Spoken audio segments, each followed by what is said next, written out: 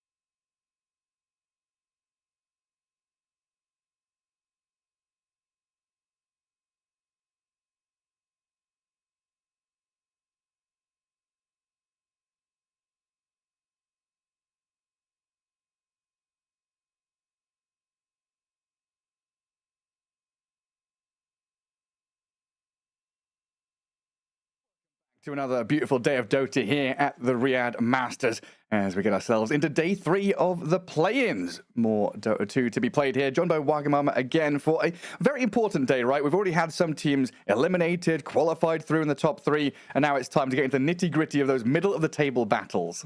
Yeah, definitely. We already have the top 4 going through so far. Blacklist have secured themselves, Entity have secured themselves, Heroic and PSG Quest in their group have also secured themselves. And we already say goodbye to Azure Ray here in the play-ins. Yeah. So, a lot has happened, but this is the final day of the play-ins here, and we will decide who else will make it and who else will go home, because we still have 3 teams to decide who's going to home.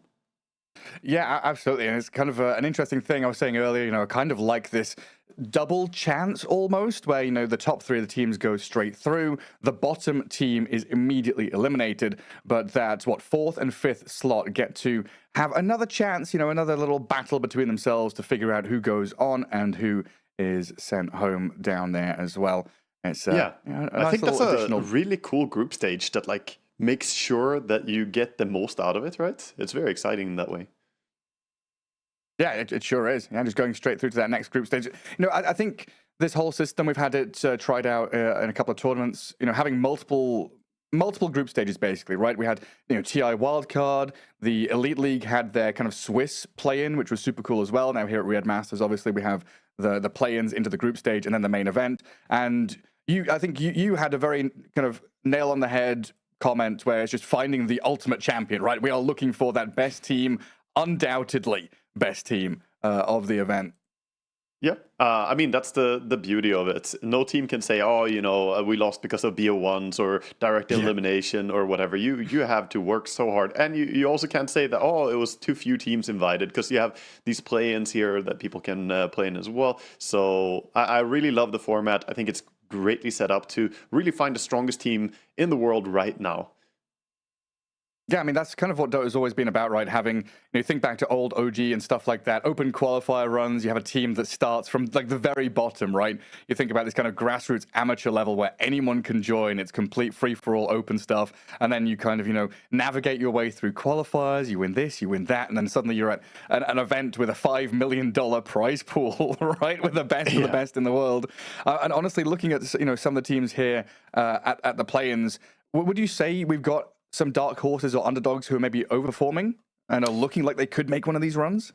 I think so. I think we have a few that are looking really sharp so far in these play-ins. I mean, this is early days, and they're playing against each other in the play-ins. You know, we have strong teams waiting for the teams who go through here. But the ones that caught my eye, Heroic look fantastic. They just look absolutely fantastic right now. I think Blacklist look dominant as well. But I think Heroic are probably the biggest ones for me. And ultimately, I think Entity as well in one of their series looked super impressive. Which one was that? That was Entity when they played against... was it against Beast Coast? Yeah, because they were tied with Beast Coast. Who we're going to cast today? They're going to play against virtus.pro. It's going to be our first matchup for the day.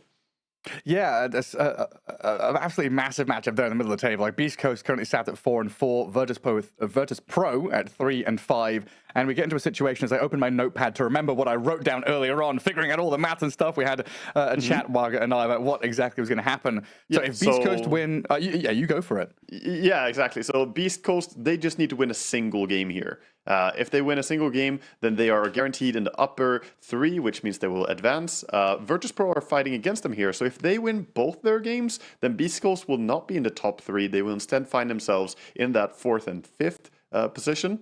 G2IG are going to fight up against LGD, so the two of them are really fighting for the chance to stay alive here, because one of them is going to be the loser, and whoever wins will still have to fight in the 4th and 5th tie head-to-head, or it's not a tiebreaker, it's a head-to-head between the 4th and 5th. Whether they're tied or not is kind of irrelevant. Yeah, it sure is. And a lot of stories of kind of redemption as well here, as you're thinking about that G2IG against LGD matchup as well. LGD not going to TI, G2IG did qualify, so a chance for LGD maybe to have a bit of a redemption arc there. virtus.pro and their redemption arc, you know, not qualifying for TI. They're meant to be the 3rd best in their region, now coming to Riyadh Masters, needing to prove themselves. We've heard from FNG several times about needing to make that run. Azure Ray on the downfall, we've already mentioned that. But then we've got teams like, Mouse and Nouns, who are kind of on the outskirts, for me, of top-tier play, who have looked pretty solid so far in the group stage and still, a bit of room to prove themselves, but they could make one of these hero runs. They definitely could. It will be exciting. We get to see Nouns later on. They're going to take on Azure Ray, who sadly are already out. So always tough for the teams who are like already defeated, that they, they got to play out their groups. But that means Nouns, we think they have a pretty good chance of taking a 2-0 there, which is something they also really want, because that would put them at 5-5, pretty respectable score in their group. Yeah, just looking for all these tiebreaker slots, right? You get to day 3 of the group stage.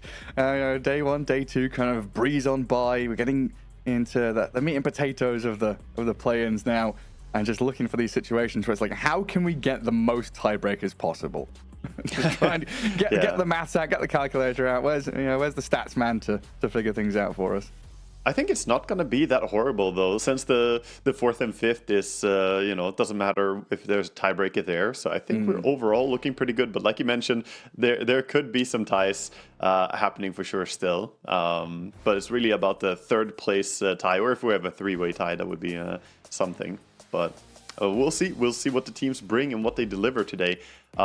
Speaking a little bit about the heroes that we've been seeing a lot, Gareth, we've been seeing really high success of some heroes that I think we should be seeing more picks of, like Beastmaster, for instance. And we'll see. We'll see if they pick it in our match of the day that we have here coming up. The first game coming up, Beast Coast versus VP. You said it, super important game.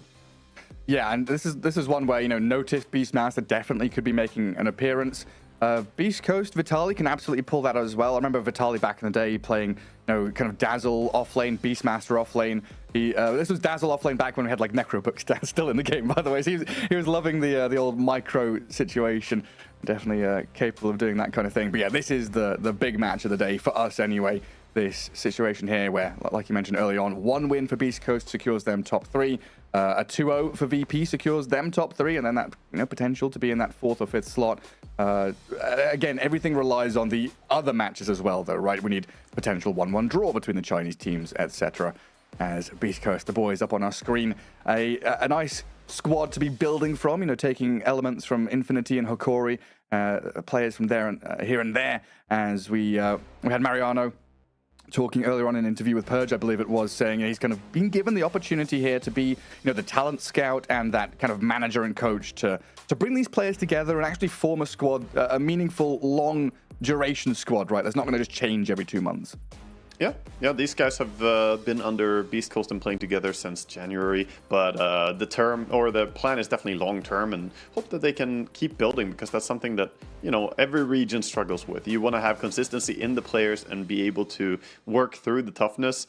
But they are one of the strongest teams of their region, and that means that you're at least not going to be subject to like player poaching as much, and you can really focus on building up your players as much as possible. So yeah, hoping that these guys can keep delivering. We saw them struggle a little bit yesterday, like we said, against Entity, but they also did claim 1 win against D2IG on the back of an Ember pick there. Mm-hmm. Yeah, and also nice to have this kind of. We often talked about it, right? This depth of experience, having someone like Moose who's played in multiple regions, has that experience from a depth of teams under different captains, captained himself, and then kind of with younger players to bring them up and build them up to scratch as well is always nice to have, especially in the South American region. As we flip over to Virtus.pro, the noticed I don't know, emote there. What a pose, I guess. Why am I saying emote? Been on the internet for too long. His that pose there is what happened after the TI qualifiers. Definitely not looking too good for themselves in that situation. But since then, they've definitely looked better. That's when you accidentally sold your item. That's what that is right there. You're like, oh no. We've all been there at some point. But yeah, notice, gonna keep an eye on him in this matchup. I think that he's a phenomenal summon user on the offlane. I think that he shines a lot when he gets to play any of these micro heroes. He plays a really good Beastmaster, plays a really good Lycan as well, which is, not really meta right now, but he could be played. Problem is, again, the Crimson Guard, right? Like, this is an aura patch. We've heard it from the pro players in the interviews as well, and Crimson Guard kind of mitigates his damage a lot. Yeah, that's true. We're seeing a hell of a lot of that. I mean, speaking of auras and aura items, Darkseer feels like the best offlane hero of this patch, and then there's like Underlord, who has suddenly gone from being garbage tier in my mind to being top 5. Yeah, Underlord really grew a lot with the Facet patch. He got a lot from just getting buffed up. His gate summoning the extra Necrobooks is such a big advantage to have as well. So yeah, he's looking really, really solid right now. Yeah, and you can get your predictions in on stcplay.gg. As a leaderboard there, battle against your friends, against everyone else who's predicting the outcomes here for the Riyadh Masters. A little bit of fun there for you all to get involved in. See what kind of upsets you can predict, because that's what Dota is often about. Rallying and rooting for the underdog, looking for upsets, toppling the big dogs is one of the classic things of Dota 2, right? It's not about yourself having fun; it's about the misery of your opponents. Yeah, definitely. So I'll ask you something. This is not related to our stream and the games we're going to play here, but just want to hear your thoughts. Who do you think is going to win between Blacklist and Entity, as they're going up each other on the B stream going on here on the first tiers as well? That's a really good question. So I've not watched Blacklist in a while. The last time I saw Blacklist was back at the Predator League. I was over in the Philippines doing that, and they looked like the best team there out of the Southeast Asian teams that were involved. But then from January until basically now, 5 months period, they haven't been up to scratch. But just judging by their results so far, they are like, I talked about Redemption Arcs earlier, and I've missed Blacklist here. They've gone from being, best in the region to being kind of rubbish to now being top of their group in the play-ins and looking really hot. I think that's probably going to be a 1-1, but there's a chance that Blacklist are just switched on. They are just firing on all cylinders, and it's either 1-1 or 2-0 for Blacklist in my head. The exciting part for me there is that none of these teams have been 2-0'd by anyone in the group stage. So Blacklist have only dropped a single draw against Beast Coast, and Entity, they got a draw against VP, and they got a draw against G2IG. So I'm excited to see if either of those teams can really 2 each other. But yeah, it should be a high-paced matchup there. Do I want to root against Astini, though? That's what I'm starting to wonder now. Do I want to go against the prediction god himself? Because he was saying in the interview the other day, reading opponents like a book, they know exactly what's going to be picked. Judging by just a ban on an Ember Spirit, knew the Pango was coming, pre-picked a Bane. I don't know. I think 1-1 is what I'd be aiming at here. It looks like we're getting ourselves ready to jump into game one of our first series of the day. All the players getting prepped. Looks like everyone's in the lobby, so we should be underway in the next minute or two for that draft to be up on our screen. And you were talking about heroes and priority picks and stuff coming up through the woodwork, talking about these aura heroes. Hoodwink is up there in terms of pick rate and win rate. Pango is up there in terms of pick rate, but not win rate. Are there any big surprises or key other heroes you want to talk about? I mean, I really wonder how they're going to prioritize the first phase bans, and Darkseer for me is going to be a big hero. Like, there's no way you let that hero through. From what we've seen, I just feel like he's so powerful in the first phase. Him and Beastmaster are two big ones for the offlane that I want to look towards, and other than that, Ember, dude. Ember still gets through every now and then, and he's looking at an amazing win rate. What's his win rate right now? Like 70% or something in this event. So yeah, he's a big hero to look out for as well, I think. Yeah, 13 picks, 9 and 4, 69.23% win rate. Very hot. And just that on that Darkseer point, it felt like even if Darkseer, you know, levels surge, level 1, has a bad early laning stage, as long as he has a Spirit Breaker or a Clockwork or someone who can start manipulating creep waves, get Darkseer to like level 3 or 4 reasonably safely, he just has an easy game from there on out. The thing is, the hero is so useful later on with the easy aura purchases, right? Like, that's what everyone comes back to, saying that, oh, you need stuff to carry the pipe or the Crimson Guard or the Greaves, and Darkseer can buy all of those and still not lose anything for doing it. We saw earlier the Pango offlane building the Crimson Guard and the pipe and whatnot, and it's a little bit awkward because he ended up doing like no damage at all, but that's not the case for Darkseer. He can do damage while also just buying these protecting items. Yeah, especially against some of the big carry or core heroes, right? The Shadow Fiend, the Chaos Knight, stuff like that. You make these illusions of them and they're just doing more damage than the real hero itself. And it gets pretty nutty in those mid-game team fights. Looks like we're getting into draft though. Game one ready for us here, with the first couple of bans already out with the Brood, Weaver, and the Templar Assassin. Phoenix going to join them. So leaving a fair amount of the tasty picks in. Yeah, looking there at the Monkey King Tiny and the Darkseer still available. Yeah, interestingly, you know, the entire top most banned heroes here are available, right? So far.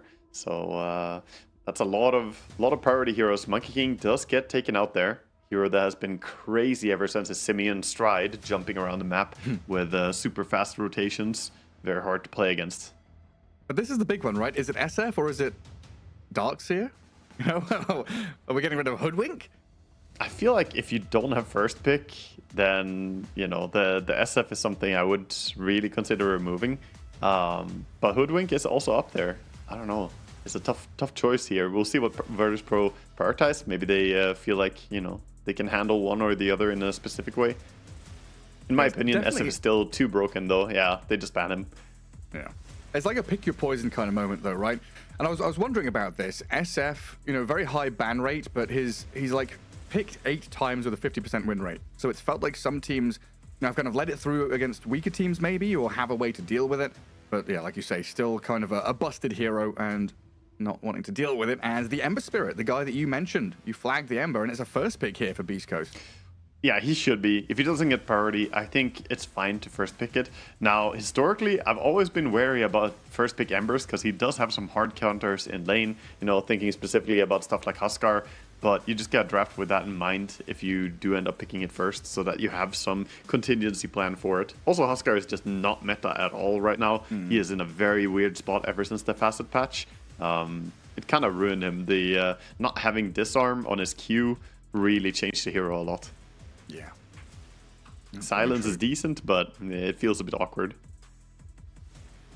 It was like having another life, right? Having that disarm majority of the time. Like, when he goes low HP, that's what he wants. He wants to disarm people so he can stay alive and keep hitting. Yeah. But if you silence someone, so what? They still hit you and like, you die. Physical damage always his downfall. Tiny, the big boy, going to come out as the first pick for VP. And the potential flex with this hero, always very nice to have in that first slot. Yeah. Completely fine to send him against the Ember as well. Not too bad. It's a pretty easy lane for him to farm. So they have comfort there that they know, okay, we can play support, but we can also just be already aware that the mid matchup wouldn't be bad for you. And here, prioritizing the Underlord because Pit of Malice, Rod of Atos is super good against Ember, right? Yeah. Could also hint about what they want to play as a carry, but yeah, in general, Undlore is super strong, and Ember does not want to deal with that. It's so obnoxious. And even gonna ban out the Skywrath. Antares respect, man. Yeah, that is surprising amount of respect there. I feel like, you know, if anyone is gonna make the Skywrath work this patch, I guess it's Antares, but it's not a hero I've seen in a long time. He just pull it out from time to time. Even with the flex of the Tiny, they're still saying, hey, we don't want to deal with this. No, our Ember doesn't want to buy first item BKB or anything like that. It gets a bit nasty for him. Oh, Enchantress ban. And we saw a bit of this yesterday. Grimstroke Tiny roaming around, jumping people. It was Mouse, right? It was Supreme on the Tiny with that Inkswell on him, just absolutely pummeled people. Yeah, with Norman's Grimstroke. Yeah, that was the game where they were playing against Asher Ray, right? And there was a horrible Grimstroke lane, or horrible lane for Gyrocopter against the Grimstroke. Like it's Pango Grimstroke just being jumped on non-stop. I mean, Pango Grimstroke is a strong lane. So that's something that we could see them opt to go for as well. But more than likely, this is just going to be, you know, some safe lane Grimstroke. But as we mentioned, could be mid-tiny, off-lane Grimstroke support, and then put some combo with it. Oh, Beast Coast really like this Rubik. Opting to take it fairly often in the early stage of the draft. Yeah, it's okay here. Stroke of Fate is a really strong spell. Inkswell is great, and any tiny spell is pretty good. I guess you don't really want a tree grab, but it looks funny. And it's always like an immediate response to these jumping heroes. It's super nice to have telekinesis where you can just be like, oh, you've blinked, avalanched, I'm going to lift you before you can try and toss. I'm going to catch you before you finish my hero off. And it sets up into the now Jakiro in your team. You can lift people and then ice past them afterwards, so Jakiro can play into that. Jakiro, a hero we've been seeing the rise of as well, being played a little bit more, not just by Mouse yesterday with Bangam playing it. Actually, I did go on to pick Jakiro 2 more games after the series we cast where he made it look amazing, and sadly they did lose those 2 games. So Jakiro's win rate, I'm not sure what it's at right now. Look it up. It's only been played 9 times and 33% win rate, so not looking fantastic, but I feel like the hero's impact is good. Yeah, maybe not an indication of the hero itself with that win rate, but the teams that are playing it or something maybe.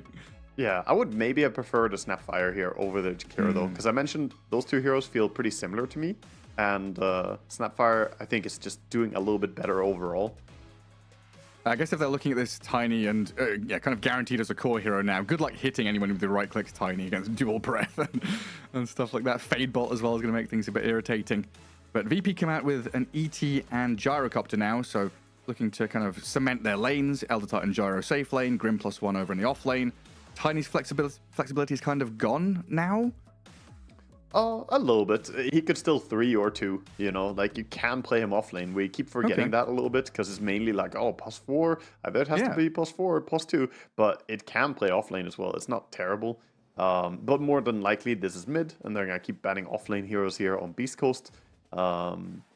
Beast Coast now got to react to the fact that there's some nasty stuff to man fight into, and the team fight is looking pretty good from VP right now. With the ET, his aura, his stomp, his ulti, Gyrocopter, AoE denial, and then, you know, Tiny and Grimstroke also pretty threatening in team fights. Yeah, it's like you can feel the flow of it already, right? It's like Tiny jumps with the Inkswell, ET Splitter and Stomp to kind of follow through with a call down. Getting that initial jump into follow through and chase seems pretty damn good already for VP, even without their 5th hero. You got a bit of that from Beast Coast already, but they want something to kind of tie it together. Dark Zero is still out there, right? We could have this Lawnmower, Ion Shell, Flame Guard, Ember Spirit running around. Vacuum into Ice Path could be super nice. And having a pipe carrier against all this magic damage would be sick. Yeah, I don't dislike that at all. It's definitely a hero they could still go back and run here. They're going to go for Slardar. So get themselves some big minus armor. Kind of gives us an idea how they want to run things here. So interesting. It's going to be a Slardar, most likely on that offlane, of course. Could also see it safe lane, but it's rare. And we don't see safe lane Ember too much either, right? This is no. mid Ember. Yeah, he's mid. a little bit more telegraphed from Beast Coast than virtus.pro here in the draft. I feel like going up against this this gyrocopter and ET draft, though, you got to be wary about how you go in, right? Slardar and Ember are heroes that want to dive in, but you can't get caught out by all these disables they have. The silence from the Grimstroke as well, AoE denial by Tiny. So BKB timings can be really big here for Beast Coast. Yeah, and just thinking, like, this ET pick, every time it comes out, it's like this third pick ET, and you start realizing, hey, the enemy hasn't picked a carry yet. And it's almost as if Elder Titan blocks half of the carry pool. He blocks lots. Yeah. I also feel like it blocking, sets it up makes it for... scary. Yeah, it sets up a little bit to maybe lean into something that gives armor to the team. Something like Sven carry. Always feel like that hero works well together with the Jakiro. And also protects people really well against the gyrocopter flak cannon. If you just armor up your entire team, even your supports may not die that quickly. Yeah, then you just imagine someone with amp damage on them, or corrosive haze, sorry, right. being whacked away by a Sven. Yeah, Sven ulti and corrosive haze, and then you disappear pretty quick. EP taking their time here on the ban. East Coast were the ones to ban out of Doom, so they're protecting their Ember a little bit. Wouldn't be too surprising to see them ban out like Doom, and then maybe another hero to just shield the Ember even more. If you really want, you can remove the Huskar, but like I said, not a super big priority. The laning stage is just as hard as before, though. So Ember does super lose that lane, but maybe you can recover even against it. And there's that Sven that I was calling for. VP on the same page here. They don't want... If you have ET, your idea is to take away the enemy armor. You don't want them to have a bonus armor coming in from somewhere. Is Lifestealer an option for Beast Coast? Just thinking about like laning against Grim +1. I like it. I think the lane can work. More importantly, the Aghanims looks very good here against Gyrocopter, right? You just buy Aghanims and Lifestealer after Radiance and then hop in. They're gonna ban out the Windrunner carry. Yeah, they have great vehicles for a Lifestealer Infest, so probably something that could be on their mind here. It's a little bit weird for them to have to pick first, though, and not know what's going to come here. And like I said, the Tiny, not 100% sure that it's going to be it's mid or off late. Well, every time this happens, right, when you've got to pick first, it's Troll Warlord. So I'm just going to say Beast Coast are going to pick Troll here. 100% guaranteed. That's true, actually. It's very common that it's like, oh, what hero do we go for? I don't know. Then we got G sharing some of his knowledge. He's a legendary mid player in his own right. Oh, I remember casting a lot of G games back in the day, and what he was known for, in my mind, was he was the fastest dude at activating BKB if he got jumped. Like, the amount of times I saw people jump this guy, and he just BKBs before anything happens. Like, he had god tier reflexes, probably why he has that nickname. Yeah, he's just like playing Storm Spirit. Someone jumps me, oh, I've already BKB'd, I'm zipping away. You're not getting me. You know, I would love to see the pro players do like a... Oh, who is that? Ooh, Clinks comes in. That is, okay, a little bit of a curveball. Yeah, curveball coming in here. I like the Clinks pick with minus armor in your team. This is not a hero we see that frequently. I have not seen him ever since, I don't know, a few months ago, I feel. So this is definitely eye-opening. And we're down to like 13 seconds of time here. So this surprise pick, leaving VP with not too much wiggle room, honestly. This is only the second Clinks pick in all of Riyadh play-ins here. It was played once before, it lost. Oh. So he has 0% win rate. We'll see if they can turn that around. There is a Darkseer pickup, but Darkseer into the Clinks. Clinks can eat the Iron Shelled creeps, so... You know, they're kind of ignoring the Clinks, saying, whatever, you know, do your thing. We're just going to pick what we want here for combo for ourselves. This Darkseer is very much leaning into, we're going to vacuum people. We have tiny AoE disable. We have cooldowns. We have stomp. They have so many things to synergize with it that they accept the lane being not ideal. So was this a factor here in terms of the time remaining on the clock? Beast Coast kind of whittling things down to the last seconds, picking a Clinks.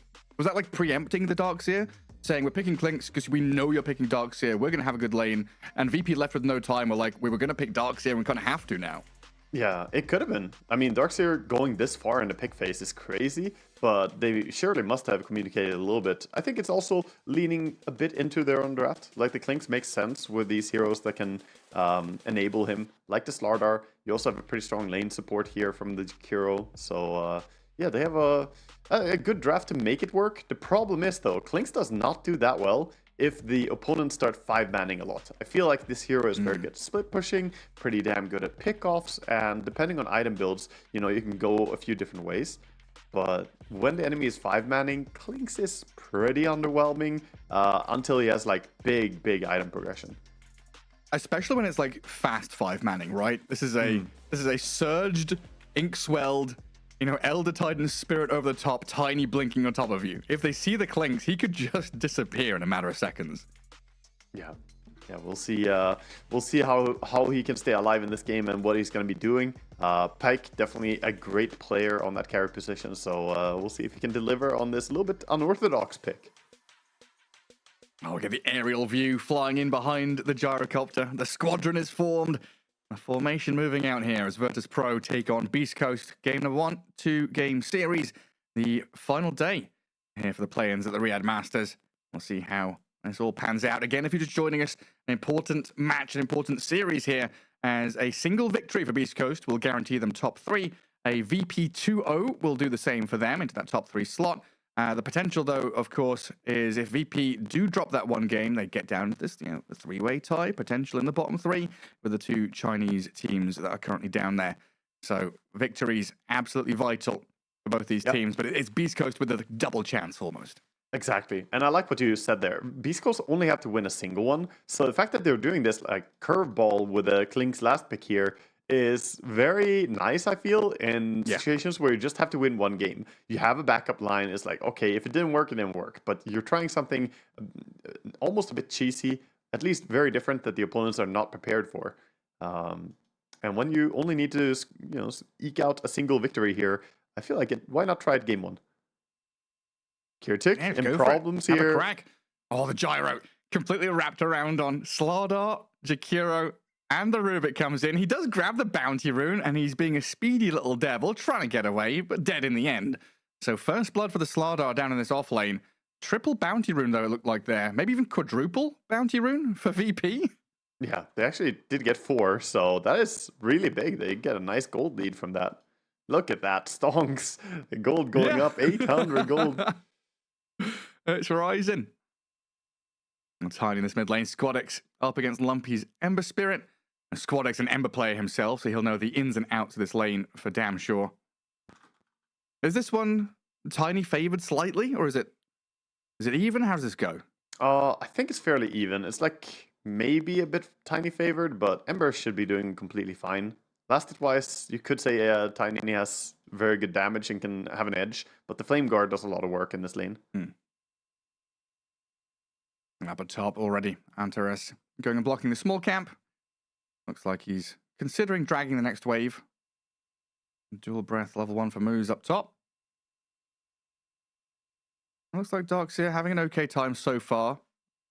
This is the kind of situation, though, where we've seen previously a lot of lane dragging, pulling the creep wave back in behind tower. Do we have to do it for noticed here? Is the Klink's going to be eating all of his Iron Shell creeps and making it that irritating? I think you play the lane, as in no shenanigans. But yeah, it is. We saw it right there. He just eats the Iron Shell creep, and Notice struggling a little bit. But at the same time, Grimstroke is a very strong lane support, so I think you struggle a bit to do the pulls. Also, Grimstroke is not as fast or as tanky as some of the melee heroes that usually do the shenanigans, right? You send a Spirit Breaker, Clockwork, Tusk, these type of heroes around to pull the creeps. Doing it with a ranged hero can be difficult. That's very as true. they're not as fast, not as tanky, and yeah, I think they're gonna have to play lane, whether it's unfavorable or not. And Notice just putting the Iron Shell on himself. Well, that mid lane, though, look at Lumpy.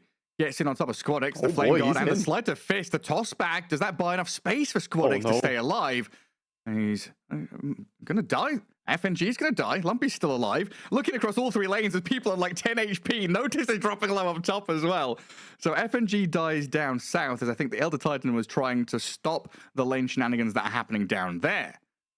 Yeah, he gets picked off. You gotta be so cautious against the Slaughter, you know, continuously auto-attacking you. And that early boots on the Rubik is actually helping him a lot here. Went for boots first item to be able to not get run down by ET. We've talked about a lot how ET just runs at people. So movement speed quite important here. And top, we just saw a lot of harassment here coming in from the Clinks, trying to push Notice out. I try and chip away at him. I was keeping my eyes on that bottom lane, and every time, you know, FNG's kind of giving his life and giving space to the Gyro to farm. But Moose in trouble. Blood grenade. Inkswell straight onto Moose. Down he goes. That's the thing. Jakiro gets ever so slightly out of position. He's just dead to that. Yeah, they do have a strong lane in their own right. They just can't rely on the creep. Iron Shell. FNG again pretty far out here on bottom lane. Steps up. He's trying to be this forward bodyguard. The line in front of Kiritich does get the trade kill at least. So good for the Gyro here. He got the trade kill because the Hellbear clapped the Rubik and took all his HP away. Getting some help from neutral. Thankful for it. But yeah, I mean, like, FNG's been doing a good job, like, stepping up and stopping these little pulls and equilibrium dragbacks, giving Kiritich a good time. I saw Kiritich just hit every last hit under tower when he was under his tier 1. They're still doing decently on the CS up near the top. Down at the bottom rune spot, though, Lumpy's been run at here. FNG making a swift move into mid to help out SquadX as he just tangled up a tree. Lumpy healing up and under tower now as well with that bonus regen. Armor dodges the stroke of fate with a sleight of fist. He's still surrounded by 3 heroes though. Look at him. He's not going to stay alive against this. Elmi should have come in to try and trade back. SquadX blood grenaded, but not enough damage. And now another turnaround with FNG lifted up, the Inkswell and the stun still there onto Elmi show. A final touch of damage should finish him off to claim the life of the Rubik. That's some crazy rotations to mid at minute 4 here, coming in. Big action, VP rotating 2 heroes. One looked like it was just going to be a bottle refill, but SquadX called, no, we go and fight on bottom rune, we kill this guy. And correct read, the Ember couldn't get away.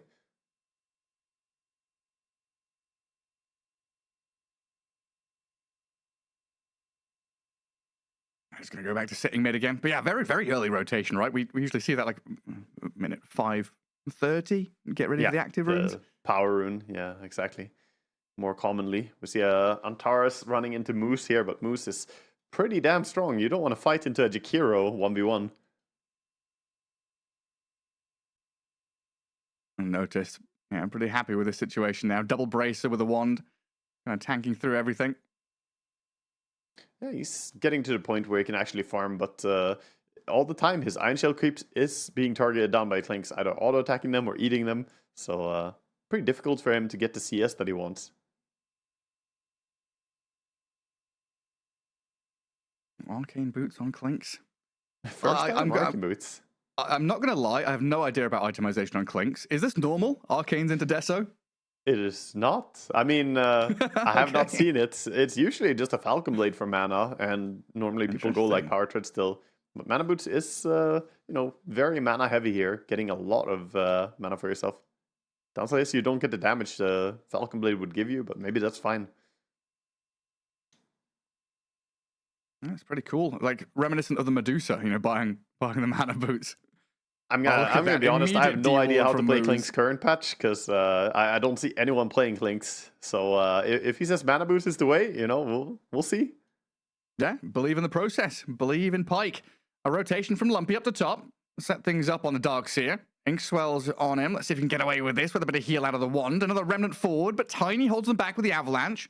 They still finish off the Darkseer as SquadX is unable to trade, and they're going to get dived here now. Dual Breath, another slight chains. Tiny in a bit of trouble, but he's tanky himself. Beast Curse to run out of firepower to finish anyone off, but a good rotation from Lumpy here to kind of activate the Clinks, kill the Darkseer, recuperate a bit more out of that lane. Yeah, some good move. And VP at the same time are going to hold on to their Wisdom Rune here, not going to fall to the pressure. 1-for-1 on the Wisdom Runes here, going both ways, picked up by the Slaughter. A lot of room for this Gyro now. Like FNG has come in bottom lane, fed a few times, given the Gyro all the free room in the world that he needs, moved off to gank mid, gank top as he makes another move up top.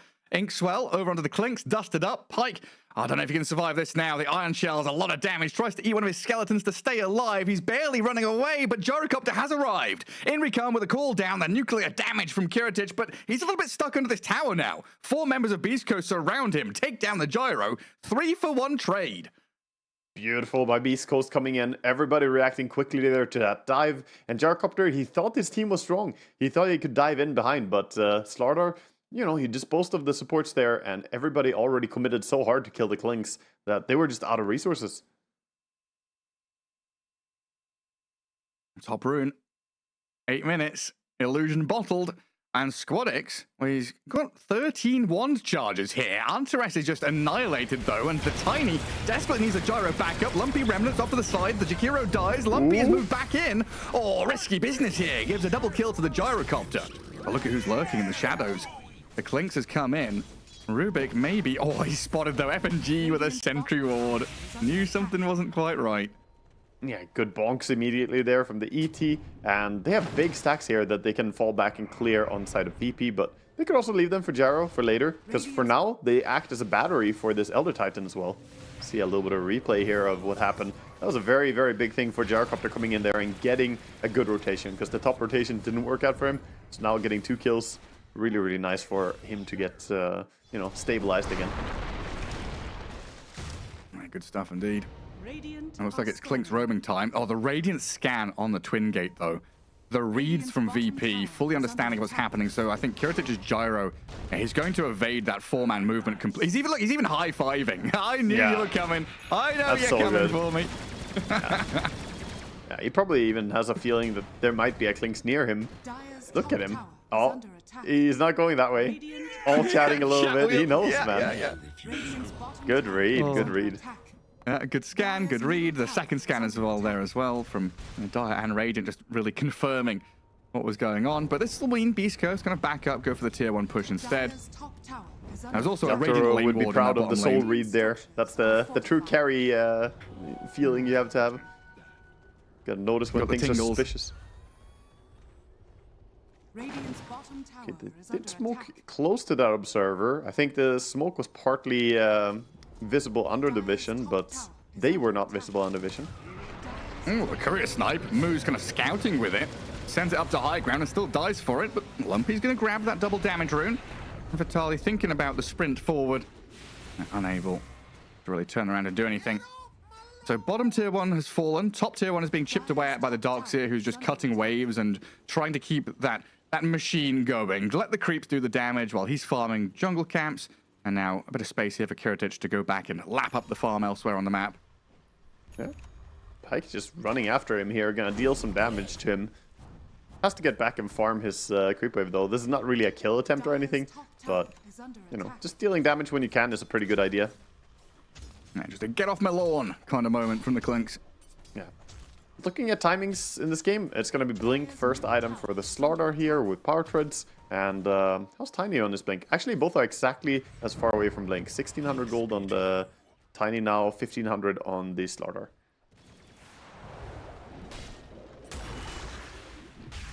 Probably the 2 biggest items that we're looking towards first here. Yeah, I mean, those items crack the game wide open, right? Like, very, very good potential for a 5-man smoke into 5-man smoke, and whoever has that little bit of additional vision, who got the deep ward down, who breaks the smoke first, could give that advantage for the Blink initiation. Looks like the Ember is going to go for the Mage Slayer first. Good damage reduction here. If you get a hit onto the Tiny, could really remove a lot of his burst. 8 camps stacked by the Grimstroke, 3 by the ET. Not many stamps. Camps stacked by the Beast Coast side at all, though, and I guess no one really clears them. Yeah, they don't have a carry who can farm them. You have Gyrocopter on one team and Clinks on the other. That's the big story there. Also, Elder Titan really enjoys there being a lot of stacks, so it makes sense that virtus.pro a bit more stack heavy here. Blink for Slardar's there. Tiny's coming on the courier. So just like you said, it's prime time. The Arcane Rune, he is ready on Ember. He wants to go. Sees up the high ground. Clips onto a couple of creeps. They've all been cleared out now, though. This is the moment where it really felt like Beast Coast were going to gather up and smoke and make a play, but I don't know, they waiting for something else here? they're respecting that the timing is pretty strong right now for Tiny. They know that the Blink Dagger should be up soon, and they don't have theirs. So, well, they got the Blink Dagger on Slaughter now. I would like to see him move over, yeah. Nice VP making the first move. Moose is under vision here, just sitting under a ward and farming. Straight up gone. Well, hang on a second. Not straight up, just a little bit of delay there as he's tanky. Jakiro. That's why you pick those thick supports so you don't insta-die to a Tiny. Again, Kurtik with a good read bottom, utilizing the scan. That scan's on cooldown now for both teams though. So now you gotta rely on just your map read. And maybe this is what they were waiting for, Klink's Deso to be ready so he can kind of go and hunt, look for people with the Slaughter alongside him. Yeah, they're going to go through the Twin Gate to join him, I guess. With a couple of heroes, yeah, they'll come up here now. And building damage there, Tiny with a... Darkseid with like no building damage because he just lets the creeps do it for him. And he does get scouted here. This is the move from Beast Coast. Surge is up for notice, but he's lifted and dragged back into the Klinks. Well done by the Rubik there. Nice TP reaction. Going on Slaughter. Jump in. Squadix run into the Slaughter. Inkswell with the Avalanche toss combo. ET splitter, not quite enough. Vitali with a one charge is the Bracer barely scraping away with life. And look at Ember. He has vision on him. Ember. He sees them. Chains up on the Tiny. Tries to sidestep the Stroke of Fate, but still going to get clipped here with the Avalanche toss combo. Another Sleight of Fist, but no more control really to catch up to Squadix there. But now they've invaded enemy Ancients. Take out some of this farm. Really put getting the third VP's rune aggression. in a row. DD rune, Arcane rune, and now Haste rune. He's getting all these power runes.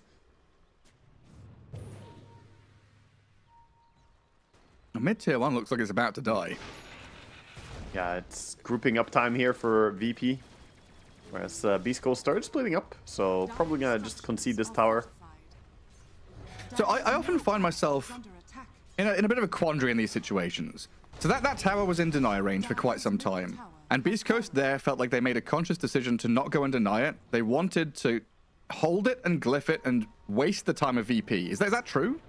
Not necessarily glyph since they already lost the tower, but yeah, you wanna hold towers even though they're low and in the deny range. If you think that you're strong enough to possibly bait the opponent to go there and then kill them on the objective. Because if you kill it, you immediately give your opponent gold, and you immediately take away TP points for yourself. So you do concede a loss if you just deny it. And it can be more important to keep that advantage over the gold difference between a deny and not deny. So it's like an additional option, right? Like in the case that VP doesn't straight up push that tower, they have that. In trouble. He's gonna get tossed you're back. right, the Tiny straight in onto the Klinks. Well, hang on. Where's the toss back? Didn't have vision, maybe. Squadix still gonna get there with the Inkswell, the toss up. He's alive. Splitter landing. The Klinks is dropping lower and lower. And in the back lines, there's Slaughter and Ember just shredding through them. Beast Coast stand their ground and destroy the Tiny. Hunteress down. FNG and Curitage got to run and hide. Beast Coast don't lose a single soul. Klinks deceptively tanky there, using his 2 death packs, getting a lot of heal. And I don't know what happened, why Tiny didn't get the toss immediately there. I think he lost the vision for a little bit as Klinks went invis, and maybe the dust was a little bit late. Looked odd though. We get to see a replay here. Yeah, the dust came in. I feel like Squadix just messed it up a little bit. The dust was there in pretty good time. If you just stay on the Klinks, you could have tossed him under tower. I can see his reaction there, not happy with the way the events went. And yeah, just tossing the Klink straight into the sky instead of tossing him backwards. It was too late at that point. Like, he was already running away, so he just tried to combo and try and kill him. But good reactions again by Beast Coast, and this Ember having a pretty good time on the back of all these power runes. Again, that's 4 runes in a row. I think maybe more. I'm not sure if he got the one before that too. Having an incredible time. And just that like, we're focusing on the Klinks and that kind of failure of execution from Squadix and VP. And the immediate snap into action from the Slaughter and the Ember Spirit, right? They see that moment where Klinks is he's the bait, he's the little dangly bit on the end of the line.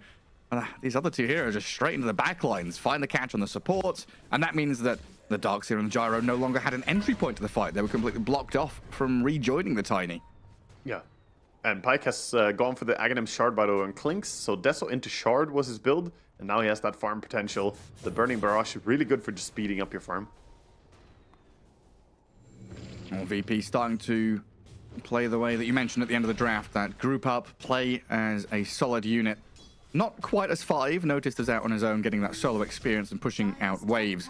But they are very much trying to avoid being hunted and scalped by the Clinks. Yeah.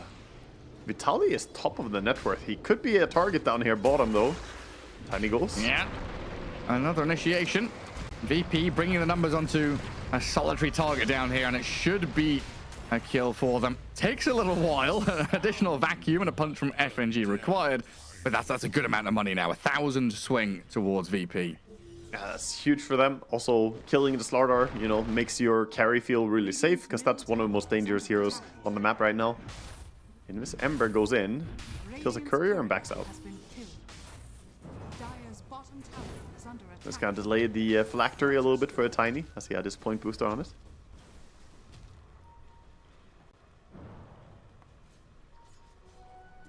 Notice going for the normal stuff. Stack the auras. He's already got his entire inventory queued up here. Yeah, he knows. My purpose, auras. Got the Greaves already buying the Crimson Guard, and he's like, you know what? A pipe is coming up next. I don't care if we're playing into, you know, minus armor, draft, whatever. There's always magic damage to block as well. Yeah, for sure. Like, screw you, Jakiro. Rubik. Oh, like, Rubik's boy. gonna be stealing magic damage. Oh, jeez. Where did he go? Grimstroke It's just a respect TP'd to through the Roche now. gate, and he found the Clinks. And that's the funny thing, like, you've been talking about it, how Beast Coast have been playing that speedy, snap into action style. It's not just the Clinks. It's like, okay, Clinks and Slot over there, but everyone else was TPing, coming through the gate, ready to get into action as well. And they are in the Roche pit. ET Spirit will scout them here. With Corrosive Haze and a fair amount of physical damage, Roshan falls pretty quickly, and VP have no answer to this. Yeah, they know he's dying, but at the same time, they're not in a good position to contest it. They're actually gonna smoke up now? I feel like this is way too late. We've seen a fair amount of this fight. BT. Fight into Aegis has been quite popular because it's this element of surprise. Beast Coast feels strong. Now, the old Sun Tzu adage, right? Make your opponents think you're weak when really you've got that hidden strength behind you.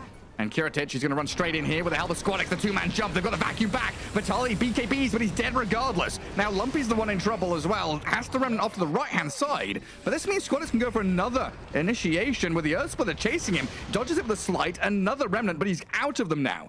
No more maneuverability tools, and Squadix is back in. Avalanche toss back into the waiting arms of Kiritich, and there it is.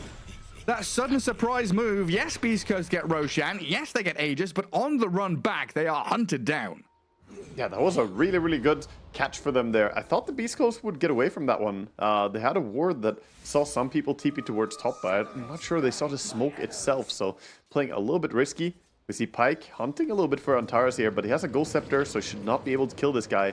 He knows it too. He's like, no point going on him. And this is all time that you kind of waste on Clinks if you just sit around.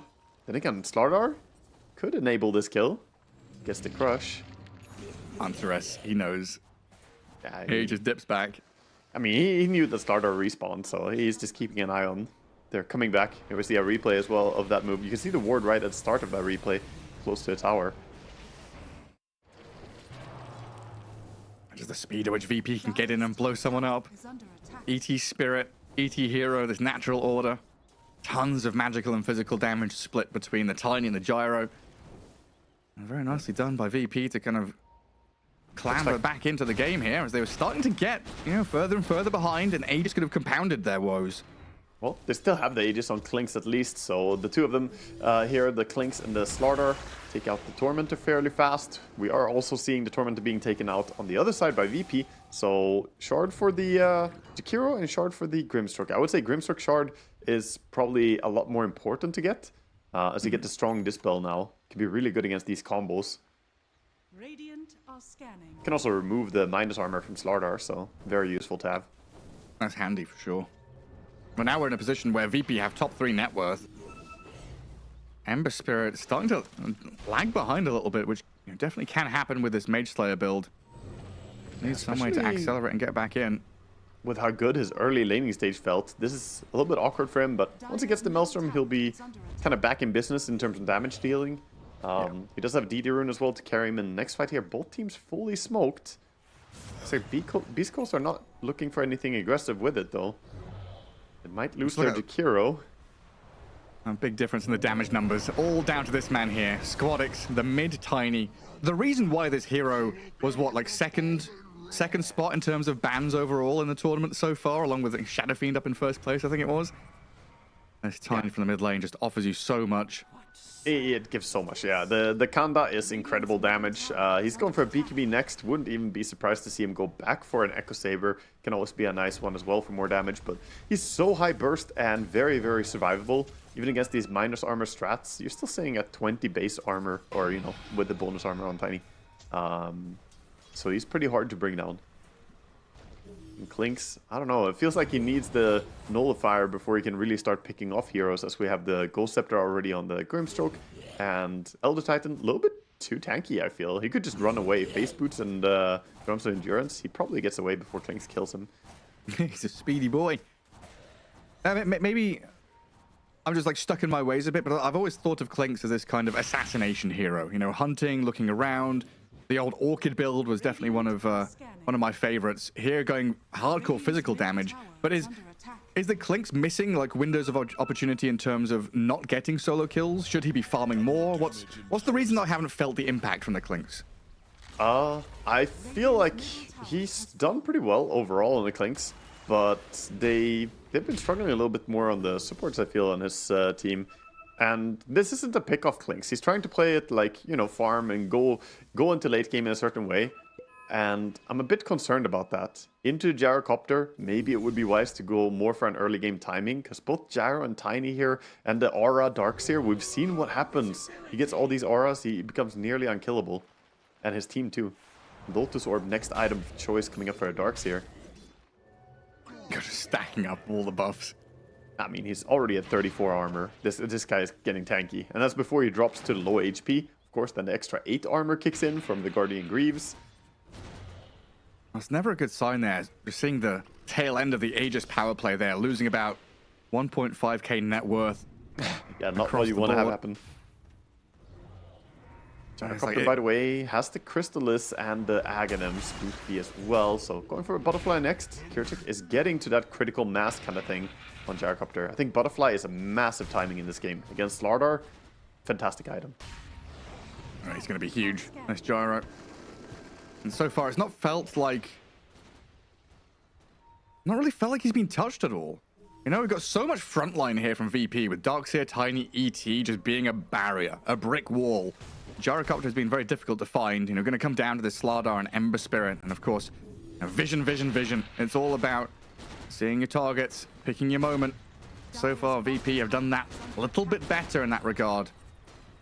Yeah, I think they're doing a great job. They're playing pretty predictable. You know, they're running S5 a lot, but they are going towards objectives now. Taking this tier 2 tower opens up the map a little bit for them. Also gets rid of that. That first tier 2 tower is always important, so you don't have glyph reset. So then you could go down like top afterwards, take the tier 2, and then push on to the high ground. Easy tier 2 and immediate rainbow TPs back up to top. Not even like a tier 1 top fall. This is our off lane. Get away from here, Clinks. So all of them are cooking freebies on the side of Beast Coast. They're waiting for item timings here. Gleipnir is the item that Ember is waiting for. He's not too far away, but still needs to farm a bit more. Slardar has a big timing. BKB Aghanims. So he's very ready. Of course, the Blink Dagger too. 1,100 for the Clinks BKB. It feels like they're always missing one item. It's just a step behind. Fun to see the Rubik go for the Guardian Greaves, by the way. I don't know. I mean, it's not that surprising, but something odd. You know, usually it's always the Ether lenses. Like, Rubik players are very selfish in my experience. Usually they don't go for these team items. Are Snap players selfish as well? Or is that just in my games? Yes, the support instead of Guardian Greaves support. Well, it's like hoodwink, right? Everyone was... Oh, and Taras is going to get caught here. Just a little slow getting through the Twin Gate, sadly. And he's going to make them work for it with a Glimmer Cape and a Ghost Scepter. He inkswelled off the Corrosive Haze now and juking through the trees, but inevitable that he will die. Yeah, can't really stay alive. And Roche may spawn in 15 seconds, so they would like to be in control of bottom part of the map right now. Oh, actually, sorry, it's the top part still. We're still in nighttime. Any potential for nighttime Roche. Let's see what the clock says. But yeah, it's like everyone feels like they want to be a hoodwink going for, you know, Gleipnir Rush and stuff like that. But I am a big fan of the snaps and the Rubik's buying Greaves. Yeah. I'm Also not saying the Atos. Rubik should be buying Gleipnir, but, you know, the greedier items. Yeah. Also, Atos is a great item on a lot of supports, I feel. Like, it's a casual support item that has a lot of value, whether you turn it into a Gleipnir or not. Well, 2 minutes to go. So it's going to be a dire spawn, but he's very quickly going to run over to his summer home. Yeah, only about 20 seconds timing window or something to kill it, right? Or 30 seconds, yeah. You got a little bit Beast of Coast time. Beast Coast can kill it in 20 seconds, right? So there's, I mean, They could. right now, of course, teams don't see that golden timer. So theoretically, Roshan could be up already. VP trying to make their mark up in this top left corner as Moose gets a couple of wards down, but he'll get scouted out. A toss forward, the Oh, dear takedown, God. and a killing This is spree. He gone. went from 80% to 0 with a crash landing. Yeah, the damage taken. Look at that damage. Yeah, that looks fair. Yeah, Kanda Balanced. and 753 damage from Toss. What? I think the Astro Spirit was on him, right? So kind of spooky. Pretty monstrous. It's so easy to forget how much this ET amps people up. You know, we used to see a fair amount of the ET Zeus back in the day, and just seeing people get 100 to 0'd with an ET Spirit on them from a couple of lightning bolts is disgusting. Yeah, it goes so fast. We see all of Beast Coast kind of sitting around here. They have a smoke, gonna pop it and run around. That's a little bit awkward. Patient VP though, sitting in the high ground, and Darkseer feeling confident he can be on the front line here. Where's the vision, though? Does VP don't have any wards out here? Beast Coast have, like, one near the lane. But it's going to They come get down on to your FNG. ET Spirit. Look at the long wraparound. They're getting onto FNG here. Oh, into the corner. Courier's they? flying all over the place as well. Vitali, he's going to move into the pits. Sees FNG straight onto the ET to blow him up. Quick kill. In we go from Beast Coast with the Gleipnir on high ground. They've clipped onto the gyro, but virtus.pro is going to reset, hold their position. Make sure they have this high ground, that little bit of additional vision to see where Vitali's coming from. They spot the Slardar, cancel his blink, avalanche, but the BKB runs straight through it onto the Tiny. Gyrocopter trying to get into the back onto the Rubik, while Notice sprints around, and SquadX is still that first point of contact and the primary focus, but there's no real damage being done. VP have held their own. They see the Rubik as well under the vision here. Another blink stun catching Darkseer. SquadX can't finish El Micho off. Macropie is laid down. Notice dropping low, dying on the Darkseer. The Clinks opens up, and Beast Coast, they've lost their Clinks immediately. Kiritin just comes in, swings out, massive damage. SquadX finds the Rubik on the left-hand side, but this Ember Spirit in serious trouble now. Rubik will buy back, but Kiritic, Antares, can they follow through on him?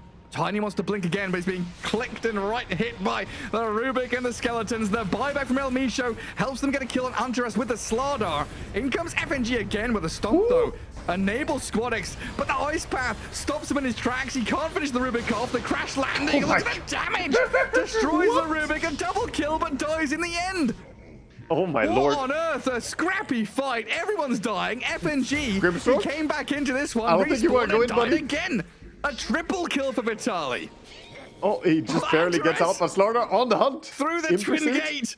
Run, my friend. Get the hell out of here. Oh, hiding behind the trees. He doesn't see him. Oh my god, what a fight. While it's all happening, where's Roshan?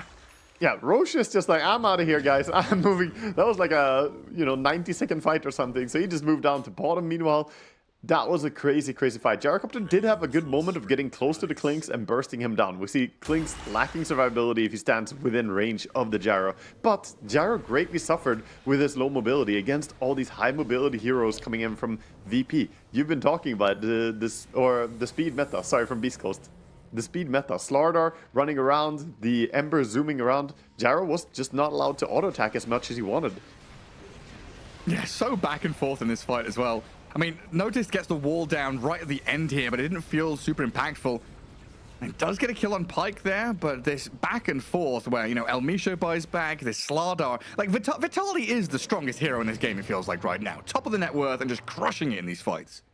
Yeah, he really is. He's having a phenomenal game, and he even got a nice neutral item, by the way. The Defiant Shell always feels good on Slardar.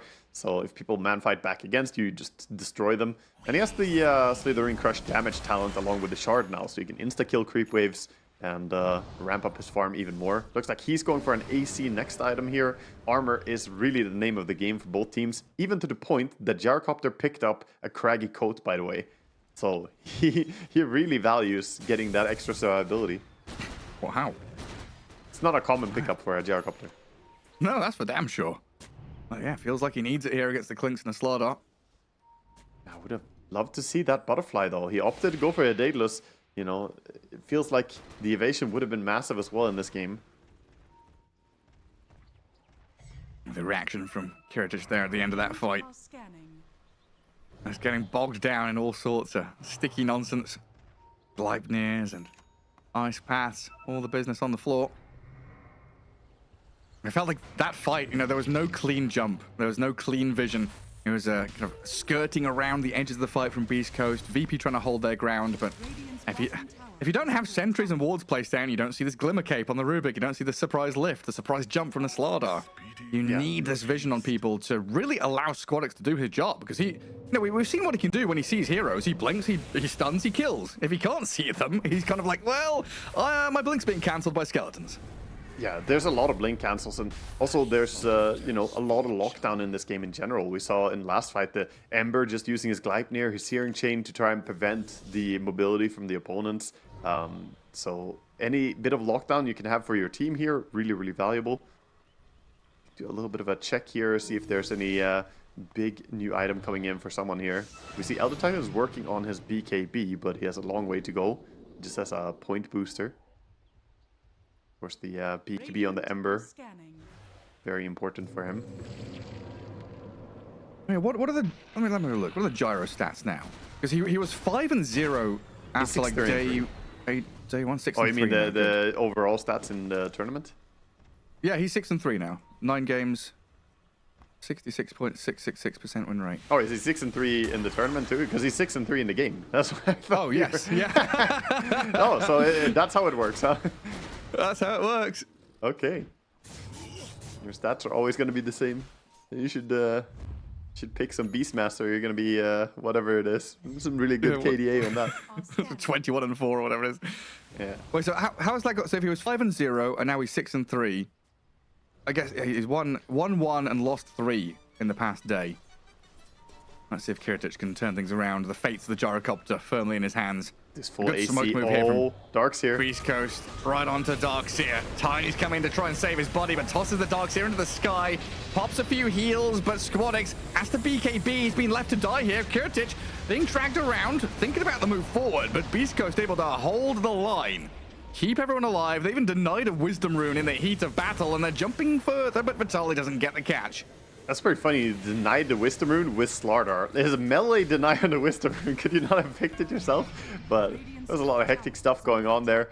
And this Slardar, man, he's a big bad fish. He's so tanky as well. And I don't think they have a hero who can fight against him right now. So VP, they need to work towards more items here. The Satanic on Gyrocopter is what he's prioritizing. Would be nice to get one more Dispel for himself there. Slardar just gets unexpectedly tanky in the middle of a team fight. Puts the puddle down, he's got all these items, and he's right up there in terms of net worth. Yeah, I mean, he's sitting at 60 armor.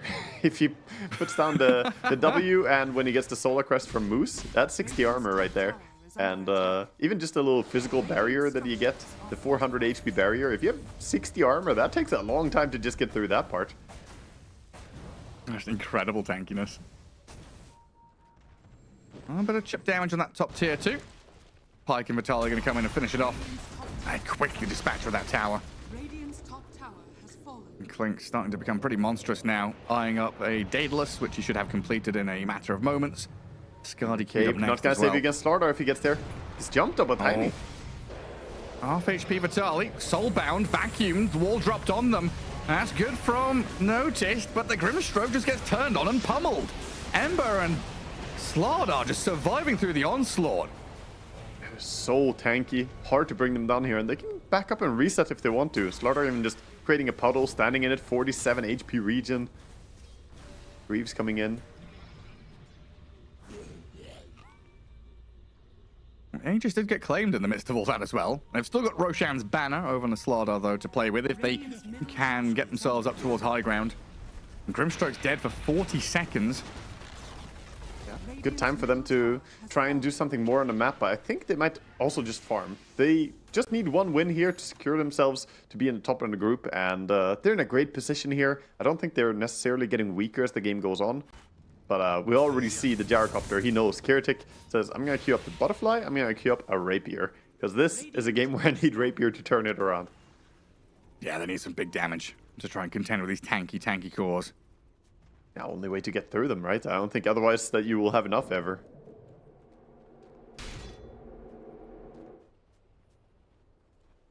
It's become more and more difficult for Squadix as well. And the tanky people get, the less value his magic damage has become.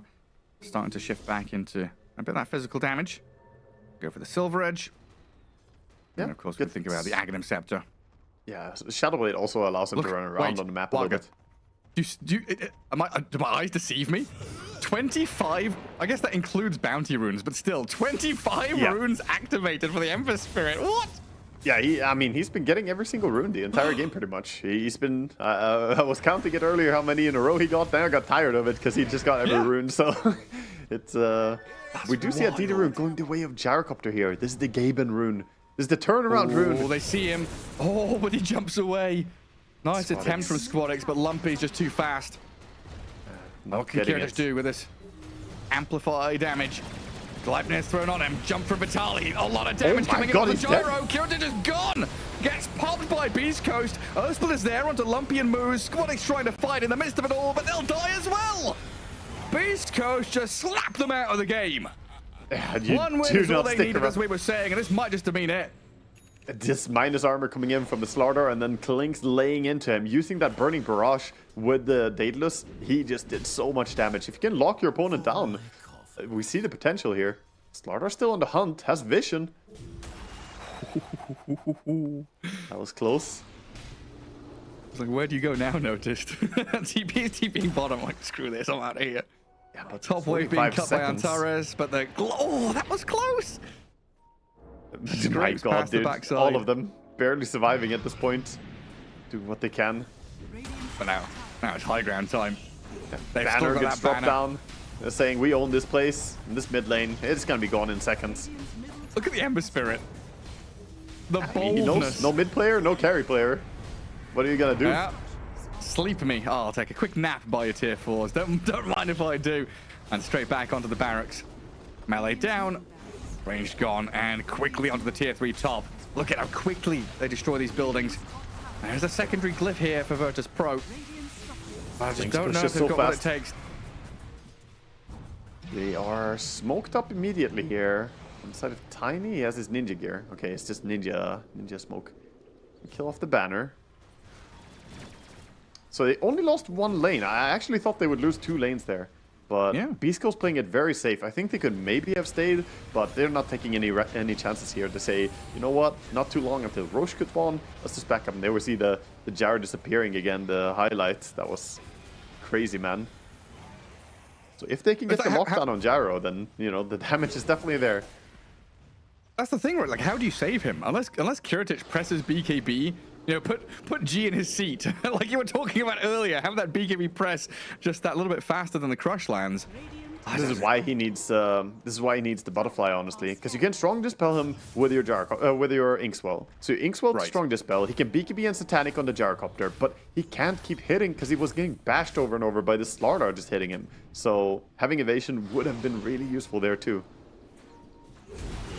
FNG not too happy about things, and Squadix going to die down in that southern portion of the map. Antares glimmered up for now, but Vitaly and Lumpy, they've got bigger targets on the back to look for. They think about diving the tower, but go for the Grimstroke, the simpler one to begin with instead. Elmisho, Rubik's stomping. He's setting up. He's stomping this ET, a taste of his own medicine, and the Ember Spirit, he's gone by the tier 3 tower. Lumpy, that might have been a little bit too far. Looks like he's okay for now. A good ice path, blink in, crush from Vitaly, and another secured kill. 70 seconds with buyback on the Darkseer. ET Grimstroke have theirs as well, and they're gonna have to bloody use them. There's no Tiny for the better part of a minute. It's going straight for a tier 4s here. Ignoring the barracks, saying that we want something more. Go straight for the jugular. Yeah, without Tiny, how can you fight? 400 gold from buyback.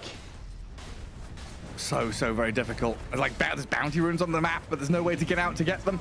No Tiny. Double buyback here from virtus.pro, so that looks like it's the signal to retreat for Beast Coast. A little afraid, a little respectful of VP. I mean, here in they're game just playing it beautifully. Backing out here is the correct play. They did a staggering blow. Getting the tier 4 towers gives you a lot of gold. 2 buybacks forced, actually 3 buybacks forced, and now backing out saying, reposition, play the Roche pit. They have great vision for Roche as well. They have ward set up here. If they just take advantage high ground here, this smoke out from VP could be very devastating for themselves. But maybe this is the only chance they have to turn the game around, right? So they already got scanned out. They've got to make a move somehow, some way. Try and get in here. But we've seen Clinks with that massive building damage.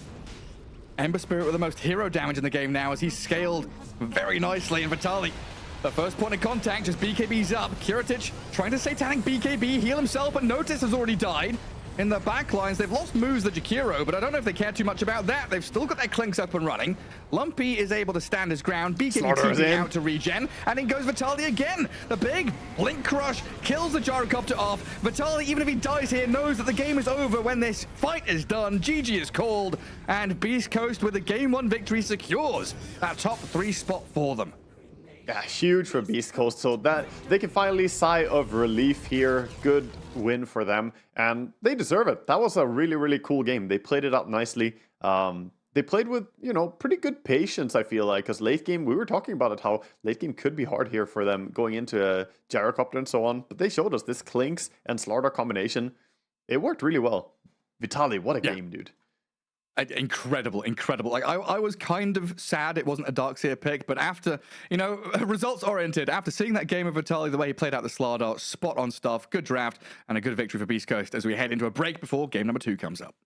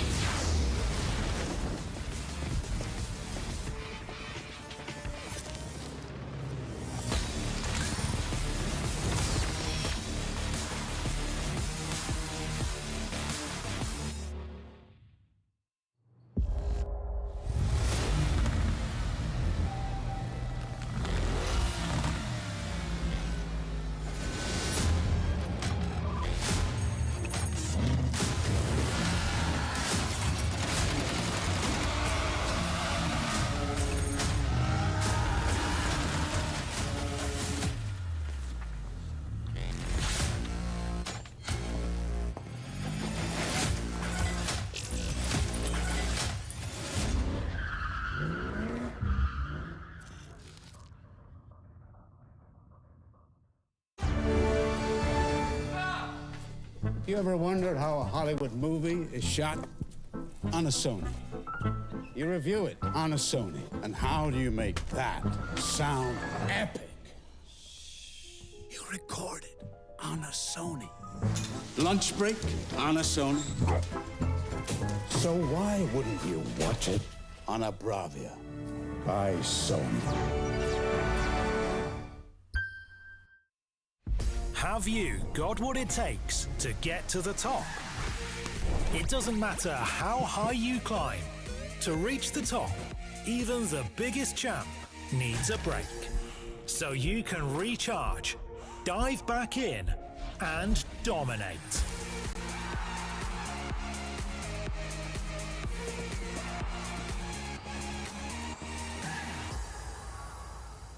Have a break. Have a Kit Kat.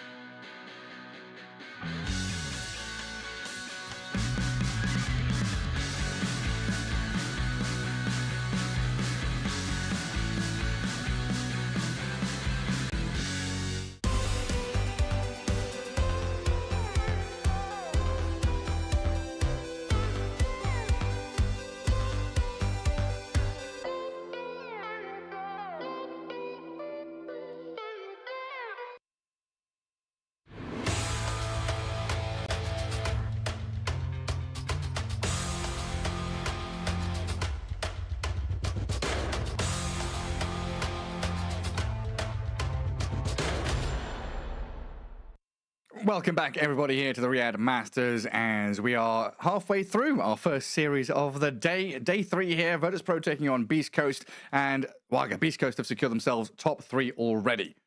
That they have. They are secured, so they don't have to worry going into this next game here. But, you know, it's good to take every game serious and do the best you can. But for them, the next game, I don't think has any real implications on placement.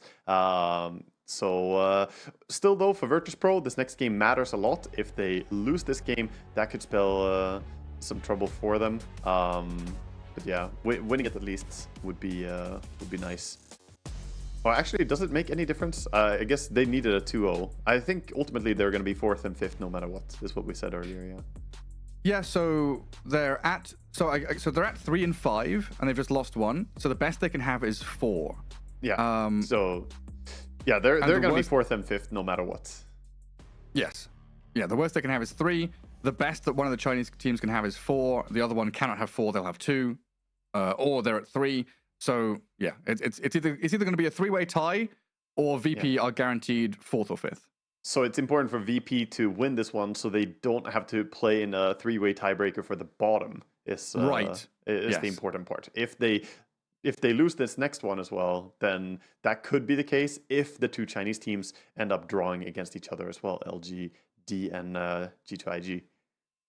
That's where the whole landslide thing happens, right? Because I guess in my head, I'm thinking of tiebreakers as one, contiguous thing where it's actually tiebreakers and then you have that 4th, 5th slot decider. So yeah, VP are still in a position where they could just be tiebreaker into knocked out if we do have that sequence of events go. So like you said, important for VP here to try and get a win to avoid that and have another chance to stay in the tournament. Yeah, definitely. But going back to, what happened in the previous game, I feel like they ended up being a little bit outplayed in terms of efficiency on the map in what we saw in the first game. They didn't manage to use as much of the map and the resources available. They grouped up a lot, and that's nice, as long as you can keep the tempo really high and just crack down all the towers. They were never allowed to do that. Beast Coast did a great job with their split push. The Clinks was farming a lot, the Slardar was farming a lot between his ganking, and the Ember, of course, very elusive here as well. So maybe the problem for VP in the previous game here is that they couldn't really play as greedy on the map with the risk of being picked off by the Slardar. Yeah, and there was a lot of emphasis from both teams. It felt like kind of getting out of the laning stage and getting into that mid game as well. Like we saw every smoke, every scan being used, by minute 20, everything's on cooldown. And it kind of led to this point where that one Roshan fight really dictated the pace of play for the rest of the game, right? Beast Coast made that long wraparound on that top left Roshan, found the fight that they needed, got another Aegis, and from there on out, it was like, for VP to get back in the game, they needed a smoke, they needed a scan, they needed some deep ward coverage, but they couldn't find it, and it was a nice attempt with that double damage rune to kind of run down mid, but man, when you have this amount of minus armor and just utter destruction jump on your gyrocopter like that, we saw FNG's reactions just like, what can you do? Yeah, it was a lot of things going wrong for them though. It was also Squadix jump onto the Ember there, trying to jump him, but the Sleight of Fist dodges it, so things didn't work out for them. And then suddenly, when the Gyrocopter revealed himself and tried to just push the tower, he was kind of a sitting duck for Beast Coast to just lay in with all their damage. And even if you have the strong dispel from the Gyrocopter, it was not enough to really protect there.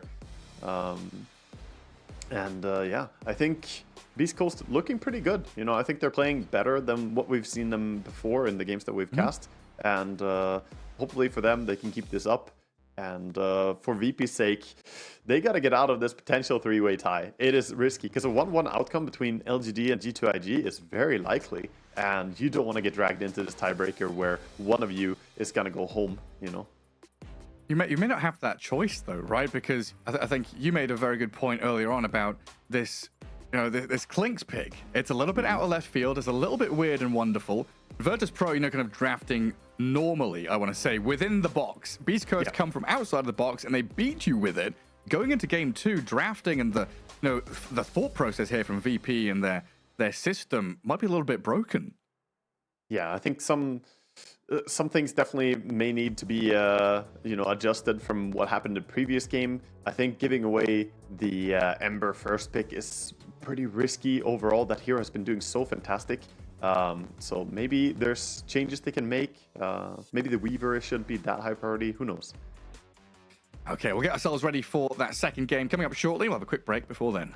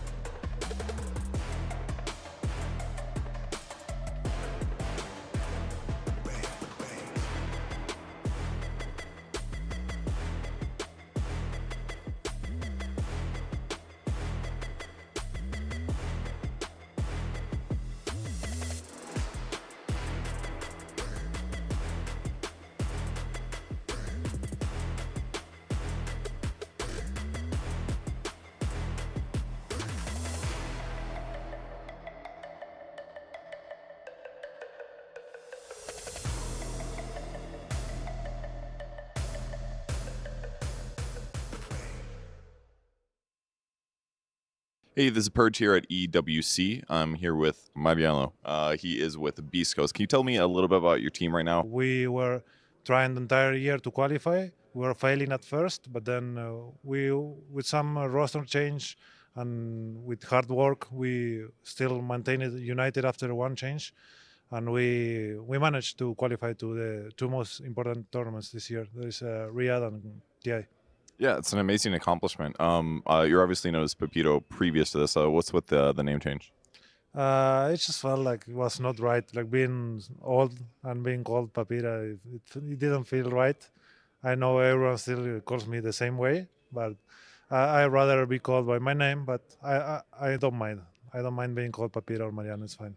Okay, so in terms of your guys qualifying for the tournaments, what was the expectation like in the team prior to those qualifiers? Did you guys anticipate to do so well and be so successful?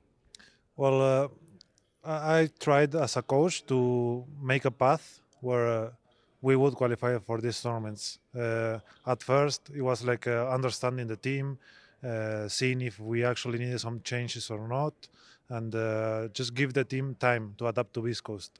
And then we made one change. It became like a process of understanding each other when the new player came, Misho. And so I think it was honestly the right timing. We tried to do everything perfect during our path, and then we just managed to qualify at the best time possible because we didn't qualify to any other tournament. Yeah, I mean, man, amazing timing. How did you become the coach for the team? You said you worked with Beast Coast before, but obviously you played professional before. So how did you get here? So I worked with them in the past for the TI when they were with Chris Lack, Whisper, and Hector, and I had good relationship with them. So they had this team with Parker, Sacred, and Darmago for TI. I was like kind of in the backstage for them. I was watching the project. They told me that they wanted me to be like in charge of the next project because they liked my discipline, hard work. They wanted like a project like that.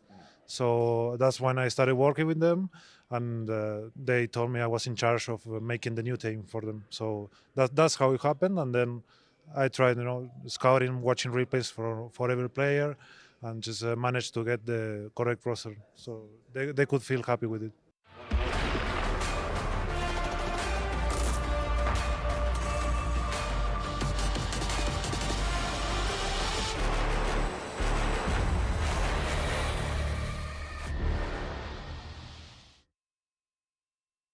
And the Riyadh Masters continues here as we get ourselves ready for our second game of the day. Still in the first series, virtus.pro taking on Beast Coast, and we've already got some results coming in. Beast Coast have managed to secure themselves that top 3, and like we were explaining a little bit earlier on, Waga, VP, a little bit of work to do, right?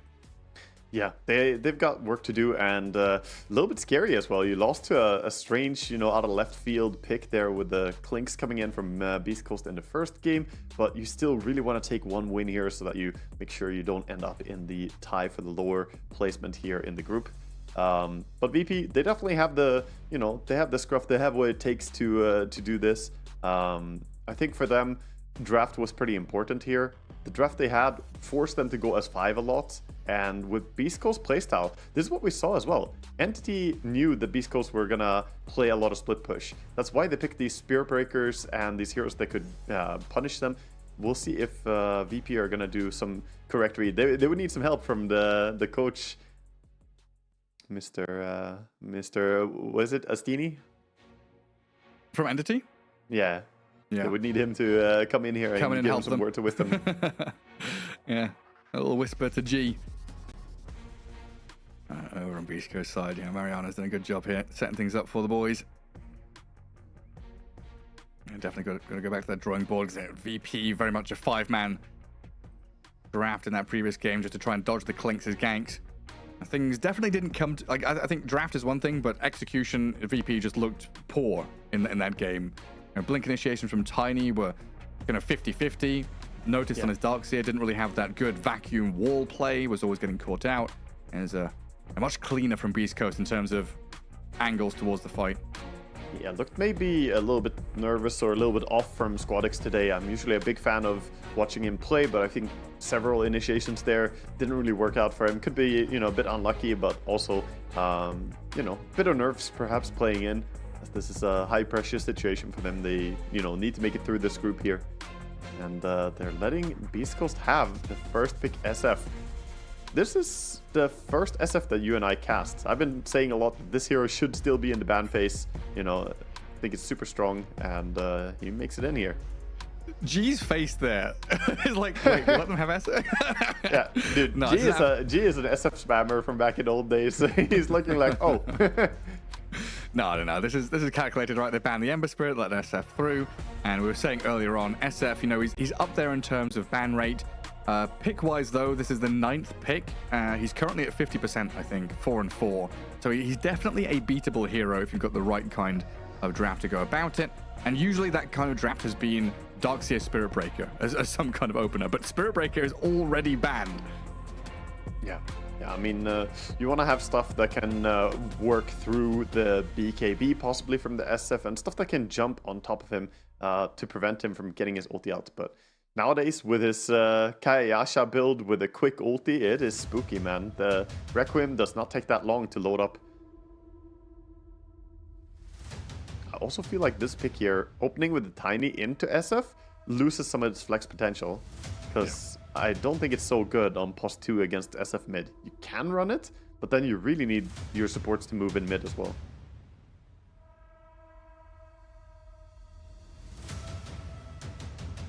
overall not a fun matchup. Any melee hero against SF is just very rough.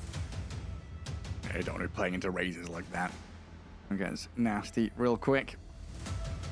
What kind of heroes do you want to play with the SF? Is this another setup for a minus armor draft? It is. I really like running stuff like Vengeful with him, to be honest. Not a hero that we see picked that frequently. But yeah, he works well with having, even though the low win rate, I think Pango on the offlane is a nice supplement to an SF in the team.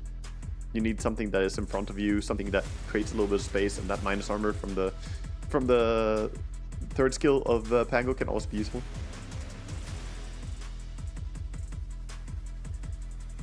Some ranged carries. The flexible ones that have been played 1 and 3 being banned out. Yeah, banning SF, or banning the combo for yourself, the Vengeful. I guess it's equally good against SF. The swap is amazing for stopping the SF loading up his ulti, like I said, and also has the stun, so it's a kind of a 2-for-1 there.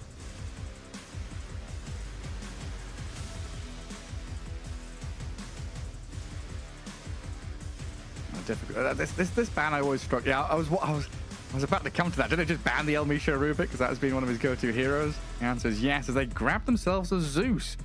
So what is this? 4 tiny mid Zeus now? Yeah, I'm leaning towards that. Play the Zeus mid against SF. It's one of the heroes that does better against him and can actually stand against him in lane fairly well. And you get a bit of burst as well into the Tiny. So if you have a support Tiny jumping someone, it's a lot less damage than a mid Tiny, right? But that's where the Zeus can come into play.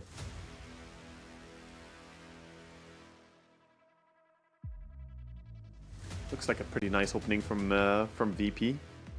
See what Beast Coast's reaction is going to be to it. Steal the ET. Don't let them have ET with Zeus and Tiny. Was talking about it previously. That gets really nasty. Your heroes just disappear. Well, that's nasty. I also think it can be hard for them to run, because I don't think you want to run ET and Tiny support duo, and that kind of puts you into you have to run an off lane or carry Tiny here, since the Zeus most likely wants to take that mid lane. Maybe they can play it themselves though. Still not bad, you know. SF plus ET does similar stuff. That's true. Just amp everything up for him. The most common one's always been Clockwork. Like, you know, okay, you can't do the cogs things anymore, but Clockwork's always been a nice teamfight disruptor and setup hero for the Shadow Fiend. But Bane is their go-to for now. So what is this? A bit of nightmare saving against potential damage from Tiny and Zeus. A good laning support? I guess so, yeah. I mean, Bane is a pretty good hero to break combos as well. Combo breaker against the Tiny, so if Tiny jumps in on someone, if you have Bane nearby, you can nightmare them, prevent that damage. So that's a possibility here, but I'm a little bit surprised to see the Bane picked up. I don't feel like it's the best heroes ever to play Bane against, but maybe it's just comfort as well. And also, the setup is not bad. If you nightmare someone and SF is nearby, that either sets up for his races or his ulti in some scenarios. You can just walk up and land a perfect ulti on them. So you do go for that combo. You mentioned Clockwork. Tusk is almost completely interchangeable with Clock in every aspect together with SF. Another bit of save as well. That's technically double saving supports, even though they may not be, you know, an Oracle or something like that, right? You've got the Snowball, you've got the Nightmare, buys a bit of time, can give that bit of wiggle room in the fight for the SF to unload his massive damage. I like it. It's also a hero that can get on Zeus pretty well. The Tusk, you know, you can first try to shard the Zeus. Of course, you can hop over that. But with Snowball and your ulti as well on Tusk, you're pretty good at catching a Zeus, especially once you get Blink Dagger. At that point, you have someone who can go in and hunt. Because Zeus is really that hero, you need to reach him. Otherwise, his damage output is going to be the highest in the game for sure. I'm starting to get into the weird side of Dota now with these drafts. You know, not the conventional ones, which we kind of get used to. We do get the double scrappy strategy though. The Keens in charge, Gyro and Clockwork. So that's their safe lane pairing for sure. Yeah, looks pretty nice. The Gyro and Clockwork work really well together. So quite likely they are going to have the Clock and Tiny supports. But Clock works really well against Bane. Always nice to have someone who can stop that Fiend's grip. Honestly, it looks hard to get a Fiend's Grip off in this game. Yeah. Avalanche and Toss can stop it. Zeus can stop it quite easily. Clockwork has multiple ways to stop it, and then you have Gyrocopter who can homing missile you just to, you know, make it so you can't ulti. And quite challenging.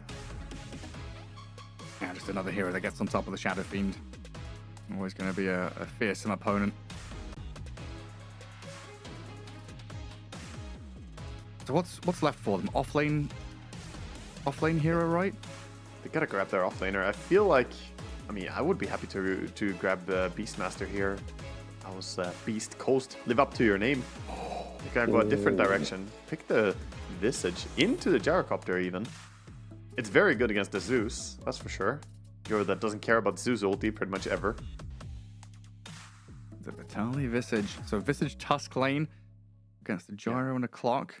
I mean, he's a very good Visage player, so it kind of makes sense to utilize that as well.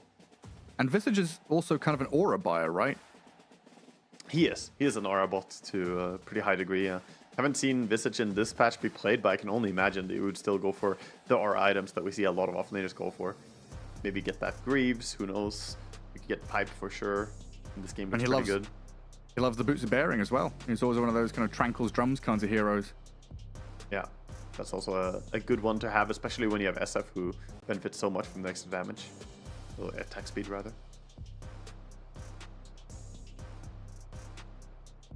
And are we definitely looking at SF mid here? I'm just trying to think here. If it's SF carry, there's a chance that Tiny's mid and Zeus is like Antares plays pos for Zeus. And I guess that's what's stuck in my head. Yeah, he does. I mean, it's possible. There's some wiggle room here for both these drafts. You can run safe lane SF for sure. It's a very, very strong hero. And we don't know what VP want to put on the off lane really here. So it's curious to see how they're going to end up with this. I think Beast Coast could change up stuff and put SF on the safe lane. I'm a big fan of that, but overall the slow is very strong to play around. So he does do a little bit better on the mid lane. Yeah. I guess VP have last pick as well, so it's a bit challenging for Beast Coast to kind of blind pick and keep things open at the end of the draft. Much easier for VP to hide their picks a little bit at the end. Yeah, well, Alchemist is gone. It's another hero that they respect themselves a lot and also pick themselves, right? So they say this would have been a good Alchemist game for them. Let's just take it away. I'm not sure Beast Coast are as eager to play it here. Well, like Chaos Knight or something maybe as this last ban. Yeah, there you go. Good call. Yeah, it's got to be right. Yeah, I mean, he CK fits so still, nicely here. He does. He's also super strong in this patch still. And it's one of those heroes that can burst the Gyrocopter before he gets to turn around with the Satanic, like we saw in last game, where Gyrocopters, they like to stand their ground and be too hard to kill and just turn the fight around. You can't really do that if the enemy has too much damage up. All right, Beastmaster banning time. Beast Coast. Get rid of Noticed's arguably best hero. What's left in that offlane pool? Underlord? Yeah, Under is still in the pool. We have Darkseer. I guess you could still run... Yeah, they're banned out. His other hero that I mentioned is one of his best, the Lycan. That's a lot of respect given over as well. You know, it's not really a Lycan patch by any means, but he plays it very well. Ooh, hello, Mr. Pudge. Wait, is this now Okay. Timbersaw time? Is that a carry Pudge? I think it's carry Pudge. I think it's safe lane Pudge with Bane, so you have the potential to set up with Nightmare into Hook, roll people on the tower, mid SF. What offlane would you like here? I mean, maybe it's just Slardar still? Ooh, Enigma. Okay. Okay. So pretty big team fight. Protection of the Gyrocopter. I don't know about this lane though. We've seen Pudge. I guess it was Pudge Warlock that was used against the Enigma to kill the Eidolons with Fatal Bonds and Rot. I'm not sure if like a Bane and Pudge can do the same kind of thing. I mean, you can body block the Hook at least with Eidolons. You can use your babies as a safety net. So that's a nice thing. I'm not sure that Pudge cares about Enigma that much. You can just press Flesh Heap and the damage from the Eidolons is kind of mitigated. So this lane, I think I would rather be Pudge in it. And I've seen Pyke Pudge before, by the way. His carry Pudge is pretty damn good. He's delivered on it in the SA qualifiers. What kind of build do we go for this Pudge then? Is it similar to old days with the Aghanim Scepter? Blink kind of deal? Usually the same thing. You just go Aghanim Scepter first, maybe a cloak, casual cloak, and then build into Eternal Shrouds, get your big unkillable status, you know. But yeah, the Aghanims is very, very integral to this build. If you get it too late, then you don't really have the farm speed. Yeah, this is exciting. Beast Coast really pulling out a fun draft here, but VP, they go back for a little bit of comfort as well, getting on that Enigma. And now they have the potential to take the game at any stage. Like, that's what Enigma brings you, I feel. I was a little bit worried there, just looking at the faces. Nice having that side-by-side camera there, seeing Beast Coast, Moose being vocal, dictating what's happening. VP seemed absolutely silent. No one moving. Squadex has his head in his hands, but I'm assuming G behind them was giving them a bit of a pep talk to boost that morale going into game 2 here. Again, just reiterating, super important for VP to grab a win to get themselves out of that potential bottom of the table tiebreaker situation against the Chinese squads that are down there. And Beast Coast have guaranteed themselves top 3, and this is a chance for VP to just wiggle themselves into that 4th, 5th decider match later on. Yeah, make sure that they're there. I mean, at worst, they're gonna be in the tiebreaker for knockout here on the side of VP, but they really don't want that. So at best, they will win here at least one game, and then they're guaranteed to have that 1v1 in the 4th and 5th position. Smoke from VP. Looks like they want to go into that northern jungle. Observer walls already placed all around that mid lane, and nobody's scouting each of them out. It would be huge here for VP to get themselves a kill. VP like doing the late smokes. They've been doing it quite a bit, so I wonder if teams are starting to catch on to it a little bit. Quite a few times they've gone for his late smoke. We see Lumpy standing very close to his tower, but still kind of smoke revealing the way he's positioning. Pudge coming in mid here. Doesn't have vision on anyone. He's gonna stay outside the ward vision for now. Not walking close enough that he's spotted. Just hook into the rune. Good Eidolon placement though. Look at that. Notice knows exactly what's up. Pike also not wasting the hook to go for it. 2 for 2 bounty rune to start things off. Down at bottom, some interesting stuff happening over there. They're preparing to do a little bit of a assassination attempt here. Not necessarily going for a kill, but they're going to body block if they don't see a carry walking by. We see the body block by Tusk, trying to bring this creep wave under enemy tower so that the wave bounces. He actually slips up a little bit there, though. I don't know if he got on the tower. He does.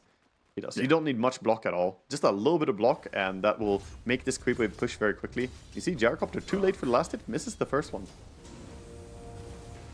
Oh. Yeah, not going to get any just yet. Difficult stuff. I'm just going to try and flat cannon, push some damage back. But yeah, this is going to give Vitaly and Elmisho that kind of faster level 2, that good lane positioning now in front of their own tier 1. The most important thing, right, is that lane to chase. With Tusk and Visage, you've got slows for days. Gyrocopter could be susceptible just to being run down once they do crack level 2 here.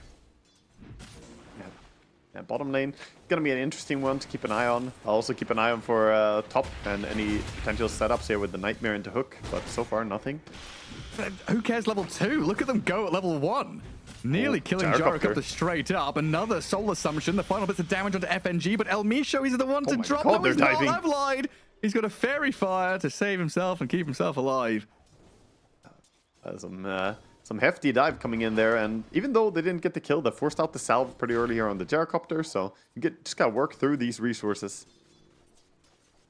That's a scary amount of damage, like FNG and Kiritich both having to salve up, you're right, just to stay alive in this lane. 2 last hits on your Gyrocopter's got to hurt as well. They do put a bit of damage back onto the Visage with a good Cogs trap here. Vitaly getting run out with a rocket barrage.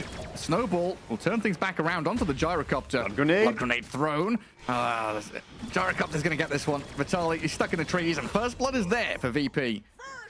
Impossible to run away once that Gyrocopter gets on top of you. The afterburner gives him a little bit extra speed. He just keeps chasing you down. So good turnaround for them. What was otherwise a pretty hard start to the lane.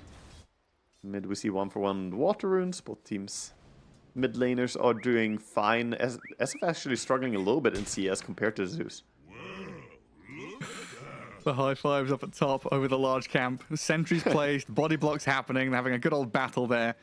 And it looks like the Bane has already sentried his small camp to unlock that as well. Moo's getting the upper hand. Yeah, very hard for Antares to go out because of the hook combo with the Nightmare. He's dying. Oh, the cogs, not going to save him. El Misha will happily trade his life for this. A kill on the gyro, always handy, and that's going to push Vitaly closer to level 3, even more damage from this lane. It's just... The fact it's uncomfortable for VP is also a massive factor.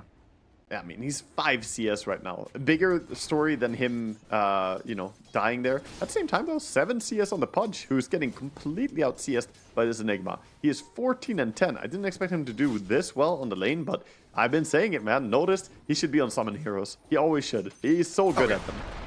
Absolutely. Oh, and this Enigma... Oh, that's upsetting. That could have been a kill, a huge one on Pyke. A hook, not going to land. Yeah, this tiny Enigma lane has been absolutely monstrous every time I've seen it. Just tossing back into the big old Eidolon army. People just die. You can't escape from it. When you're Malefist up and being avalanched, it's scary stuff. Yeah, it's a lot of auto attacks, and Bane hasn't really been able to do anything to the Enigma. He's always trying to fight for the pulls and trying to fight the Tiny in the 1v1, but he's not helping Pyke in the 1v1, and matter of fact is, Pudge, he can't kill these Eidolons. He just micros them back whenever he goes. So see a pause during the fight bottom here. El Misho in a bit of trouble, maybe. Well, he's still going to run forward with a snowball onto FNG. Vitaly with another soul assumption will finish him off. And these fairy fires from El Misho, and they're keeping him alive with a magic stick popped as well. The tower damage and the click from Gyro will take him down in the end. While up at top lane it continues. Pyke has been tossed back into Eidolons. Oh, he pops the one, tries to survive, but the damage from Notice is too much to handle. This is just what you were talking about. Toss back, and the Eidolons get so many auto attacks in. Bane trying to kill off Eidolons here, but they're gonna split. They got enough auto attacks out, so yeah, good luck bothering the Enigma here. It's actually not even microing his babies right now, so Bane might get some juicy last hits here for a little bit. Is Pudge even level 4 yet? Because he went for this 1-2 build, right? A level 3. He's 3.5, so doesn't have the flesh heap yet, which would be very good for survival, but I mean, I understand it. 1-2-0 is the start. You just need, on the 4th level up, you do need 1 point in a meat shield here. Yeah, that's what it feels like. And another toss back there. Bane sent into the Eidolons. Malefist and earned. A lot of damage coming his way, so another kill there, and great for VP in his off lane. That's so amazing, having the early earn charges here as well. Gonna really help the Enigma get more kills. This top lane is going amazing for them. A lot of action in these side lanes, and it's only going to continue as I think the clockwork, come through the twin gate. FNG loves this. Early moves. Does leave the gyro kind of stranded down here, and with the snowball forward, the Shadow Fiend rotation gets on top of Kiritich. Massive damage here to take the gyro down as Squadex rotates, looking for a trade.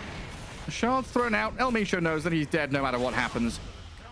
And Squadex, he had to spend a TP while Lumpy still has his. Looks like it's just going to be the walk back to lane, though, as the Pyke Pudge hooks out the catapult to try to slow down the push.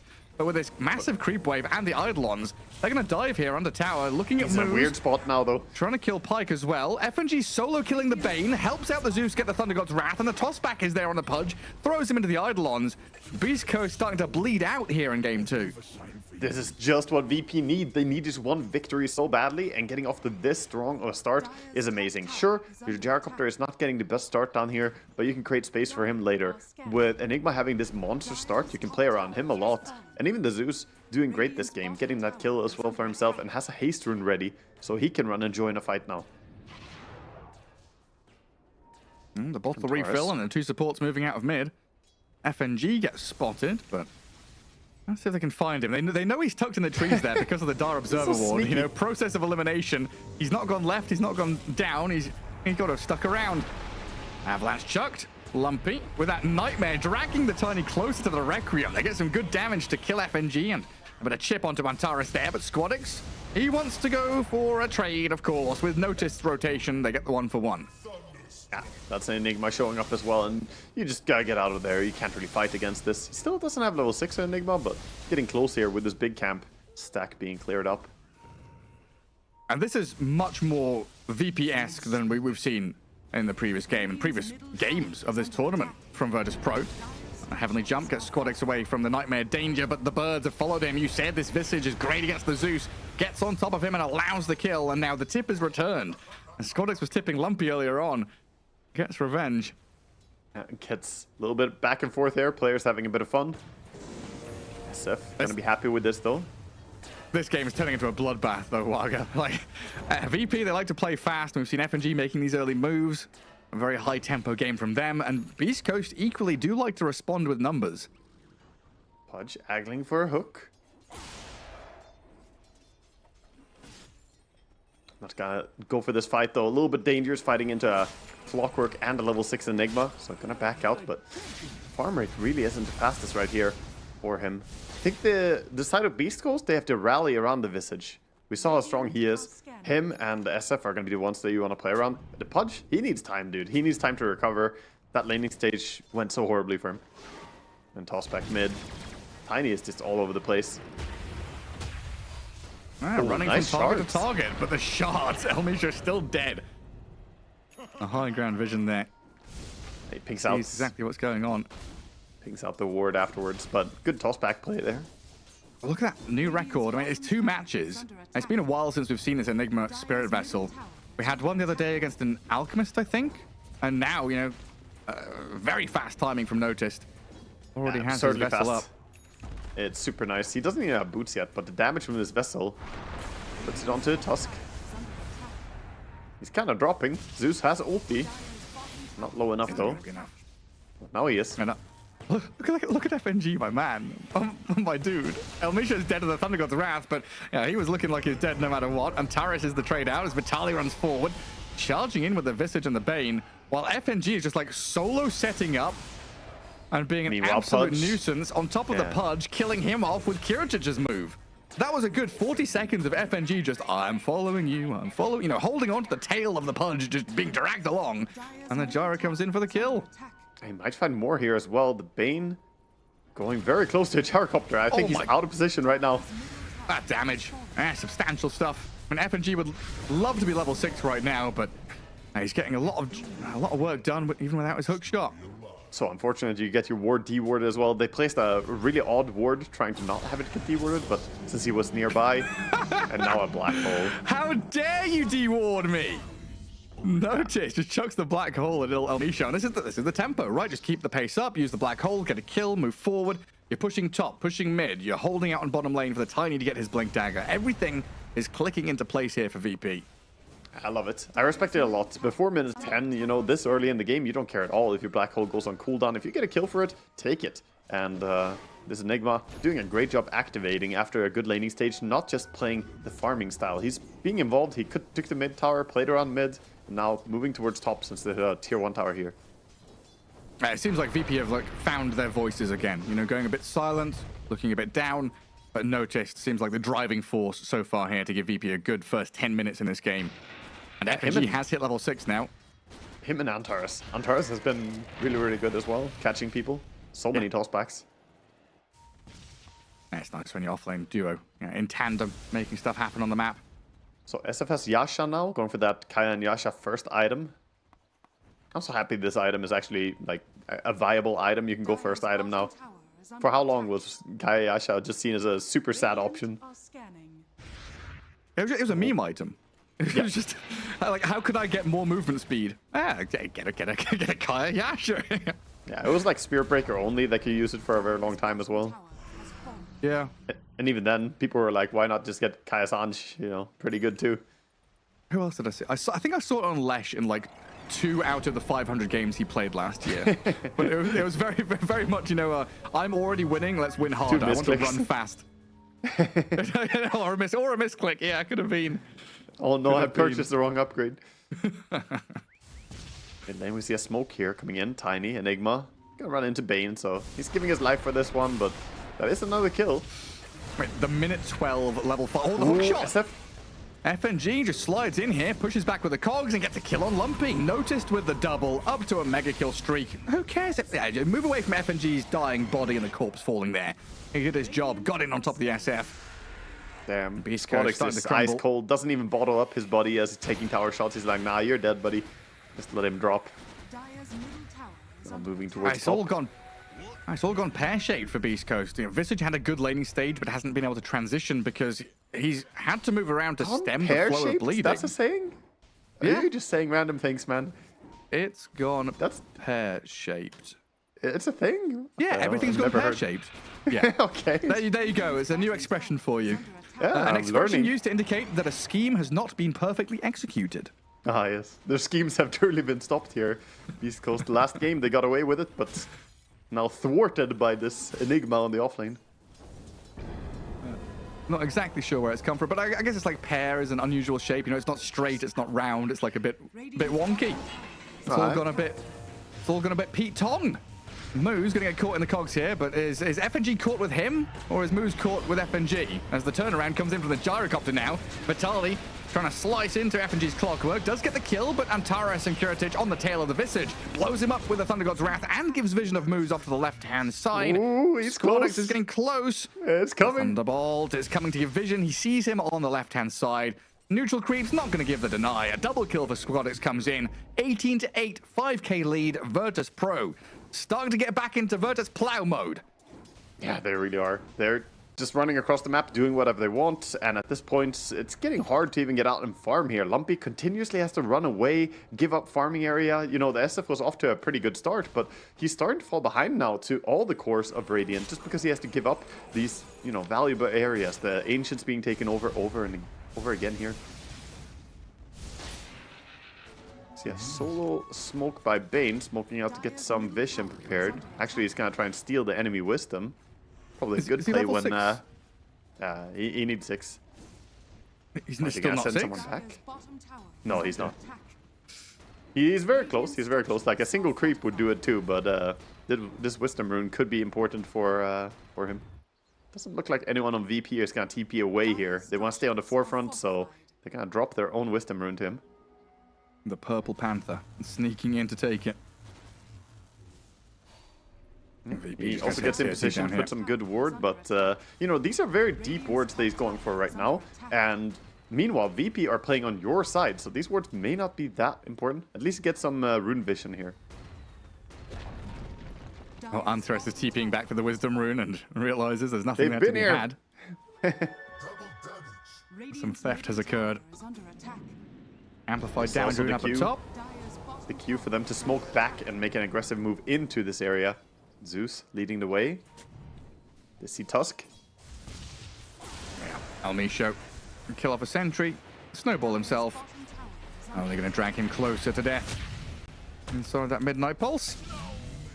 Yeah. Clockwork's still on the hunt here. No point rocket, so he can't scout for himself. Yeah, Bane slips away. Visage is nearby.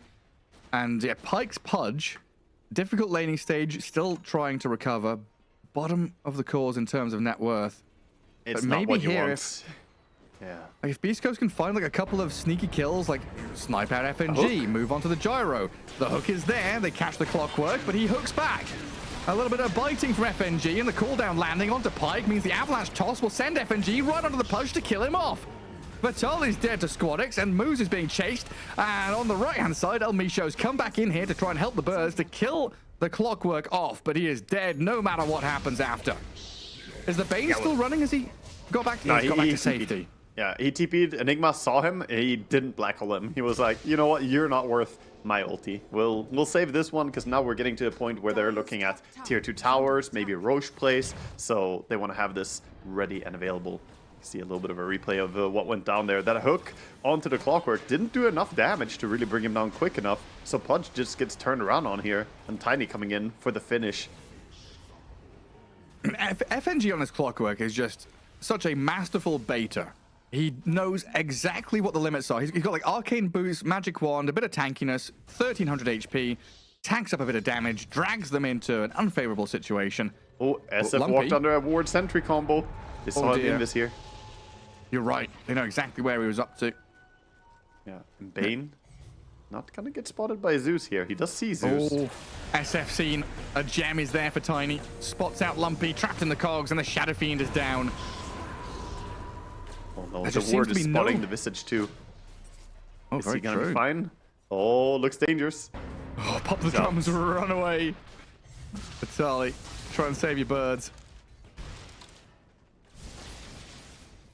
500 gold there, handed over by the familiars.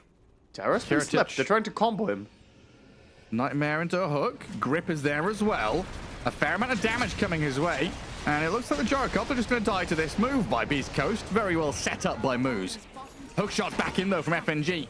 Slicing and carving Enigma right on top of the Visage with the Enigma here. Looking for that black hole towards the back lines, but it'll just be the Visage kill for them. Yeah, just gonna auto-attack him to death. Last hitting heroes here. Everything going so smoothly here for VP. They did lose their carry, which hurts them a little bit there, and that was a lot of gold. So still, you know, one of the better engagements we've seen for Beast Coast in this game. They have the Aghanims on the Pudge, but he's scared to even go up and farm right now. They know the rotations from VP have been relentless this game. He's just sitting in a tree line instead of farming, and that's not what you want from your carry Pudge. You want him to be confident, farming, ramping up his items. Because right now, you're already 4,500 gold behind the Zeus. I was trying to do some quick maths there, but I'm not very good at it. I was trying to add up all of the damage dealt numbers, and I think it was like 40k for VP and about 20k for Beast Coast across the... Oh, we can do it again here. Yeah, it's about that. Like, VP have done double the damage in this game compared to Beast Coast. Yeah, basically. Look at that building damage from the Enigma as well. Massive numbers. Yeah, he's the one pushing. He's got the Eidolons. He's really been the one taking down these towers. Looking like Roche is on the menu now for them, and I don't think we see any contest here from Beast Coast. What Beast Coast need is this Blink Dagger on the SF. Let's go for Aghanims first, it looks like. I wonder if he really will finish that. The Axe is very useful for sure, but they need some big ulti in the fights. Well, yeah, they need to stay alive before they can do damage. The amount of jump from VP has been so scary. That's true. Roshan down, and they're even coming back to defend that mid-tier 1. Visage puts his familiars up at the front. Pudge was there angling, but FNG is dragging wave back while the gem in danger. Antares here throws the avalanche, but in comes Noticed with the Midnight Pulse. Black hole onto the Shadow Fiend as well. El Micho's spent his spells, and the toss into the black hole. You can't escape the event horizon of Noticed in this one. Squadix on a monster kill with that Thunder God's Wrath. Long range damage here. Launching artillery in, but Noticed is getting turned on.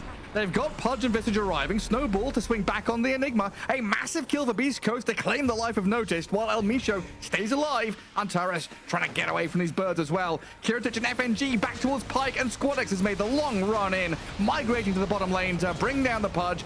Looking at the Visage as the next target, if they can just get up to the high ground with a toss forward of the little piggy. Squadix is sent skywards, comes down for the heavens. The Acropolis was at home, but now he's here to kill the Visage. Can't run from heaven, especially when Tiny airline's in heaven as well. That's beautiful. This Tiny is doing so much work every single time, dude. We're gonna see them go for the Tormentor steal as well here. Pretty low HP on a lot of them. Antares has to blink away. I'm not even sure they can finish this. Looking a bit rough. Squadix? Yeah, they think better of it. El Misha is like, there's a low HP Tormentor if you want to take it right now. Just kidding, boys. Just kidding. Well, it was an ambitious attempt. It's better that they back out there than they lose important heroes for some Tormentor. And it's such a confidence boost here for Squadix as well. You know, going from game 1, having a few failures, now dominating on this Zeus. Yeah, dominating on a hero that's not played that much, right? So, Zeus kind of fell out of favor, but still very useful. Mid. Tiny again with the tossbacks. This Midnight Pulse is irritating. And FNG does have the hook shot if he wants to launch it. Right now, just protecting his gyrocopter from El Micho, who got a little bit deep. Yeah, that was pipe used and on cooldown now, so a bit of a timing here to push with the Aegis on the side of VP. Beyond godlike Zeus. That makes sense. What's SF got? They just bought a Blink Dagger. The hook on another Eidolon. It's been hard for Pike to play around as Enigma. He needs to get some big ulti on the SF, but it's very tricky. Like I said, there are so many different cancels in this game, way too many stuns. So you gotta be really, really expert about your positioning and find the right moment to go in. Now they're gonna go back. Round 2, Tormentor. You bested us last time. Round 2, fight. They win. The 5 of them. They brought all their friends. Now we're gonna go back, take their own Wisdom Rune and their own Tormentor, so... It's surprising they didn't get the Wisdom Rune there on Beast Coast with a single hero. It was like full minute of the Wisdom Rune just laying there. VP, the freaking Power Rangers, all TPing back with their rainbow colors. Come back to Zordon. The big... the Tormentor looks a bit like Zordon. It's like the kind of blue floating face kind of guy. Yeah. I think it looks exactly like a card from Magic the Gathering as well, by the way. There's like literally something that looks exactly like the Tormentor. Yeah, I remember seeing that, like the chained cube or whatever it was. Yeah. I mean, Dota has a lot of references, right? We got the Octarine core and so on. Are you a Terry Pratchett fan? Yeah. I've been recollecting the books. I read them all when I was younger, and I've been collecting all the hardback ones. They're currently sat in. I've just moved apartments, so they're currently sat in a box somewhere. But yeah, the Octarine, the color of magic, one of my favorites. Exactly. For sure. And gives you CDR so you can cast more spells. It makes sense. All logical. In the game, though, we have VP pushing here, just extending their advantage. Just with this Aegis, doesn't feel like Beast Coast want to fight into them at all, even though they have perfect vision of everybody's positioning pretty much on Radiant. They're just dodging them. Beast Coast just need to try and extend this game for as long as possible right now. Get to that. It's not even just like they need one more item on these heroes. It's needing 2 more items to try and contend with what VP have. They need so much. Hookshot goes in here. Great angle from FNG. Kiritich kind of sidestepped it to allow it to come through.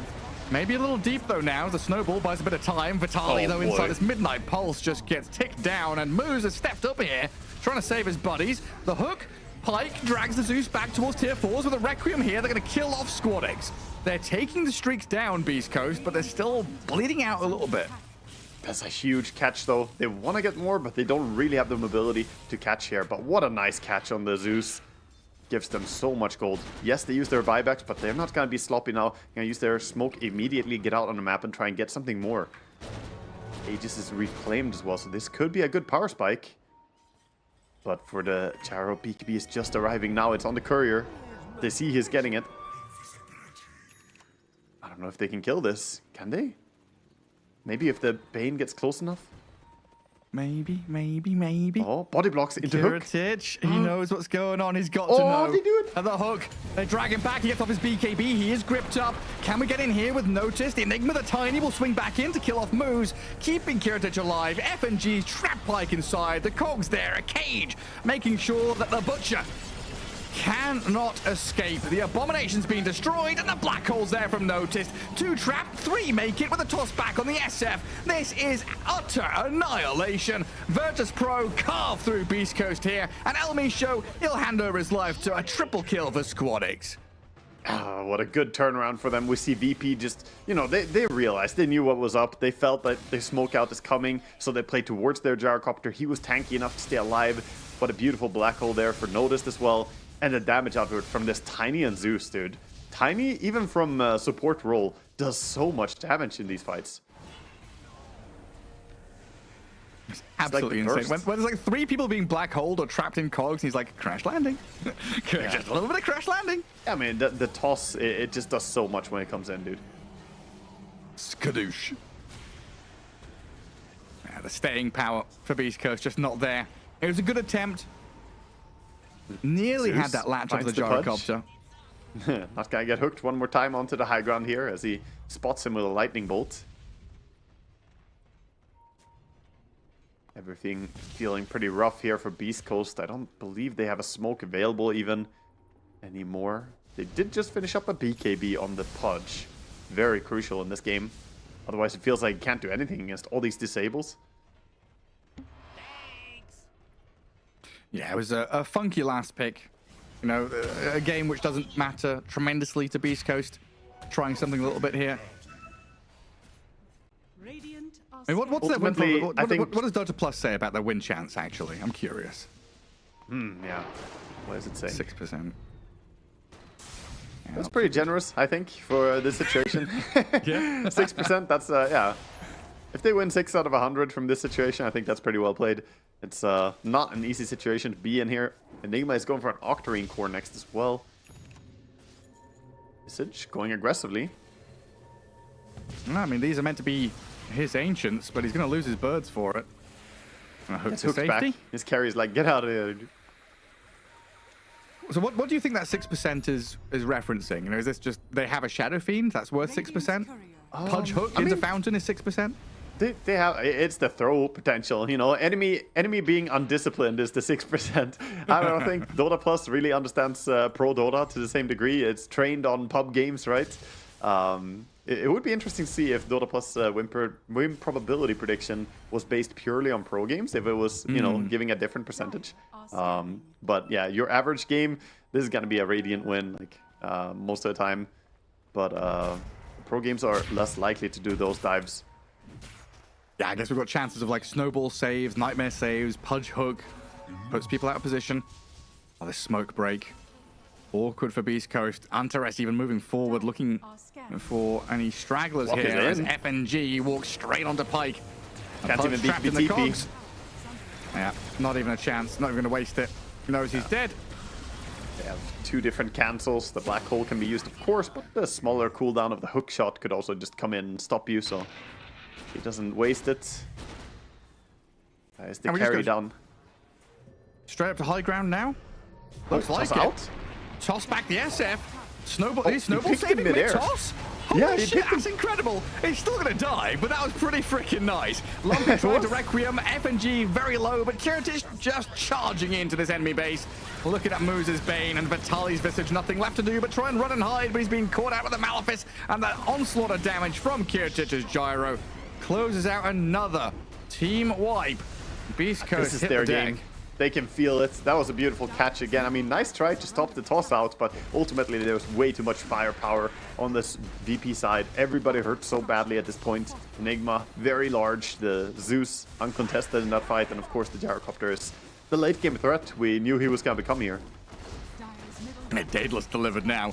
And not only mid lane of Barracks, but top lane potentially opened up for them as well. Yeah, they're going to repay the... Do we have hook accuracy stats? For who? For both of them? Well, I mean, I think FNG has landed all of his. I think Pike has caught 3 or 4 Eidolons, maybe more. He's hooked some catapults to slow the pushes down. It's a tough one, to be honest. It all started with a rough laning stage that I don't think they expected it to be that hard against Noticed Enigma. This Pudge last pick just didn't really work out for them. And Noticed, you know, he's my MVP of this game so far. What a game he's playing. For sure. He is just looking phenomenal. Even though we have a 19-2 and 13 Zeus as well. I mean, but that's kind of what we're used to, right? Zeus always get crazy KDA. He's been securing all the kills. True. Yeah, making sure. People dying in black hole or trapped in cogs. Yeah, that's mine. I did this. Takes the kills. You know, we just saw one of the greatest tragedies in Dota. When an arcane rune isn't picked up and you get replaced by a different rune. I feel like that's just like an illusion. It's sad. Yeah, a damn illusion. Invis rune comes and takes its place. I don't know. I think I have a problem. I think I'm addicted to CDR. When they took away Spell Prism from the game, I got like the shakes, you know. I'm like, what do you mean? No Quickening Charm either? Come on, frog, give me something. Kicking in. Yeah. Whenever they take away a CDR talent in the talent tree, I get some anxiety. Radiant are scanning. Speaking of CDR, did you know the Morphling with the bad facet can do perma disables on people if you have the right enemy? If you got like Wind Ranger as an enemy, you can perma shackle shot people if you have a timeless. Oh really? Yeah, it's now, back. I've seen a lot of talking about this offlane Morphling. I've seen some people say it's like, oh, I've tried it 20 times, it's unplayable. I've seen some pros in like Dota Pro Tracker have like decent win rates with it, so they're trying it and it's like looking okay. But it's all going to come down to like, how does it do in scrims, right? Before pro play sees it. It's super hit or miss. It's so weak in lane. Your last hit damage is atrocious. You need to have a very, very strong lane support, and the enemy lane needs to be kind of weak. It doesn't work in your average game. Maybe that flex will come in later down the line, though. The potential is there. Just got to iron out the kinks a little bit. There's VP going for the second lane of Barracks. All eyes on SF in this fight. He needs to land a huge ulti. If he doesn't, they lose. Like, it's simple as that. He needs a big ulti here. He's got no BKB. Kick the Gyro out of here. He's going to get Avalanche tossed and killed. The snowball. He gets tipped for it. Where's the snowball going? Past his Barracks? Cross to an Eidolon that dies, and a hook there's on the Tiny. Antares gets force-staffed out of danger, though, and Kiritich with his BKB. Hook shot onto the Vitali Visage as well. Shred through the cores. Pike's going to try run back to Fountain, will successfully survive, but the rest of your team, they're just dying, not staying alive. Lumpy trying to Ogre Seal Totem back away, killing Antares in the meantime, but that's a 4-for-1 trade, not even breaking the Aegis or the Cheese. And Virtus.pro, game 2 looks like it's theirs. Oh, another hook on a creep. Oh, yes, he's got it.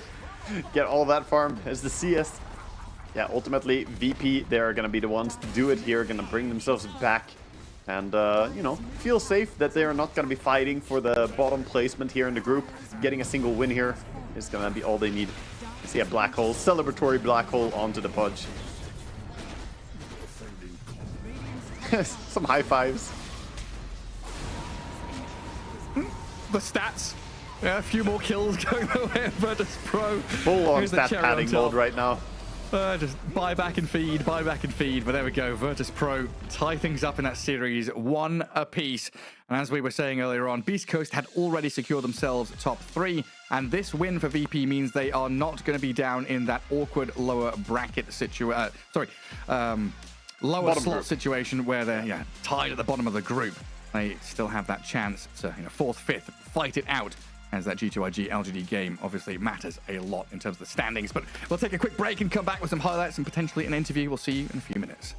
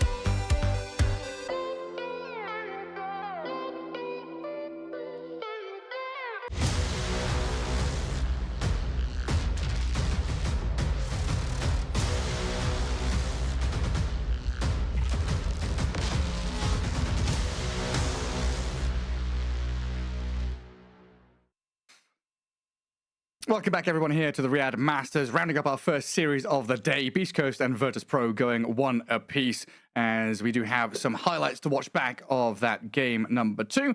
And Wagmama, did you go over once more? I know we've been sounding like a broken record a little bit, but what are the ramifications for this series?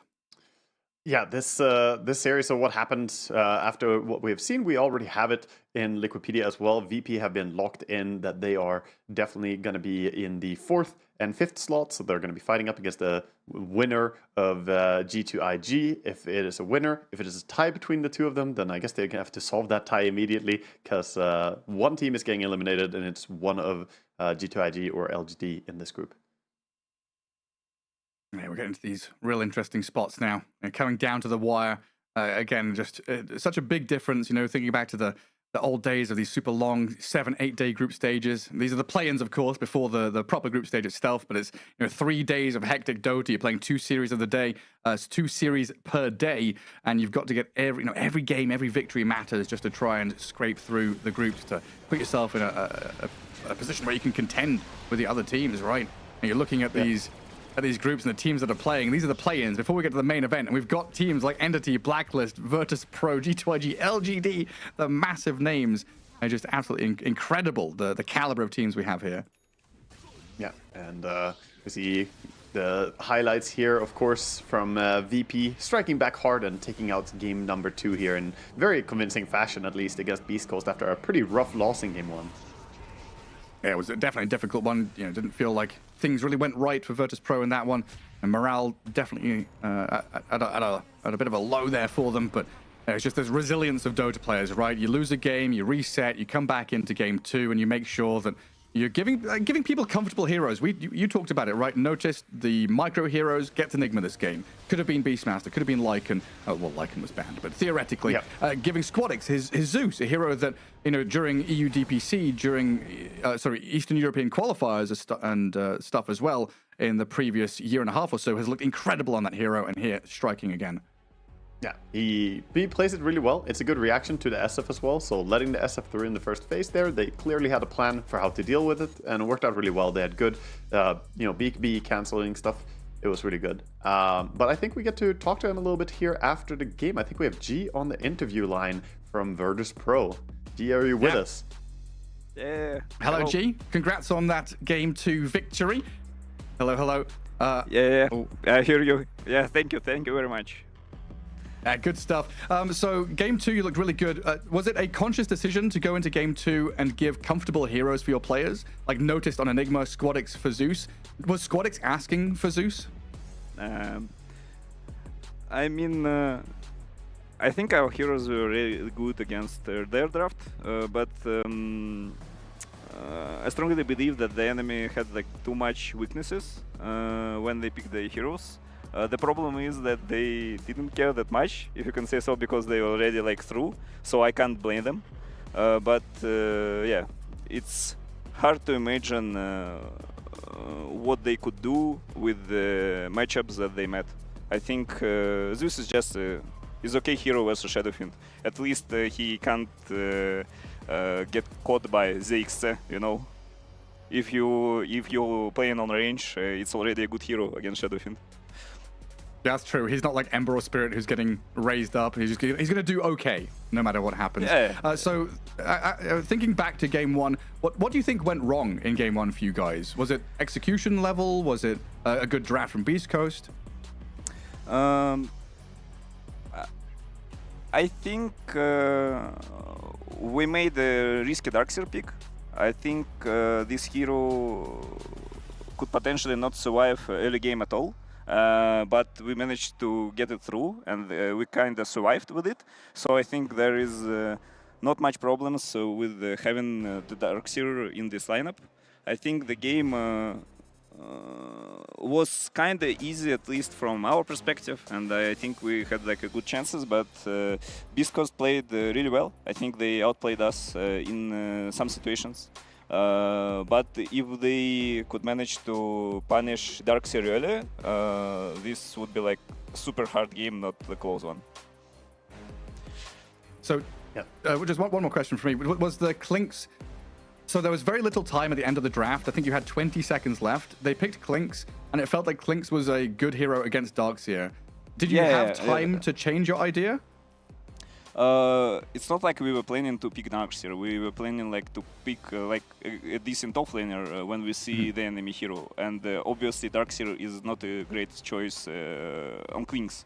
But you know, everyone playing Darkseer, it feels nice. It feels nice to have these auras. It feels nice to push lanes. It feels nice to teamfight. And we kind of YOLO'd with it. But I think we could be punished by this pick, but we lost the game already later when Darkseer was already fine. Like when he passed like early game, when he is already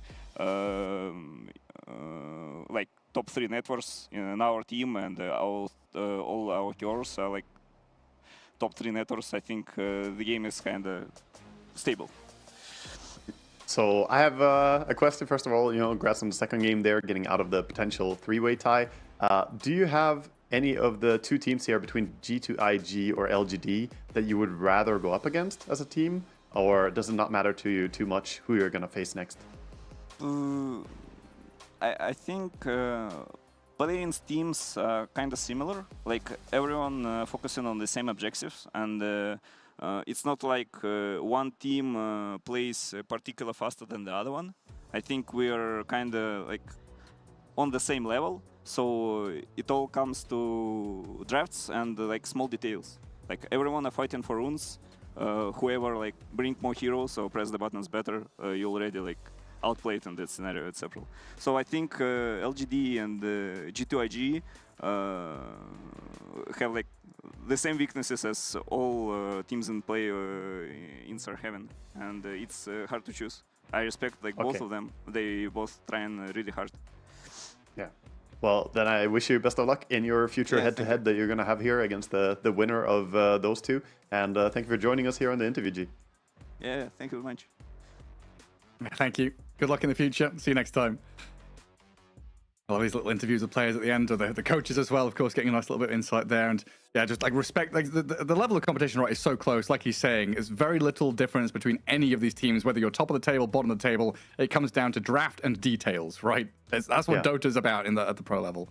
I like it. It's pretty level-headed by him to, you know, say that you shouldn't care so much about, you know, the individual teams being too different here. I don't think they are. I kind of agree with him that everyone has to work to get to that top level right now, get through these play-ins and get in the big show, right? The main group stage, first of all.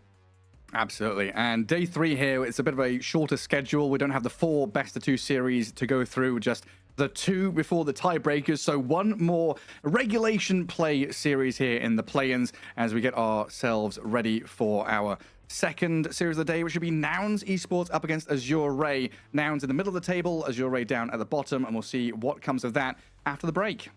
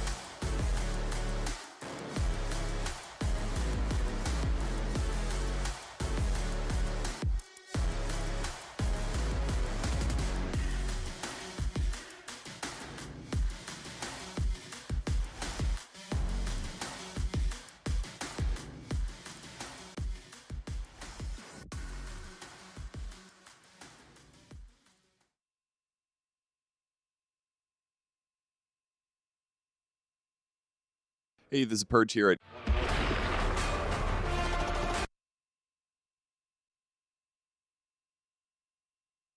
Hey, this is Purge here at EWC. I'm here with Mariano. He is with Beast Coast. Can you tell me a little bit about your team right now? We were trying the entire year to qualify. We were failing at first, but then we, with some roster change and with hard work, we still maintained it united after one change, and we managed to qualify to the two most important tournaments this year. There's Riyadh and TI. Yeah, it's an amazing accomplishment. You're obviously known as Pepito previous to this. What's with the name change? It just felt like it was not right. Like being old and being called Papira, it didn't feel right. I know everyone still calls me the same way, but I'd rather be called by my name. But I don't mind. I don't mind being called Papira or Mariano. It's fine. Okay, so in terms of you guys qualifying for the tournaments, what was the expectation like in the team prior to those qualifiers? Did you guys anticipate to do so well and be so successful? Well, I tried as a coach to make a path where we would qualify for these tournaments. At first, it was like understanding the team, seeing if we actually needed some changes or not, and just give the team time to adapt to East Coast. And then we made one change. It became like a process of understanding each other when the new player came, Misho. And so I think it was honestly the right timing. We tried to do everything perfect during our path, and then we just managed to qualify at the best time possible because we didn't qualify to any other tournament. Yeah, I mean, man, amazing timing. How did you become the coach for the team? You said you worked with Beast Coast before, but obviously you played professional before. So how did you get here? So I worked with them in the past for the TI when they were with Chris Lack, Whisper, and Hector, and I had good relationship with them. So they had this team with Parker, Sacred, and Darmago for TI. I was like kind of in the backstage for them. I was watching the project. They told me that they wanted me to be like in charge of the next project because they liked my discipline, hard work. They wanted like a project like that. So that's when I started working with them, and they told me I was in charge of making the new team for them. So that's how it happened, and then I tried, scouting, watching replays for every player, and just managed to get the correct roster, so they could feel happy with it. Hey, Purge here with Supreme from Team Mouse. How are you doing so far at the tournament? I'm doing good. I'm really enjoying the hotel and everything. It's amazing so far. Yeah, can you tell me a little bit how your team's been doing? You guys have been qualifying for some tournaments so far. How's the team atmosphere feeling right now? Yeah, it's been some up and downs, but right now we are working hard and atmosphere is good. I think everything is fine. We can do really good. In terms of meta right now, how are you feeling about the current meta in the state of Dota? Do you like facets? Like, are you cool with the patch? How are you feeling? Yeah, I mean, I love the new things for sure. I love the mid lane meta as well now. Like, all the spirits are good, so that's kind of my thing. I like that a lot. I'm very happy with the current state of the game. Which spirit heroes are your favorite? Storm Spirit. What do you like about Storm so much? Is it just that you can globally initiate? Is that you can scale as a right clicker? Like, what are things that really pull you to the hero? No pun intended. It kind of feels like the hero does everything. He is strong all stages of the game. He doesn't really lose lanes. He farms fast. His skills really good as well. He farms jungle fast. He does everything almost. Okay. In terms of your team's overall playstyle, how do you draft like an ideal lineup to fit with Storm Spirit? Like, do you care about mana combos, or are there other synergies that you prefer? Just a strong support that can fight for the runes, some fast playstyle, something like that, I would say. Perch here with Ulnit from Mouse. So what are you guys doing in this room right now? We're choosing jackets from ESL. Okay, so what was the process like for you guys? You're customizing patches and stuff, is that right? Yeah, they gave us these patches. We chose from them. I chose the Axe, the second one. I like it. And then just sizes. You an Axe carry player? No, not yet. What else did you pick out? Just the Axe one? Anything else cool that caught your eye? Some numbers? A knife? A good quality knife? Knife is nice for sure. Do you play CS or any other games that kind of drew you towards it? Nah, just Dota mostly. I just like the Axe, play some RPGs. Did you see other players wearing jackets too? How does it feel to get a piece of the tournament that you get to take home with you? Yeah, it looks nice actually. looks high quality. So I'm excited to get one. I'm standing here with FNG from virtus.pro. What are your guys' expectations for the upcoming tournament? I don't know. We feel a bit lost because we lost the TI qualifier, and the issue is not that we lost. The issue is that we just lost ourselves in Dota. We misplay a lot. We can't find the right way to fight. Just a lot of arguing, but it's good because when you evolve into something, it's good. And I hope that all the practice we did before this tournament will pay off, and eventually we'll just start playing Dota as we like to do. So how much of this is like normal in the cycle of getting better? Because it's very difficult to win, to be better than every other team in the world because everyone's trying so hard. So is this like a normal cycle in your experience towards getting better on a Dota team?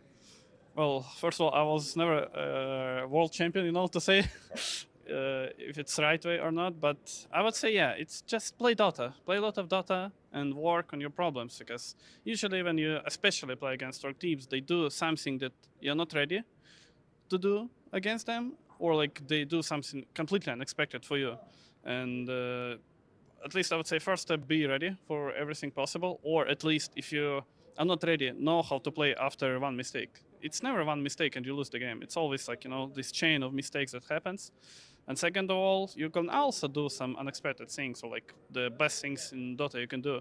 And if you do them, it puts pressure on enemy team, and sometimes they will start making mistakes because you put pressure. So yeah, you just need to work on those things and everything will be, at least you can say that you were prepared. And then what happens, what happens. I'm here with Omar from PSG Quest. Do you feel like your ideas are different than other teams right now?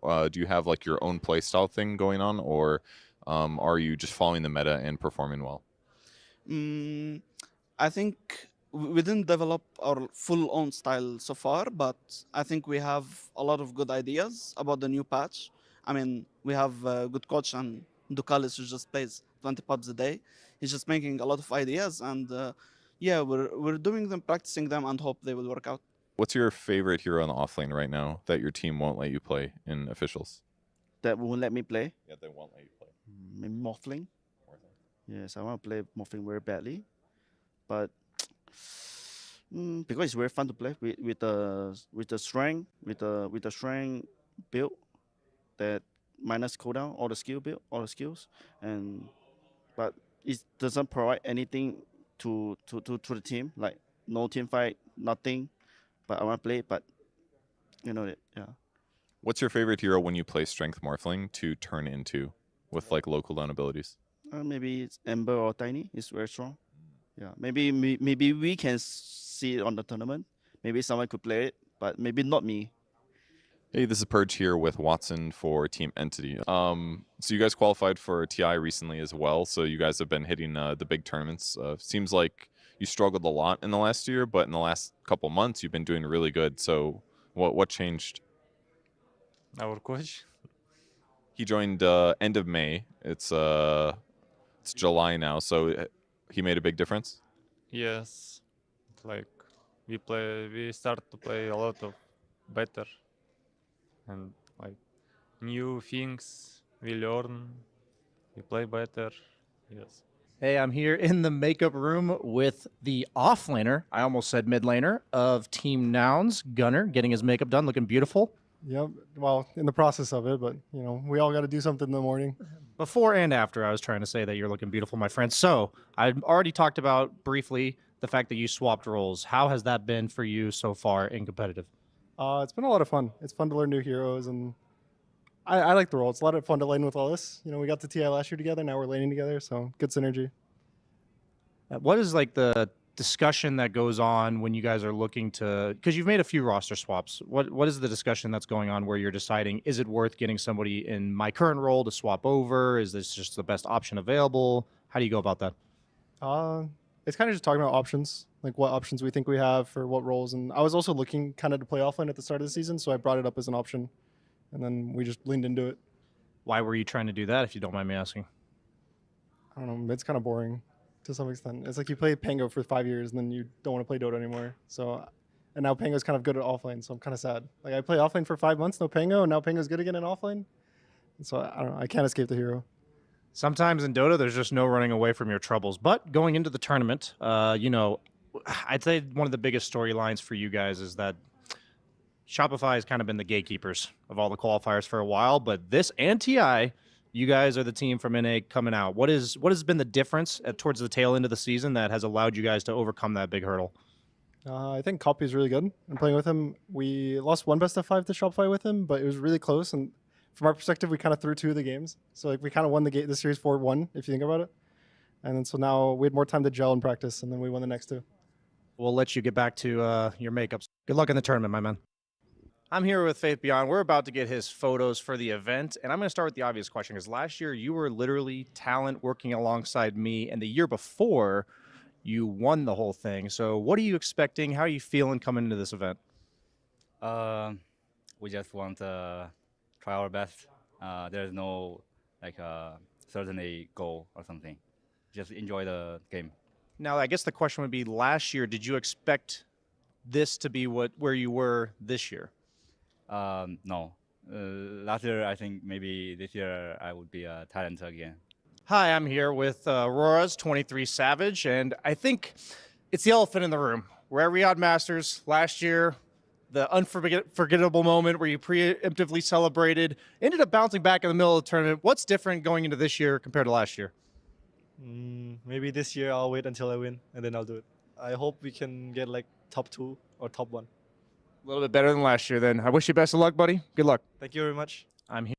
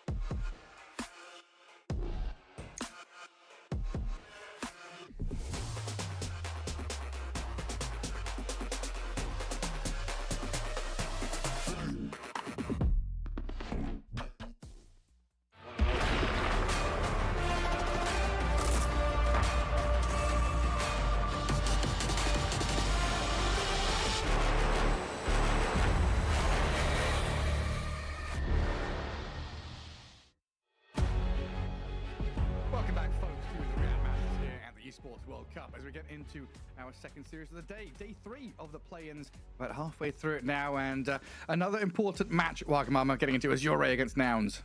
Yeah, very important here, at least for Nouns. For Azure, you know, it's important because it's the last series you're playing here at this tournament. You're sadly out, but Nouns, they still need to collect victories here. Group B is not finalized yet how things are going to shape out. We just had VP guarantee that they're going to be in the 4th and 5th, you know, head-to-head match going up. But Nouns, they're still sitting at 3 and 5, same as Mouse. And then we have Aurora sitting at 5 and 3, so we could have a tie going on. We could have a 3-way tie, I think, even, depending here on the result. Yeah, there's some interesting stuff can definitely happen. Always looking for those tiebreakers, not getting too many of them over in Group A, but potential here in Group B. Yeah, just thinking about, you know, Azure kind of flopping out in the group stage already at the end of day 2, feeling a bit sad about themselves there. Have you found yourself in this position before when you were playing professionally? Do you get into a position where, like, you're bottom of the group and what's the response? Is like, oh, we've got nothing to play for, let's just slide out of here with a bit of a whimper? Or do you try and punch back and have a bit of fun? Do you pick something a bit wacky and go for some crazy strat? There's like 2 things you can do. First of all, you can do the last thing you said with the funny, do some draft that you're like experimental on, because your opponent is still very serious, so it's a great place to practice something that you believe in. Not saying you should pick like weak, but you can try something that you otherwise were a little bit scared of picking when everything was still on the line, and see if it actually can work. yeah, exactly. I mean, stuff that, you know, players are a little bit curious about the current patch.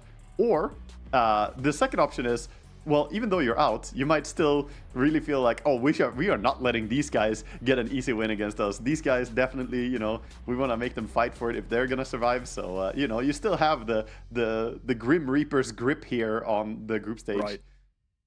Yeah, I feel like every time I've interviewed a player from the Chinese region, it's always been the same answer when I've asked them this kind of question. You know, if you're out of the groups or it's a dead rubber match, right, where there's no seeding or no lines of importance across it, the same answer is always there, whether it's Faith Bian or Tianming or Xiao 8, whoever it might be. It's like, no, we take every game seriously. It seems like it's kind of this, you know, culture ingrained into the Chinese region where it's, you know, this is still a matter of pride for us. You know, we're not going to go out with a whimper here and get 0-2. We're going to fight back.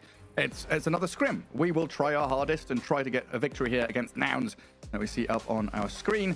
And just thinking back, again, I love these little interview snippets we're seeing from Purge, the little makeup interview with Gunnar earlier on, saying the addition of Copy, this little fella, that lad on your screen there, coming into this team has been incredible. Yeah, Copy is kind of, you know, new and rising player for them. He's taken over that mid role, and Gunnar experimenting a little bit, go to the off lane. You know, he's called New Leaf in Dota now. I guess he's referring to himself turning over a new page and going to be an off lane player for now. Funny to hear about the Pango haunting him. He's like, no, I don't want it.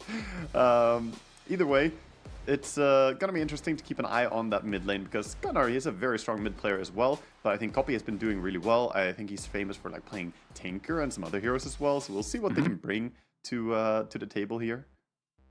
Yeah, definitely got some of those cheesy picks out there. As you're Ray, you just look at this roster, right? Ori, Bach, got Lanham as a coach and captain, FY, one of the gods of Dota. Tianming has looked incredible in the past couple of years since he's joined the top tier of Dota 2, and of course Low was right at the beginning there. You expect great things from this squad, and they have just faltered. They have not even you know, got their foot off the ground.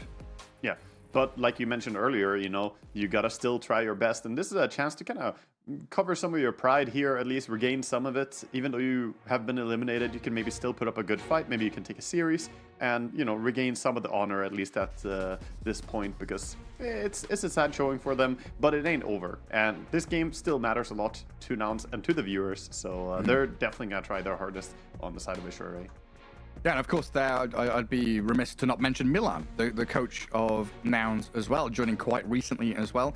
Now, I mentioned Lanem, you've got to mention the coach of the opposing team, because it has become such an important role in Dota. You know, you think back to the old days of ROTK and Xiao 8 kind of setting the mark in that regard of being the dictator. You know, you're in charge of the draft, you're the captain, you're the leader, and now we've got an entire role dedicated to that job.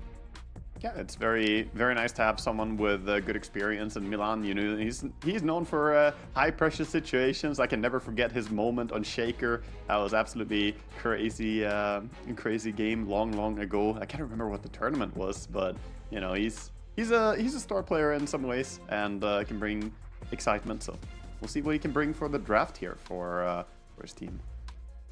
Yeah, already starting things out as we get ourselves into the draft and find out exactly what we're doing. We have a Shadow Fiend coming out first pick here for the side of Azure Ray, as the priority of the bans was Darkseer Tiny, Monkey King Hoodwink from Nouns, and Spirit Breaker, Pango, and the Weaver from Azure Ray. So Pango, not gonna haunt you anymore, Gunnar. You got it covered from Azure Ray. Already banned out. And a Beastmaster first pick. We've been talking a lot about this hero. Has been ignored a fair amount, left towards the end of the draft, picked occasionally, but Nouns really gunning for it here with an offlane Beastmaster for Gunnar, straight up, I guess. I love it. I think the hero is worth first phase picking. There are some things that you can struggle a little bit against. Stuff that can kill his boar really well usually is good. Used to be a hero that like PA was picked against because she could always punish the boar in laning stage and then just kill him quite easily as well with a good +5 support. But yeah, we'll see how he gets off to a start. The Aghanim's timing on Beastmaster is probably one of the most important item timings in the game in general.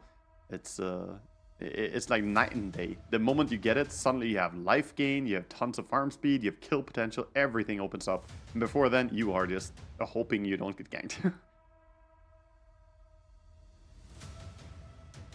The next round of bans. Let's see what we round things up with.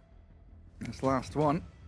Both teams picking into what looks like they could have pretty hard right click here with Beastmaster, of course, doing a lot of damage right click wise. Shadow Fiend as well. And we have a Snapfire coming in. Love that lane support for our Beastmaster. Beast Snapfire is a potent lane. Oh yeah. That's a damage, kind of long range harass if you're trying to play defensively. They can get up in your face if you're playing in the wave. It feels like no matter what kind of hero you pick there, you're going to struggle. Yeah. See, probably not going to be Fly's hero, but we saw him on the screen there for a little bit as well. See what hero he's going to end up on. If it's going to be a +5 specialty coming in. Because you also got to think, this ban on like Enigma, for instance, that could be a +5 Enigma ban. Fly is one of the players who can really bring that to the table. So even with the first phase Beastmaster, they're still banning the Enigma, saying, no. That hero is still potential for you guys. We know you don't just play it offlane. So last time Azure Ray picked the Shadow Fiend up first, they went for the little wave there from Milan. They went for the Spirit Breaker as their second pick. You know, definitely an option they would have loved to go for here, but both Spirit Breaker and Tiny are banned, so a little more challenging to get that hero they want. And I feel like Clockwork is still the guy, along with maybe, excuse me, the Tusk that we saw previously, as two of the big heroes that go along with Shadow Fiend hand in hand. You got a good read on the Clockwork in specific, man. Always when the clock is about to be picked, you see it, you know it. And yeah, you're very right. The similar heroes were already taken out, so they go for Clock and they go for a Jakiro as well. I like Jakiro into Snapfire because you get that long range disable against the Snapfire Kisses here. So same thing with a hook shot, you can maybe cancel her with that. So you have a little bit of tools to prevent Snap from doing what she wants. Because otherwise we've seen some games with tremendous impact from support Snapfire ulti. I'll tell you now, the new patch, you know, the new Cavern Crawl and the facets and stuff really has unlocked my potential. I played Warlock in 90% of my games for a year. If you look at my Dota buff, you will vomit. It's just turbo Warlock for a straight year, like not even kidding. This new patch though with the Cavern Crawl is like, oh, I'm going to play new heroes. I'm playing a bit of Tusk, a bit of Spirit Breaker, a bit of Clockwork's fun. I played a lot of Clockwork recently, so just like having a feel for where he's good, what he's up to. Super nice. As a Templar Assassin comes into play. Yeah, a hero that I always love to see, no matter how popular she is. You know, I'm honestly not that happy that she is as favored as she is right now, because I like my favorite hero, my personal hero, to be not the meta, the hero that we see all the time. It takes away from the joy of being a spammer on a hero when everyone else is also playing it.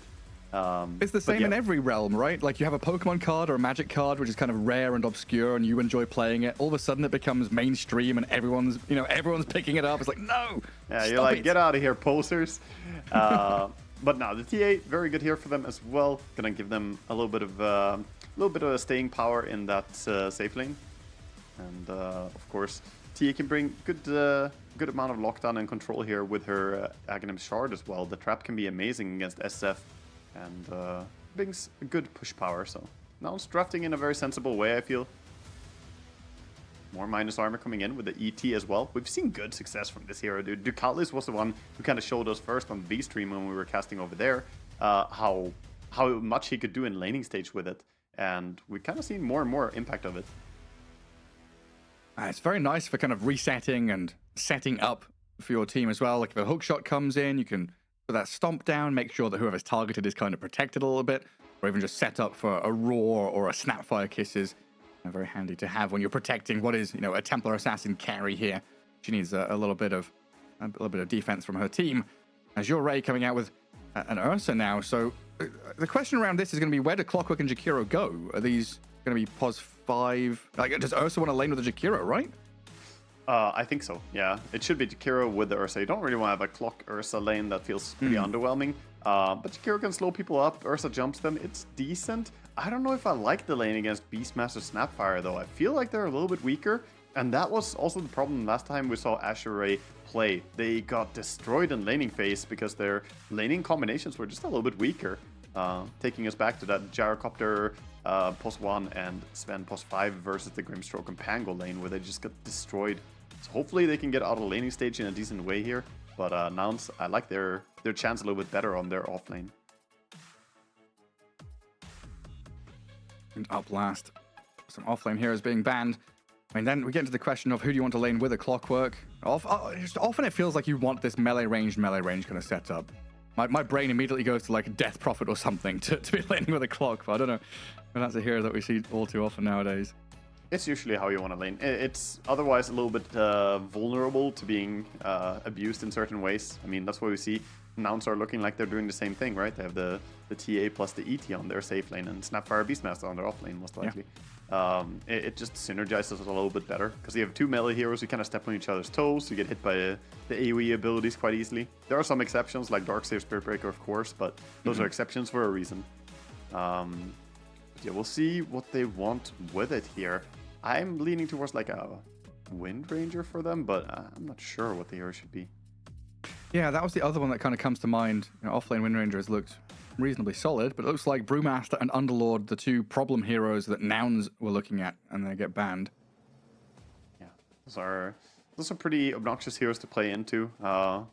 Underlord's still very good at killing off their faction charges with the Firestorm, and a little bit of roots always goes a long way when you have Ursa in your team. He can catch up to people and kill them. One of the main problems for an Ursa is getting kited, so having an offlaner that sets up for you would be nice here. And there he is. On big old Mars. So team fight looks pretty strong there from Azure Ray with Requiem, Arena, Hookshot, Macropire, tons of stuff to kind of dump in onto a target they jump. Yeah, teamfight looks good. I'm very concerned about lanes though. I feel Azure Ray with this Mars pick here put themselves in a spot where it has to be like Mars Clockwork off lane, or you put Clock with the Ursa. And either way, it feels like a concession you're making, because Mars Clock against TA is having a field day. Well, can we still put TA mid and like go for a Razor or something here? They can, but they have no reason to. They're like, she's very strong on the safe lane here against the potential off lane. But looks like they are gonna do that. They want the CK instead, so it's gonna be a mid TA here. I'm honestly not a big fan of mid TA into the SF. I feel like that matchup is very SF favored currently. But we'll see what we can pull off. Yeah, it is Copy, the young genius, the Wunderkind. Kopura, his current in-game name. Yeah, let's have a look at it and see them get ready here, head into the game. Dude, I cannot get over this silly Jakiro skin. Observer is gonna have to zoom in on that one, the older skin. Oh my god, I just tabbed into game to look at it. That's wild. I don't think I've seen that yet. I love that Ogre has a skin to look like Jakiro, and Jakiro has a skin to look a bit like Ogre, I guess. Wow, they both got two heads. That's incredible. Incredible stuff. Yeah, I'm definitely leaning towards Nouns here. Yuma on his Chaos Knight. This has been his signature hero for years and years. Forever. Since he joined. Yeah. Since he joined the Dota 2 scene. Yeah, I mean, I cast the NA DPC a lot of times, right? The amount of times that I've seen Yuma on his CK over there.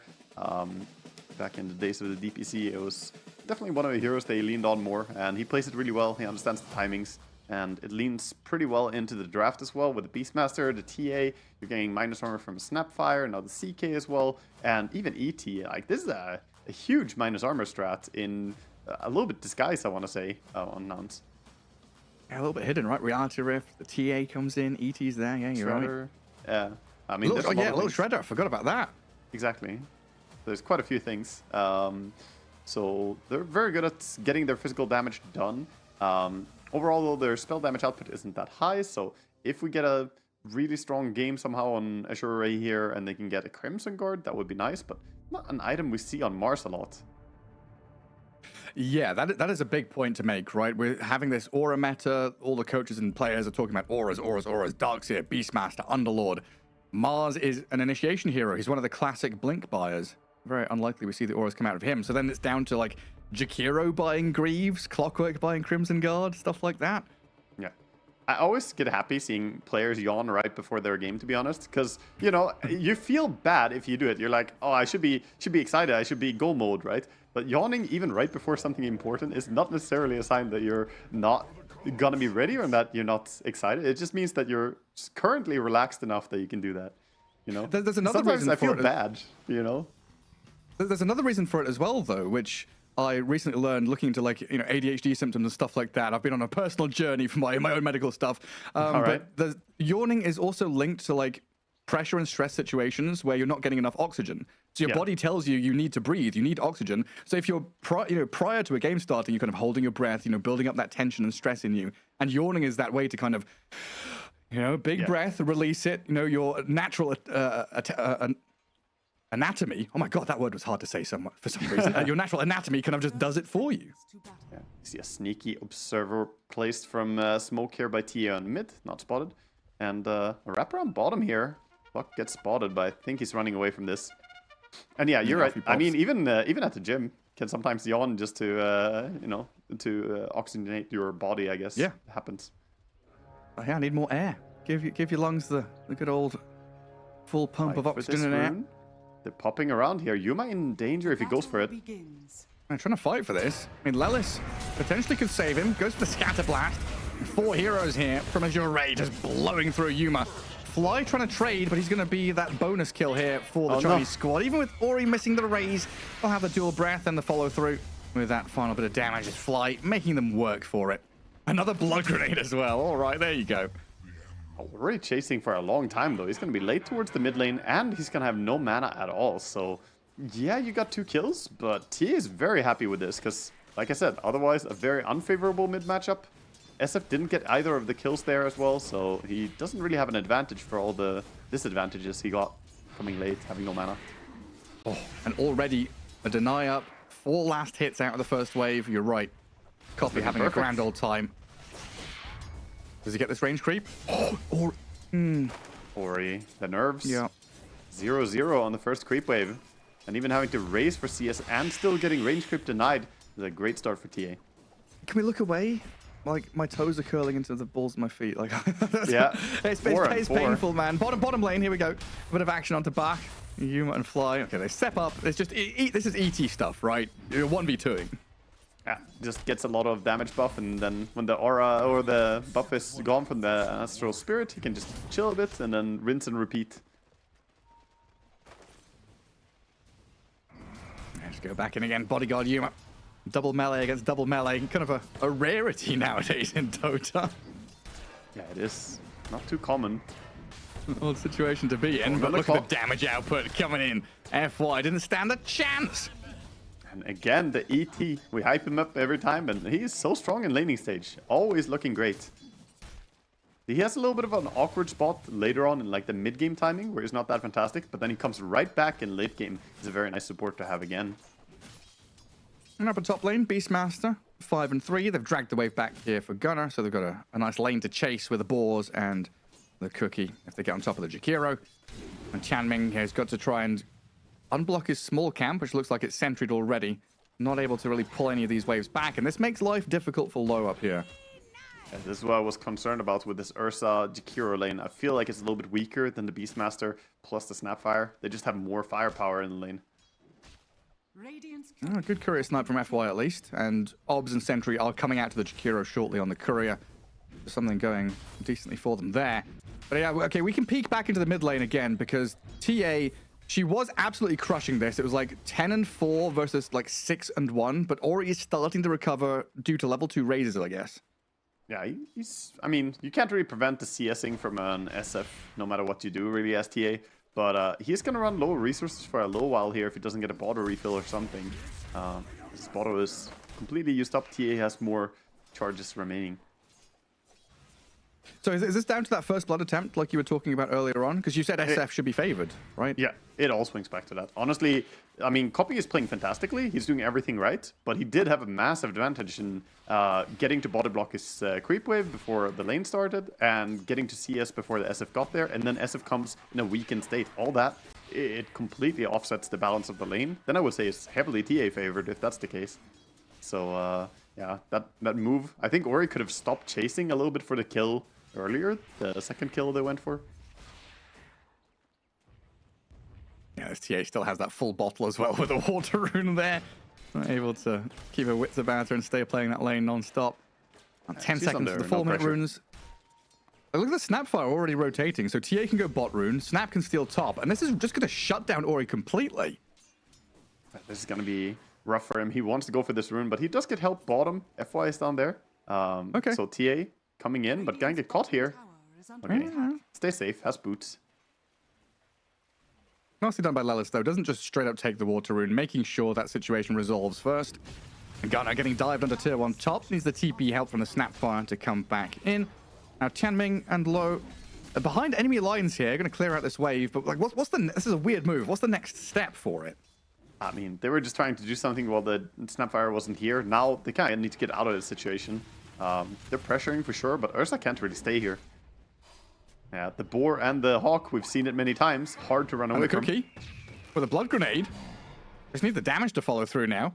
And down at bottom looks like a picture-in-picture catching the kill onto Fly, but this Ursa, the big ticket kill, just being chased down. So they went for this dive, like you say, trying to exploit that timing of the Snapfire missing. But yeah, Ursa dying there is just disastrous. What is going on with that visual on the Beastmaster there for a second? But yeah, that's a very slow rundown. Finally does go down. He's Spider-Man. He is. He's got like a little, I don't know, slingshot going on. What's happening, dude? Did you have a toy as a kid called Stretch Armstrong? Do you remember him? It? That's it. He was, I don't know if he's a wrestler or he was like an action man, but you could stretch his arms like super long, right? Go to the playground and just go from classroom to It reminds me of one classroom. of those hands, you know, the slimy hands Yes. that you could like stretch out and use to grab stuff. Yeah, you're absolutely right. Seeing like, you know, TikToks and reels of people stealing receipts from waiters and stuff like that with the sticky hands. Just grab it. Yeah. Top lane dive Fly. now. Lou in trouble again. The twin Just gate. came back. Yeah, dies, comes back, dies again. 20 seconds on the sidelines, and Tianming in some serious trouble as well. Nouns already starting to run away with this one. Now the draft. This is exactly the problem that I was talking about. I don't see how they're going to survive that safe lane. In the draft, it just feels like this is reminiscent of what we saw before from them. Lou not having a laning stage, can't really do much. His CS isn't that bad. Maybe I'm making it sound too doom and gloom here, but he is going to have to run all the way from base now to get out of lane. So only level 3. This doesn't feel good for him as Beastmaster is about to hit level 5. And it's not as if the lane got any better either. He's going to run back to lane. Probably thinks about, you know, farming a jungle camp on his way there or something. Just have a bit of a morale boost, you know? You have those moments where, you know, Liverpool and Man United, they go off to play against some 12-year-olds before their season starts. Low's Ursa is going into the jungle. It's like, I don't want to go play in this lane anymore. FY and Tianming, a bit of pressure onto Gunnar. Oh, wow. And they do trap him in the kill off cogs. Gunnar. Yeah, looks like they've got the takedown, and Low is actually handed a kill on a silver platter. That's when you gotta thank your supports. They really served that one to him. Clockwork trying to go for the Wisdom Rune here. This can get contested by both the supports coming in of Nouns. Again, Trying to the guard it hero with and what Clock they've got. combo though. Can they do it? I mean, FY just steps up, walks forward, doesn't grab it. Fly better than FY apparently in the clicking battle. And gets Cookied across to the Clockwork. That's a lot of damage from the battery assault. And trading blows, but in a 1v2, not an honorable fight here. Lelis This is awkward and though. Fly Killing him? inside the trees. I'm gonna get the kill eventually, surely. Tianming in the meantime has died to Yuma. As FY really makes them He's still work alive, for this. dude. The cogs push back. They're juking around. The cookie forward, though. There we go. Secures it now. You gotta call that space. That was half a minute of 1v2ing there after the rune. So, pretty good stuff for him. SF is hanging around bottom, looking for the CK. Wants to try and get a pick off on him, but meanwhile, TA is getting quite a good amount of farm in jungle herself. Yeah, it felt like Ori was expecting the twin gate play from Yuma there, but Chaos Knight just goes back deeper into the jungle. TA farming jungle as well, so quite some acceleration from Nouns here, able to take down stacks, build themselves up. While Azure Ray, trying to pressure the bottom tier 1. Not sure if they can defend top tower. Yeah, it looks a bit harder to defend that. It is still pretty healthy though, and all of Nouns kind of playing it safe up here. So maybe they can both take a tower and get back and defend. This is big for Azure Ray if they can. Looks like they will be able to. Yeah, Nouns are just losing a bit of tempo here. Oh, seems like they've got the time. And Nouns seems like a conscious effort here just to make sure the CK and the TA do get to farm the jungle a bit. So it's a lot of posturing top, making some noise here. The downside of the 2 heroes together, they're a little bit greedy in the early game. TA, not really a mid hero who makes the most rotations. She's out farming this stuff, but this Beastmaster dude. Like, I just keep expecting him to, like spring back. Imagine he just get pulled like the bungee cord. It's just gonna bounce all the way back to whatever he's connected to. You know what's really funny is that it's different for different spectators. I'm watching it through the live feed for the viewers, and for me it looks different. He's getting pulled a different direction, so he's actually slingshotted in different directions on different streams. Incredible. It's just a funny little visual bug. He's got a funny hat on. That's the problem. A funny little sticky hat. Some good recovery, right? The first 6 minutes definitely look doom and gloom for Azure Ray, but they're slightly ahead in terms of net worth. Bark is here, halfway through level 7. Blink Dagger queued up after, of course, his double brace of Soul Ring, so he's got staying power in the lane to just keep on farming. And now, yeah, I think you're right, kind of giving up a little bit of that momentum as they start to storm away with things. They never made the rotation with TA yet. Like, with 10 minutes in, all she's done is sitting mid and farming for now. Would almost have expected one move towards top to take that tower. When you have a Beastmaster, imagine that they would have pushed, but they're respecting Azure Ray's team fight. We've got a bottom rune. Yeah, well, this gets the haste. Yeah, speedy little frog. It looks disturbing with a haste rune. Oh my god, please never take haste again on Snapfire. Was it like flopping around everywhere? Oh my god. Look at those arms, man. It's walking on its back legs, dude. I'm uncomfortable with it. It's pretending to be humanoid. It doesn't look like it's walking. It looks like it's swimming in the air. It's kind of like paddling with its feet. Oh, Beastmaster has stuck himself to some ancients. Go over and farm those with the axes. Yeah, he's gonna sit there for a while. 7. He needs 2,000 golds for his Aghanim Scepter, so that's a way to go. Meanwhile, we have Armlet complete on the CK, of course, so he's got his item. Dragonlance on the TA, building towards the Death Zone next. So not going Blink, not going for any tempo play here. SF going for a Kaya first, so Kaya Yasha coming in. It's a disgusting timing from Nouns, though, right? Like, they're going to hit that timing a little bit faster. This Armlet, Aghanim Scepter, Deso. We'd still need a fair amount of time for Blink on the Mars. And correct me if I'm wrong, but Shadow Fiend nowadays feels much more of a, 3 or 4 item hero than a straight up just, I'm going to get Blink BKB. A little bit, yeah. I mean, then again, I think Blink Kayayasha is similar threat level to a Blink BKB. Because it's very hard to fight against before you have really good stuff against it. Problem is here, though, for him, that Yuma is going to go for that standard build as well. After Armlet, it's Orchid on the CK. And Orchid, great against SFs who don't want to go for the BKB early on. Don't go for that Manta style, because wanting the Kayayasha. No, this Orchid Armlet build is so exploitative. If you're able to position yourself in aggressive farming positions where you can also get solo kills, CK just shreds through people. You want to steal here. A hook shot. FY. In there we go. The Kisser is trying to give a bit of covering fire, but Fly is dead, and the Arena onto Gunner, forcing the Roar kind of defensively onto the Ursa. He's going to get munched on by the Teddy Bear. 2 down for the 1 in exchange. Yuma joins the fray, tries to go in onto Mars, but realizes that's not really a fight that they can take. Yeah, all the Ancients being cleared up here by Dire. TA can trap the SF, but not really enough for anyone to catch up to him. That was a pretty good move for Azure Ray, getting a nice arena there. That catch on the Beastmaster was big, and getting more momentum for this Ursa, who had a pretty bad time early on, is actually now sitting at just 200 gold to his Battlefield. As I say that, he's completely dead. Oh my god. That damage out of the CK. You gotta be wary when you're a caster. You start speaking well of someone, they immediately die. It's like, it's a crazy power. It's inevitable. FY trapping Copy in the cogs with a Requiem and an arena, a spear back into the tier 1 tower here. Dear God. Beautiful kill on the TA. He got pinball machined there for a little bit into finally getting a ride all the way to a tier 1 tower. Not really what you want as a TA. This is that proper fight back. And good move, the high ground ward spots everything. The arena has nice protective coverage there. So the CK, look at CK, just like let me play some Dota 2. Yeah, he wants to do something. Yeah, can't help his buddy. They were a little bit too disjointed there on the side of Nouns. Like TA was on the other side, CK was on low ground. If they were just grouped up together, they could maybe have killed someone. But they did a good job splitting them there with Azure Ray, the arena in particular. Dire's top tower is under attack. Versus the full Battle Fury coming out, he's gonna go over and stack these Ancients one more time, and also get ready to pick up the Wisdom Rune. Has TA always been left-handed? Yes. Oh, hang on. Bottom lane. I mean, FY. Well, he's gone in, now he's going out. Never mind. You mean the attacks? Yeah, I was watching her, and I don't know, for some reason it was weird for me to see her shooting projectiles out of her left side. Or is it dependent on the angle of attacking? She can shoot it with both. It's either side. So okay. she's dual wielding, and like a proper dual wielder, she can utilize both her hands.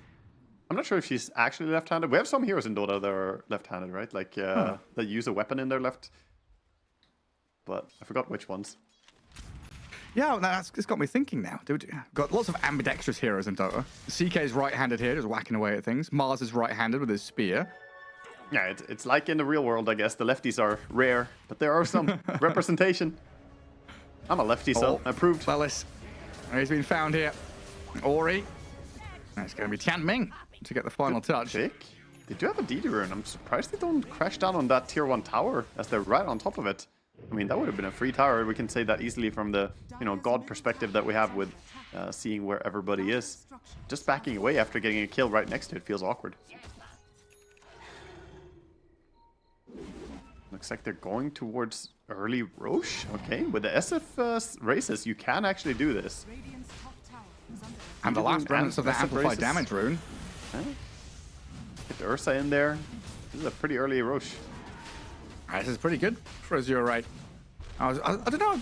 Maybe it's just because of their positioning in the table that I felt very negatively about the way things have been going for them. But they're pulling out all the stops here. Low has a poor laning stage, but he's come back pretty strong. Yeah, very fast. Roshan timing there. Much faster than average. Not a record quite. Snipe onto FY there. A quick little kill for Nouns. Orchid reveal for the CK as well, getting his first kill involvement, and they're going around. They want to play on the number advantage here. Come in behind Tian Ming. Cookie forward, killed Jakiro off immediately, and the kisses in towards the SF. Look at how quickly he just disappears. Ursa also being tagged up. The kisses and the control. Yua does get turned on.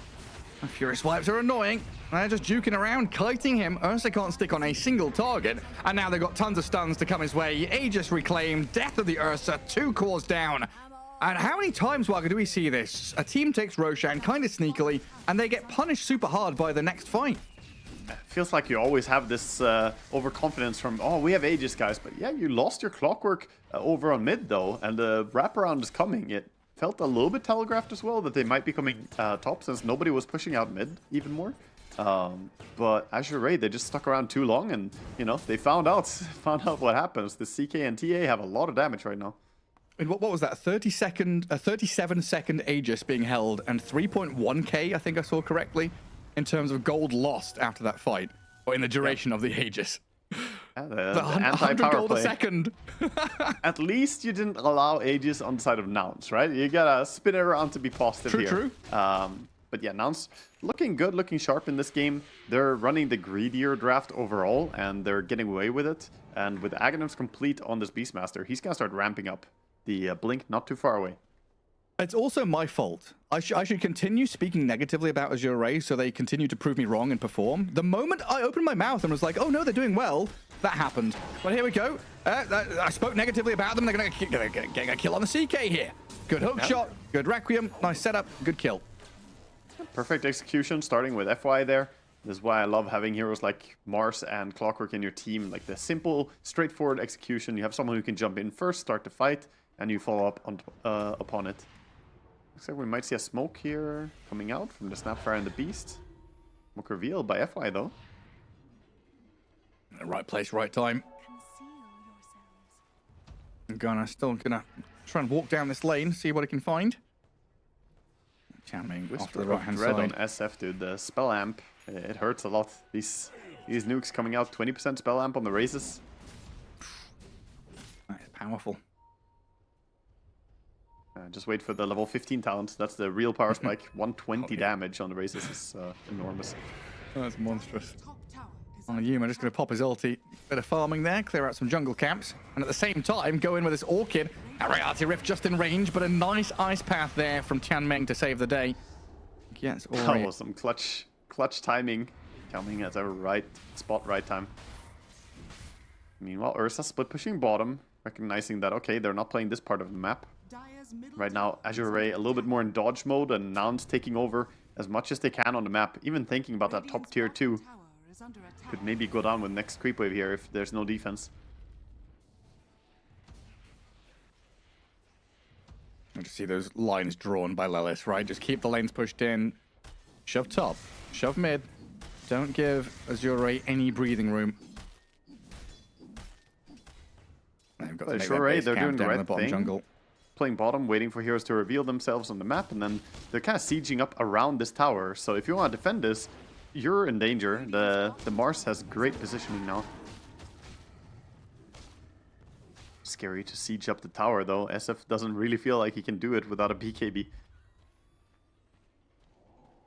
I'm going for the push. A winding smoke. So this is kind of like Low shows himself bottom. Hey, I'm an Ursa. I have 5 people behind me, surely. And Copy, realizing he's got to try. Oh, yeah, he does. You're right. Blinks away from it. Out of the arena, off he pops. Fly, gonna get raised down by Ori. Buck helping out, but now the rest of Nouns, they can come in. Hook shot is there. Copy caught in the cogs. FY trying to do his best to deal with his TA. Copy getting a bit of space, and the spear misses. Copy, he's so speedy, running around, turns and kills off Low. Now the Shadow Fiend in serious trouble. Ori's gone. Yuma and Copy still alive to bring down the Mars. Oh my goodness. Azure Ray just get absolutely handled.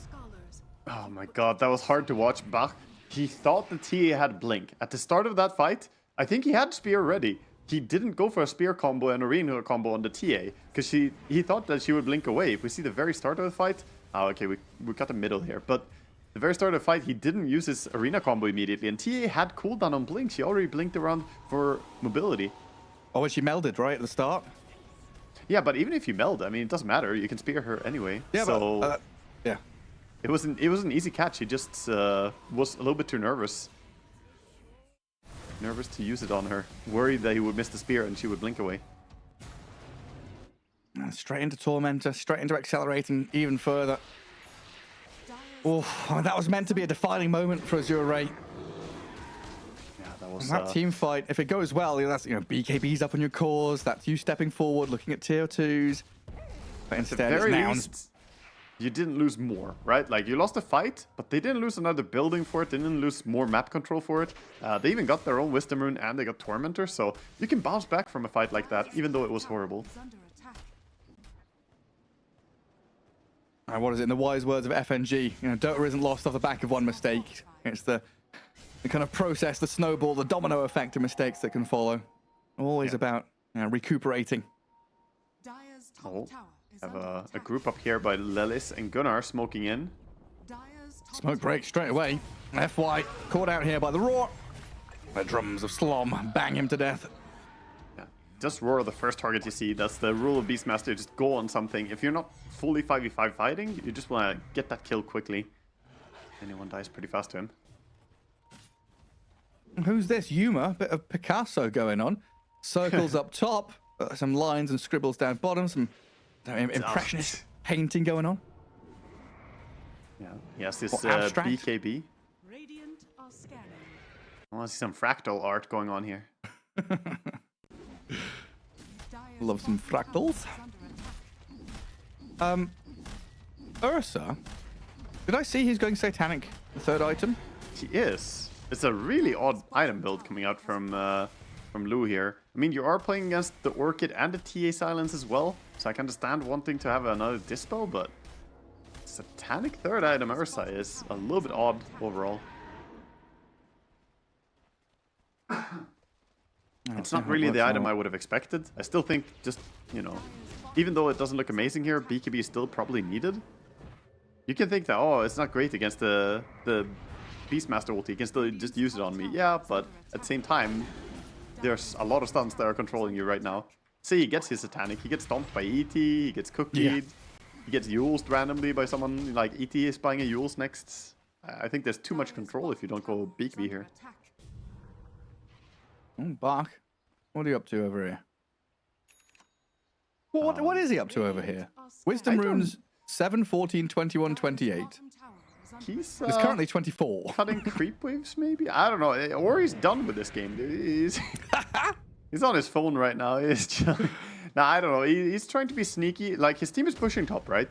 So he's setting up behind here. He took the Watcher, holding the area. I'm not really sure. I feel like he's disjointed from his own team, but maybe he's gonna farm over here. Feels like this is the safest part of the map. Oh, he's got body block the Ancients. Blocking the Ancients? I mean, okay, I don't think that was intentional even, because he kind of could farm it if he just sits here. Cut the next wave, probably. Yeah, and then quick TP out. Gonna leave this area right now. Join his team for bottom, as Roche could be spawning at any moment. And Azure Ray, they want to be there. And so does Nouns, they're running. Yeah, 4 members smoked up. Gunnar can join them. Blink Dagger on Yuma now. This is, I love to see this. Blink CK, so valuable. Let's see what he can do here. Yeah, we had the same conversation about Hector, K1, his CK, not going for that blink. And here, Yuma just able to jump onto people if they find them. But Azure Ray relinquished control of the bottom right-hand corner. That's about to crack the 25th minute. So through the twin gate we go and back up to the top left corner as Lowe's Ursa not going to get scouted just yet. TA spot that? Saw the skeletons dying? I think they saw him, yeah. I mean, they saw at least the aftermath of farming there as ET walked in. So they're holding position right now. Looks like Azure Ray are just trying to get whatever farm they can right now. The Clockwork farming aggressively down enemy jungle. SF also over in Vinland getting some farm.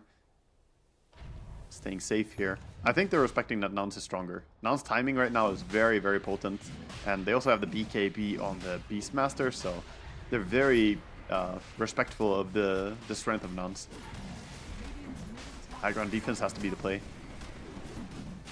And also the timing is coming in here. They have Shadow Fiend Aghanims is complete. So the high ground defense, if he does get a big ulti with that, could be really strong. Aegis power play. We've seen Ori do the long range ultis, by the way, so far this game, just trying to fear people. But I would really like to see him manage to get a little bit closer for more damage in the next fight. Can't just rely on it for fearing opponents, because Ursa can't kill everyone alone.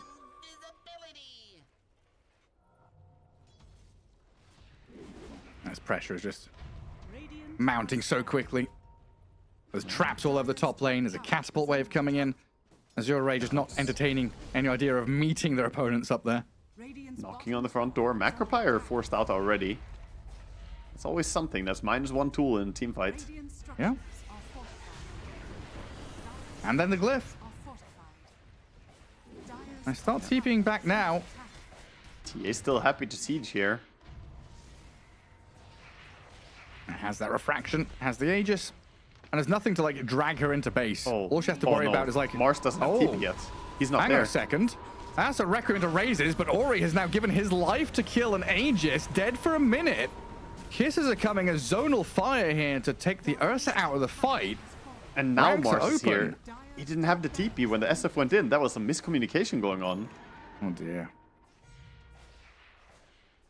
Yeah, I mean, with no SF now for 35 seconds, You're maybe look at copy as... Yeah. Well, we can spear him back, maybe? Spear no him into an Aegis, ice but path.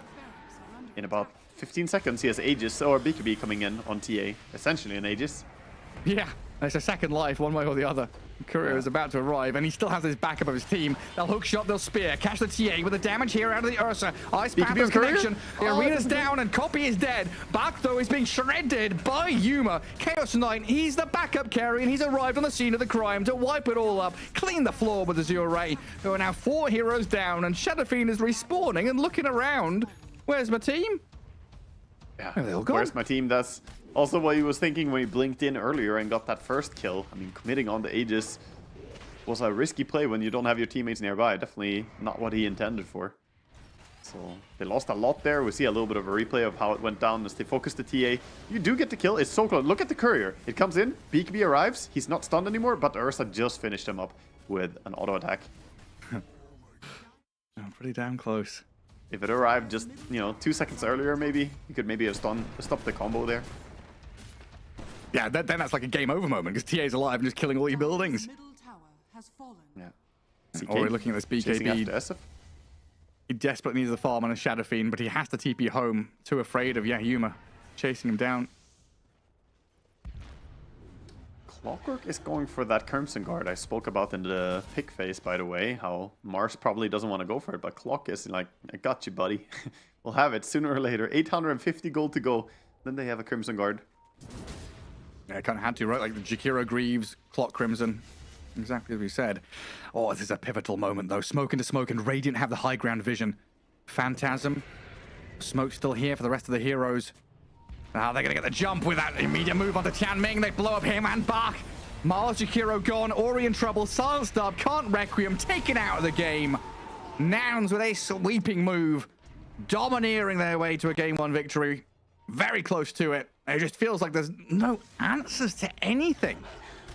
Very good read there by Nouns. They knew exactly where the move was coming, and Kopira just stood his ground there, auto-attacked immediately when he broke smoke, so he silenced the Mars, auto-attacked him. He couldn't really do much. He could BKB, but, that doesn't really help you. You're still stuck in a bad spot. Can't blink.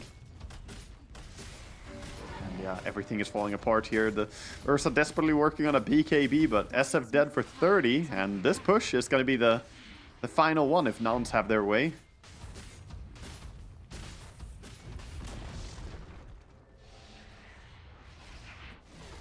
Radiant's top tower has fallen.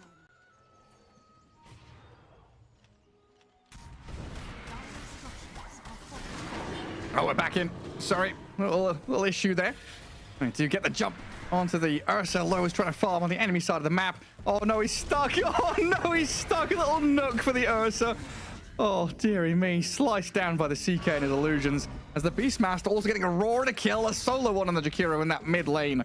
Gunnar comes in, slays the Beast. Now 2 heroes dead for the better part of a minute. It's time to run down mid, get some more tier 3s in melee barracks.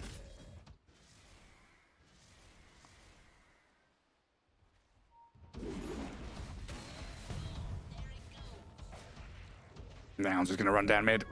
Copy and Gunnar here. Oh, I can hear you again. Fantastic. We're back. There we go. I got back in a little bit faster than you. Watch the Ursa dying.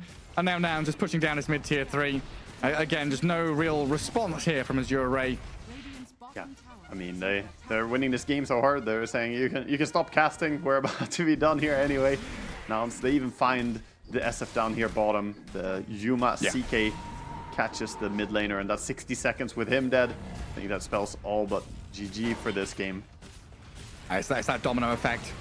One failure leads to another, and just really Azure Ray out of breath.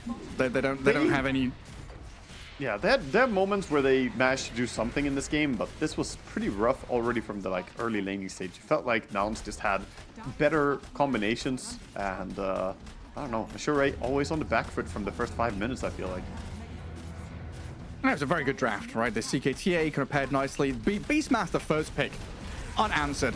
Right now, he's getting gone on by, 4 heroes? Doesn't give a freaking damn about anything. BKB's up, runs through the arena. GG's called. Nouns just cruise to victory in game 1. First one down. Important games, like we mentioned before. The series started here for Nouns. They want to get a clean 2-0 here. So they're 1 down already. Puts them at 4 points so far. If they get one more win, then they will, you know, be in an ideal spot here. 5 for 5, best that they could hope for. And then potential tiebreaker for them as well. I think it's definitely get super interesting. I love just going to Liquipedia and seeing the little thing coloured in, knowing exactly what's going on. You got 5 teams already through, 2 teams in that 4th and 5th slot.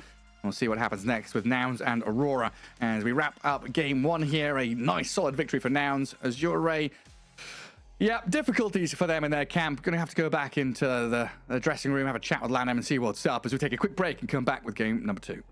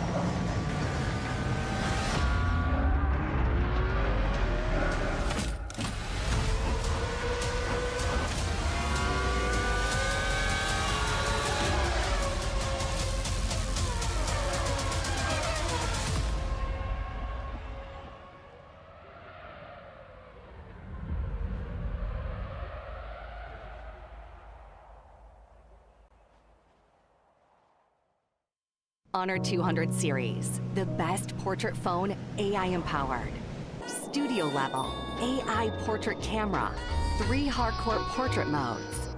Color, vibrant and classic to capture portraits that truly stand out. AI empowered magic portal.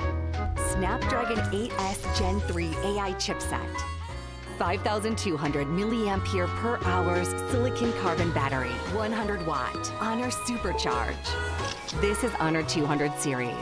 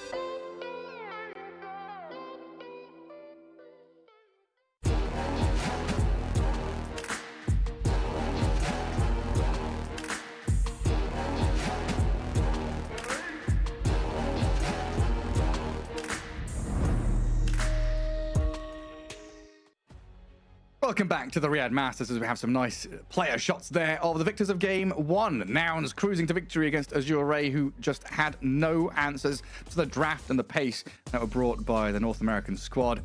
And it looks pretty doom and gloom for Azure Ray now. Nouns, though, potential for them. Yeah. I mean, Nouns, they're still fighting here. They could get tiebreaker. I find it funny you say like the North American squad is like Gunner only. They have such an international squad nowadays. Well, Fly's Canadian. Yeah, true. They got players from all over the place.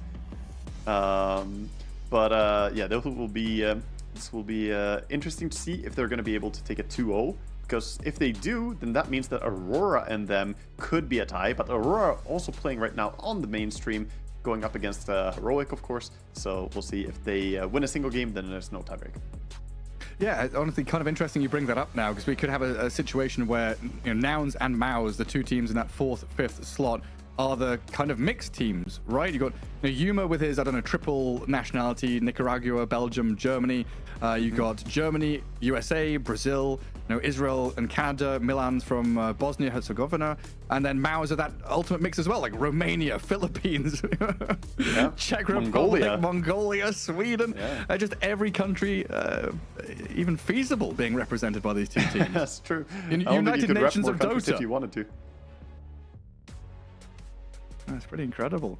But yeah, this second game important for Nouns, and it's kind of felt like beating a dead horse, honestly. Azure Ray Take them out back. Take them out behind the barn, dude. It's over. It's over for Azure Ray.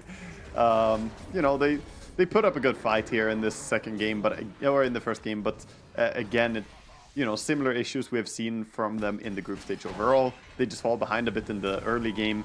I think that first blood move really set back the mid lane, so you didn't have the outcome you wanted with the SF winning against TA. Instead, TA came out ahead in that matchup. There's a lot of things you can go back to in this game, but ultimately, I just think that there was more confidence in Nouns from the laning stage and from the get-go.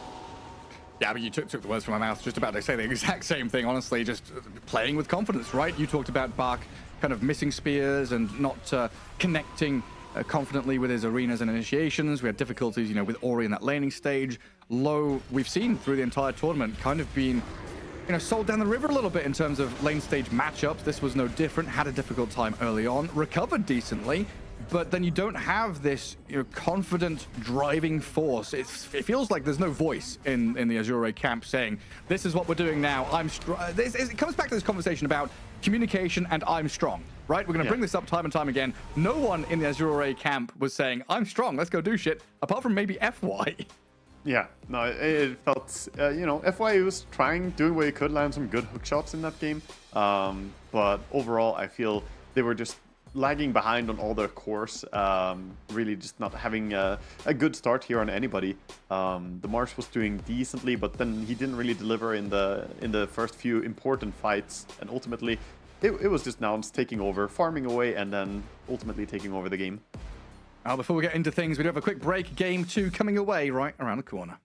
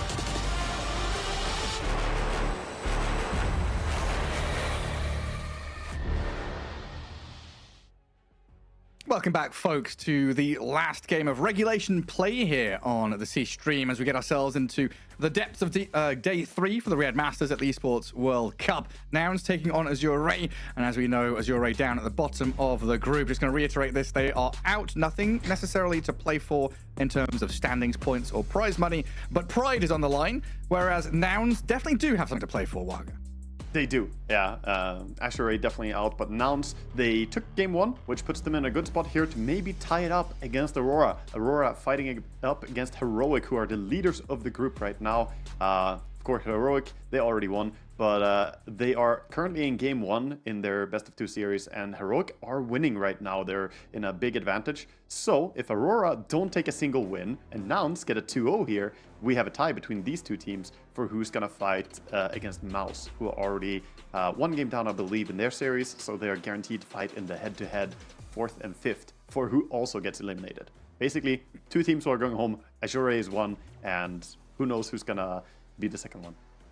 Yeah, who knows indeed. Definitely gets Could be any into of the 3, right? a sticky, yeah, and any of the 3 sticky spot down there as things get super tight. But again, you know, everything relying on other results. Like you say, if Aurora get a single victory, they are out. They're free. Sorry, out as in out of the danger zone. They are free and through into the green zone, the happy times up in the top 3. And then it will be guaranteed Mouse versus Nouns in that 4th, 5th decider slot to give that additional chance to get through to the main group stage of the Riyadh Masters.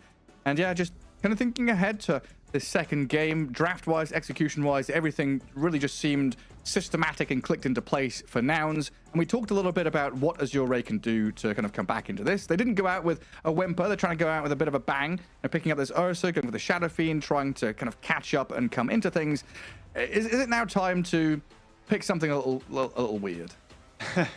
I mean, I wish so. I want them to see them do something, you know, more experimental, do something different. Maybe, you know, pull out a Clinks like we saw earlier coming out from Beast Coast. Maybe we could see some interesting pick. But yeah, Azure Ray, right now it feels a little bit like you said, beating a dead horse. They're just not really up to snuff here compared to these other teams. They're all delivering a little bit better. So it's tough for them. Game 2 is still around. This is their final chance to pull out a single win here, or it's going to be a shameful record of 0 wins in the group stage here for them. Yeah, it's not a good look when you go 0-10 as such a star-studded roster, falling out of the group at one of the biggest events, biggest prize pool of the year in terms of Dota 2. It's a rough one. Honestly, I'd love to see Azure Ray pick out the Warlock. They've taken it once, I think, this tournament so far. Obviously, they haven't won any games, but Warlock's one of my favorite heroes. Just put them in the soup. You know, let's have a soup strat. Let's have, you know, Warlock with Upheaval, have a Supernova, an Undying Tombstone. Just put a load of shit on the floor that your enemies have to deal with. Make a bit of chaos and some FPS drops to go along with it. Yeah, I saw a First Blood once, which was pretty funny. The 2 teams connecting to each other, where there was a CM, a Warlock, and a Murata, and they all put down stuff. The CM used Crystal Nova to hold people in place. Upheaval held them even more, and then Murata, that calling, every time he got a kill, it extended as well. It ended up with everybody dying inside it. That was a pretty crazy thing to see. The ultimate soup, and we'll see what kind of soup they can cook up in the next game, as we you know, are expecting the drafts to be a pretty important part. I feel like it's been true for every single series that we watched. Draft, you can get things wrong. If you get a little bit of an edge in the draft, that usually means a big advantage in the early game. Yeah, so thinking about that, ban-wise in that first phase, Spirit Breaker, Pango, and the Weaver were the first couple of bans, along with Darkseer, Tiny, Monkey King, and Hoodwink. Do you think any of them are unworthy of being first phase bans? Like, does Shadow Fiend go back up there? Nouns seem comfortable playing against SF. And actually, I guess we should preface this with pick priority and who has what, right?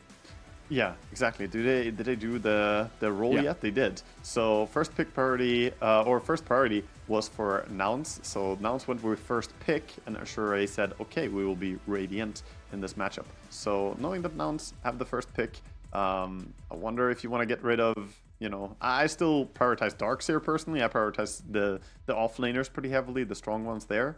The SF, we've seen teams deal with it now in 2 different ways here, but I don't know if it was so much Nouns dealing with the SF, or more so he dealt with himself coming to a lane with no resources in last game. Self-inflicted injuries. Yeah, it's like, I mean, we got first blood, we got some kills, we got bounty runes, but then no mana SF going into lane against a stacked up T8. It felt pretty rough. Yeah, it's also that body block. Like, some heroes on mid lane care a lot about getting their own high ground, sit on their own high ground and get an advantageous place to fight, especially SF. You want the opponent to walk close to your tower so you can slow them down, run them down. He doesn't want to be, fighting in a bad position. So everything matters a lot, these small details. Even if you think that, oh, we got first bloods, we're doing so great, guys, but then immediately get punished for it. But yeah, I don't know. I think I like what Nantes were doing in the previous game. They prioritized the Beastmaster a lot, higher than some of the other teams that we've seen, which I think is smart. That hero has been, looking outstanding every game. Yeah, and they're also not afraid. That was the first time we've cast Nouns so far in this tournament. So just looking back, previous games, previous drafts and stuff like that, it seems like they're not afraid when they're given the chance to have, Monkey King and Hoodwink. Just grab those in the first phase. Give Lelis Hoodwink, carry Monkey King, or a mid Monkey King even, depending on the matchup as well. Not afraid to grab some of these very high priority ban heroes that aren't necessarily straight up picked immediately. Yeah, definitely. I mean, Monkey King has been banned so much, and I think teams should be happy to take it if they are given a chance. As we are going to head into the game here, the teams are getting into the draft. We can see the players here getting themselves ready. It's nice to see a little bit of smiles here, actually, on the side of Azure, even though most of them are probably feeling pretty hopeless at this situation.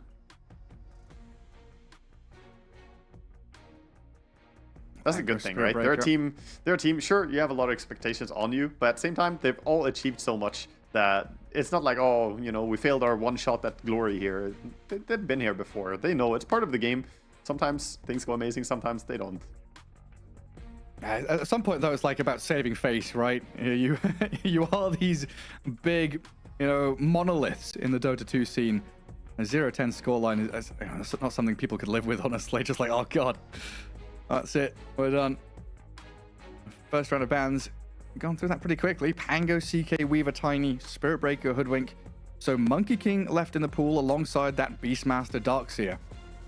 Yeah, and Monkey King will immediately get picked up, as we have seen from Nouns before. If it's let through, they happily take it. But Azure, they looked ready for that, because they insta-snap pick the Phoenix here, which is a good hero against the Monkey King. You get the attack slow, so it should be a understood pick order here for Azure.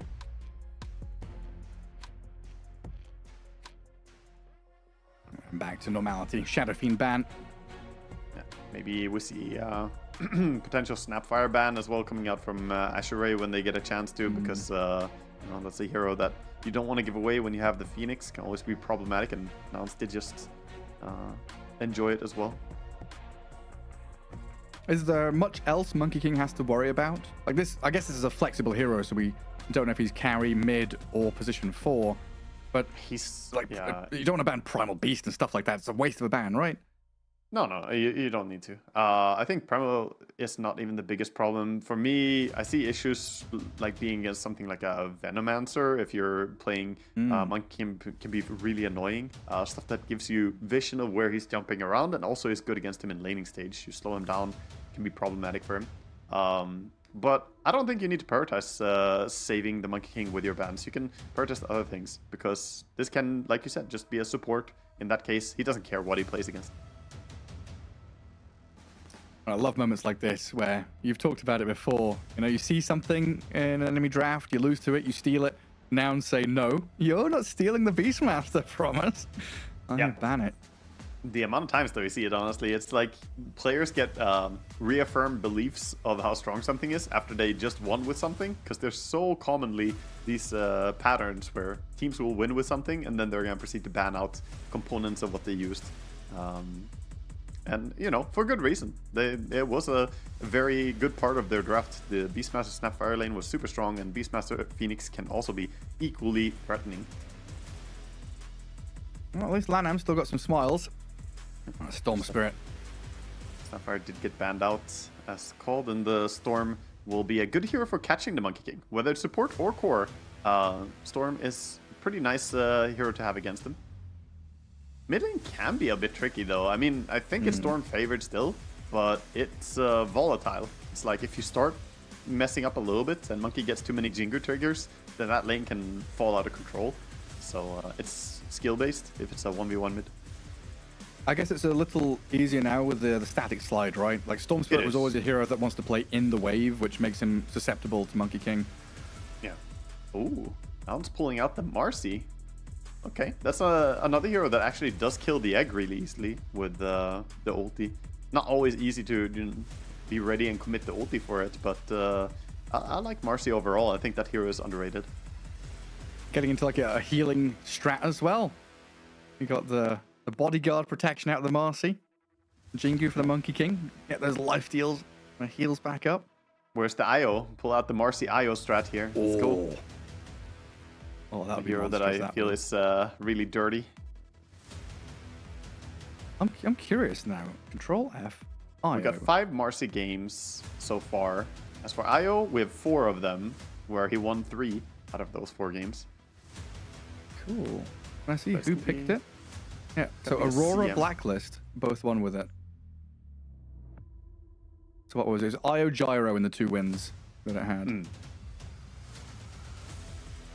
Yeah, Oh, I think there was Wikipedia stat section, so useful. There were 2 games with both IO and Marcy, but in both those there was also the Murta from G2IG. So I think it was more IO Murta combo and then support Marcy, right? In the games they ran it. Either way, back into our own game. CM adds a little bit of mana for them, a little bit of control as well. And Frostbite, pretty good spell to have against the Storm Spirit, since it's such fast lockdown. Speaking of fast lockdown, Rubik. If you ever steal Frostbite as Rubik, you feel so good. It is a devastating spell to have. Infinitely encased in the frozen frost. It's not a good feeling to play against. He has so long cast range on it as well, so you can really struggle to get to him. Yeah, you got to go and talk to Jabba the Hutt to get released. Encased in ice. In carbon. What was it called? Like, was it not vibraniums from Wakanda? What was the stuff that Han Solo? I'm just going to Google carbon? a bunch of stuff now. Carbon copied. Was it just carbon? Was it carbonite? Carbonite. Trapped in the carbonite. Oh, Mr. Darkseer's come out. Got some nice vacuum into Wukongs. A fair amount of damage from all of these heroes. I am always a fan of seeing Darkseer combos well with a lot of the AoE stuff that they have already. Azure Ray, though, got a pretty big amount of teamfight ultis here with the Brewmaster able to lift. He can protect the Phoenix from someone else killing the egg. So this shields a little bit into the Phoenix. Two of them work well together. Still don't see that tremendous amount of burst damage on the side of Azure Ray, though. Like, Nouns have much faster damage output. Monkey King and Marcy in particular. And then 2 kind of enabling heroes as well with the Maiden and the Darkseer.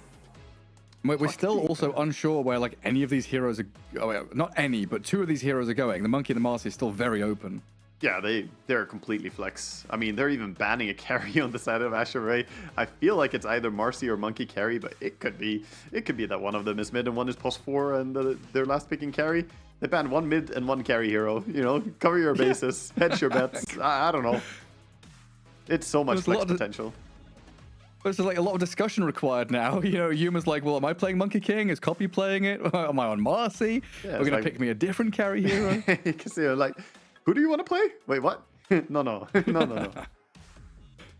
then on the other side, we are looking for a low hero. It is a carry hero. We have Rubik Brew, we have Storm mid, and we have Phoenix +1. So probably a melee hero. Ban out the Troll. There's already CK Lifestealer gone. Who else is out there? What has Low been playing? No, he's been playing the Ursa, but, you know, and he played the Gyrocopter before, which is something we could see him go back for again. Does look a little bit like it's going to head that direction, but I'm not sure. I personally advocate for Sven again here.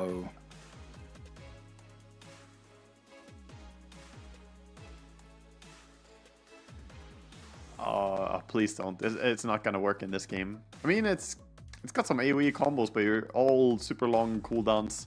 Yeah. And again, not the best spells to dump into it. But I'm not advocating for it. I'm not saying it's good. I understand. You're worried about it. Yep. Okay, now they have locked in. It's a Huskar. The dirtiness. This is their last game at the event. You can't do them like this. A Huskar pick. Oh, dear me. Yeah, FY. That wasn't a smile of joy. That was, okay, they fucking got us. Right, Yeah, Storm safe lane. and Sniper mid. I mean, Huskar is a very good pick here, actually. The silence is great against the Storm, and it's a very nasty lane matchup. So, yeah, this is a tricky one. I think they got him good with the Huskar pick. Yeah, at least you have 2 minutes here to really just like sit and think. Like, there's nothing we can really do in terms of lane swaps. Everything is kind of locked in place right now. Carry Storm, Storm's let's go. Yeah, I'm with you. Yeah. Swap it up. I mean, it was a thing back. I don't know if you remember, but it was. I'm talking like 4 or 5, maybe even longer ago. In China, there was a period where Storm, I guess across the world as well, it was like Storm and Queen of Pain were both being safe lane heroes. But I guess that was back when Sol Ring turned into Bloodstone, and it was okay to be a side lane Storm. These smiles are giving me the feeling like there's memes coming out here. Or something. Oh, yeah. Yeah. Ancient Apparition mid? AA carry? Go for it, go for it, go for it. I'm so down with them doing something strange here, you know, you might as well. You're getting Huskar picks when you're 0 and 9 in the group stage. Does PA still have a break? Oh, never mind, it's a Wind Ranger. Okay. It's still going to be Carry Wind. And Carry Wind is good against Huskar, don't get me wrong, but that means Ori is still going to have to deal with that mid lane. At least, as long as he doesn't show up with like 0 mana to the laning stage. Good smiles there, like, yep.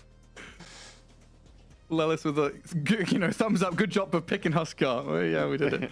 It was the right choice. We'll see how this works. You know, there's potential here for Azure Ray. You know, we're having a bit of a giggle with this Huskar last pick. We've talked about it a fair amount through the group stage as that potential cheese hasn't really been in the meta, hasn't really been seen. But we'll get the first real viewing of it here as he'll be up against the Storm Spirit mid. But like team fight for Azure Ray is pretty freaking solid. It is. They have great potential when all their ultis are available. They have good 5-man, and the Wind Ranger does mean that they have a more active carry and a super strong laning carry, which, honestly, I wish that they would have picked more throughout this group stage, because Lu has been having such a hard time on a lot of these safe lanes. I just feel like the safe lane has been the weakest component for Azure Ray. So getting something that survives a little bit more, and Wind stands really, really well against Darkseer. So we'll see what kind of a start they can get off to, and with a little bit of item timings, they could potentially, you know, deal with the threat of the Huskar here. So Huskar was played once before, huh?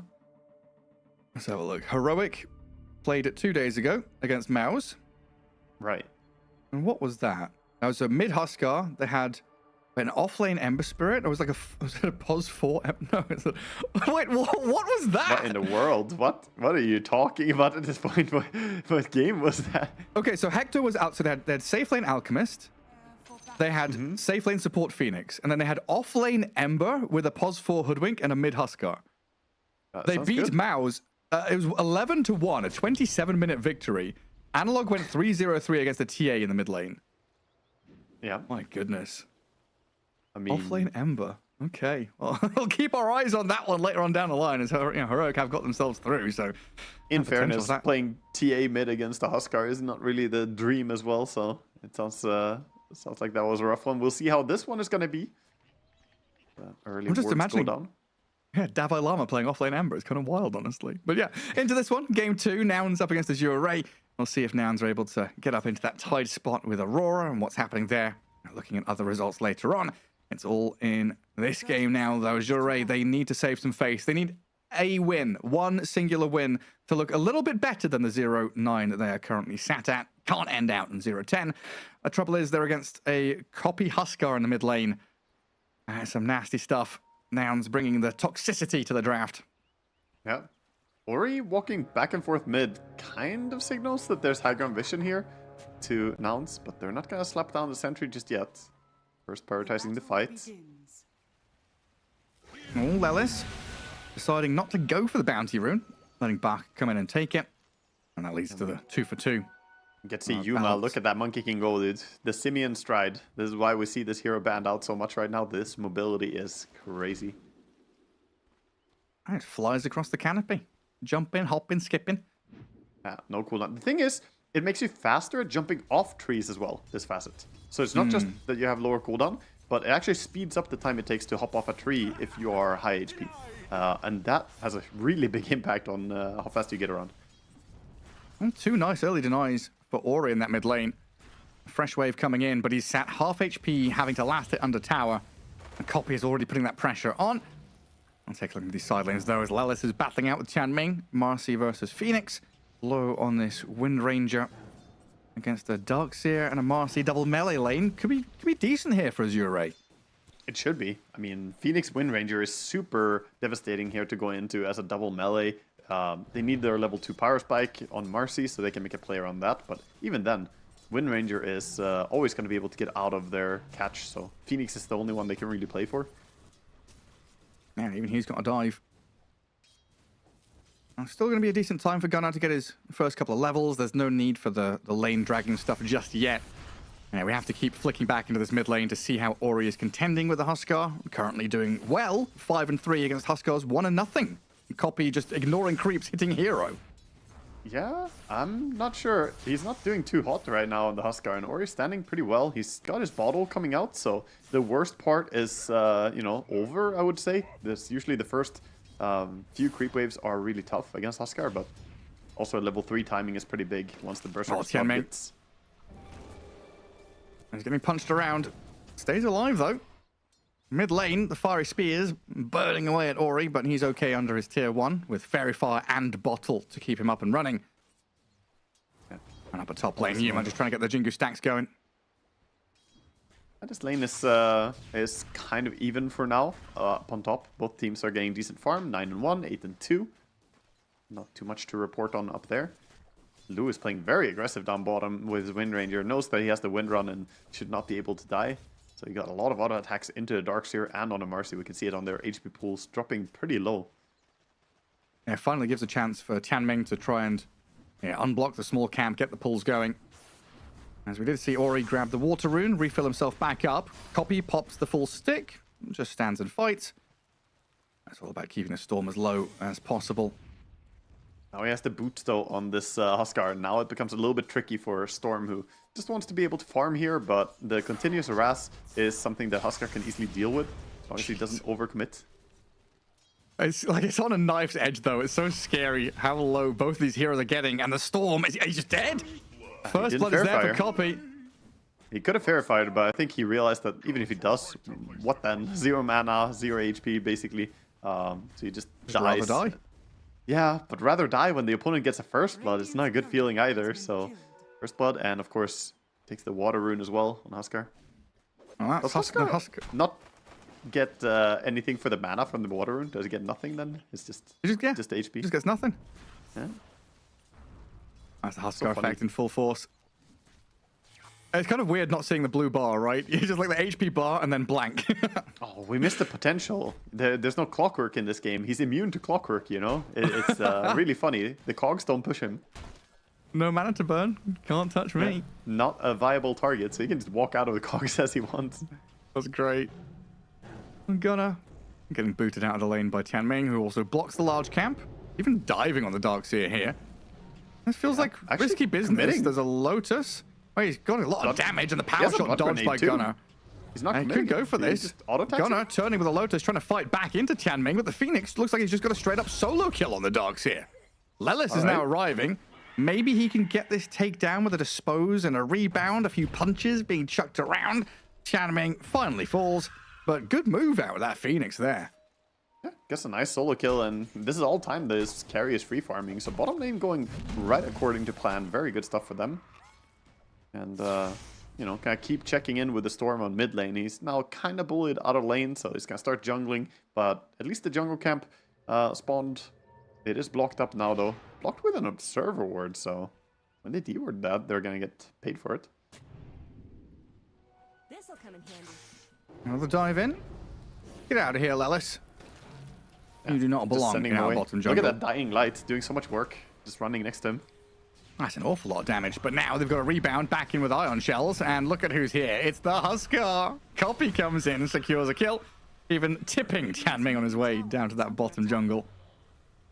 Now, we've looked at bottom, we've looked at mid a lot. What, is anything happening top? Is that a fun lane? Or actually, we'll just stay looking mid, because the Storm Spirit's being run at again. Fly? Yeah. Okay, can't catch up with the Huskar. It's not a fun lane, because Fly left it. He ran mid. He's like, top is boring, guys. We can't really kill Brewmaster. It's a little bit too annoying. But Brew, pretty happily just farming away is what I'm seeing so far. Yuma is doing a good job finding farm, but now a little bit being run at here. Yeah, it looked like he tried to jump down, jump back up, killing some creeps on the way. We'll get the Jingus going off the Boundless Strike. He tries the lifesteal back up, and apparently he can just trade 1v2 quite nicely against this Brew and Rubik. Yeah, he's not doing too poorly. Lotus is going to be taken here by Azure Ray. Storm still only level 5. Sees that his camp is blocked. That's rough. Yeah, Lilith has come in, pushed him away from the camp. Observer is there, giving vision. No power room for you, Storm. The Huskar is in firm control of that. Not too far away from Armlet now. The Arcane Rune Huskar, huh? Yeah, big. Less mana cost. I mean, he does have less HP costs, it seems, so that's always nice. Okay. That's pretty cool, honestly. That's handy. I think I'll take so. back I my think it laughter works. of derision. Yeah. And Storm Spirit just going to come back to that lane. Got chased around by Lelis a little too much. Bottom lane, Gunnar. Focus fire is there from low. Lelis, the vacuum dispose. Gunnar dodges the power shot. Still going to die to the Phoenix now, but the arrival of Fly and Lelis will secure them 2 kills and copy, of course. The Huskar is here. Yeah, Huskar happy to make rotations for that one. Gonna come in, and this is a Wisdom Rune as well taken by Noun. So, you know, the big rotation reaction here is fine because you also secured your Wisdom Rune by doing so. Yeah, he did get his target, I guess, on Wind Ranger, but he didn't get the last hit for it, so ultimately doesn't feel too good going in there. He was having a really good game, and now a death, it kind of sets him back a little bit. Yeah, he was racing up to the top. Now that little bit behind the Huskar at this point. Honestly, feels like the majority of the cores are kind of underfarmed in this game as the supports have been running around doing stuff, leaving people to their own devices. And Yuma comes through that twin gate to fight down bottom with Lelis and Fly here, getting on top of Tianming's Phoenix. A fair amount of damage from that power shot could lead to a kill on this Marcy.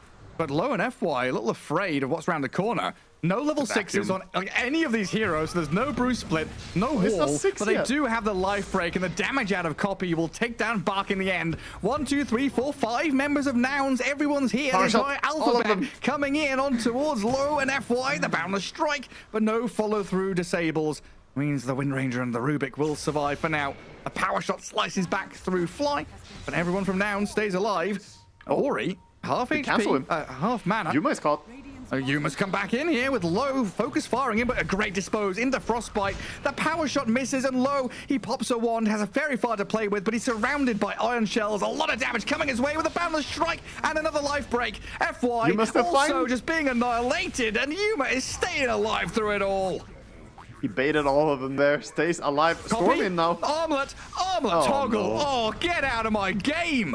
Azure Ray, AR, airport ready. 10-3, 3k lead. Nouns are just storming away with this one. God damn, with the airport memes, doing them dirty like this. The silence coming in from the inner fire there. Storm jumps in, immediately gets silenced by Huskar. Not really what you expect. It's just nasty stuff, man. Like, what can you do? It is what it is. Yeah, Azure Ray. It's looking very brutal. They're trying to take these fights when they don't have the resources to do so. Level 6 on Brewmaster, and maybe, sure, you can take that fight, but you just don't have the resources or the tools to take that fight.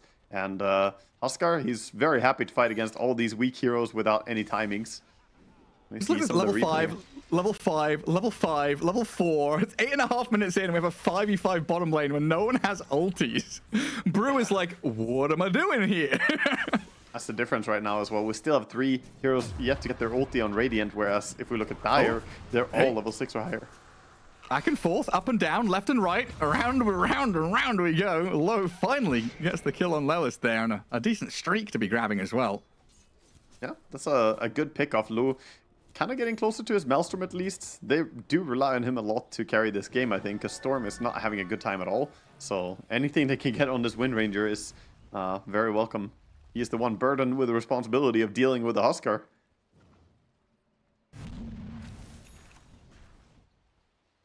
Speaking of Huskar, just farming away jungle right now. I like that he's not stressing too much. Some teams, they pick Huskar, they just immediately want to go every lane, take tier 2 towers. You don't have to. The hero is completely fine to just farm up as well.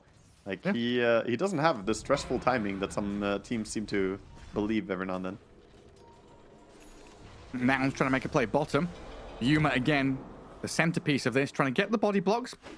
The boundless strike, the wall dropped.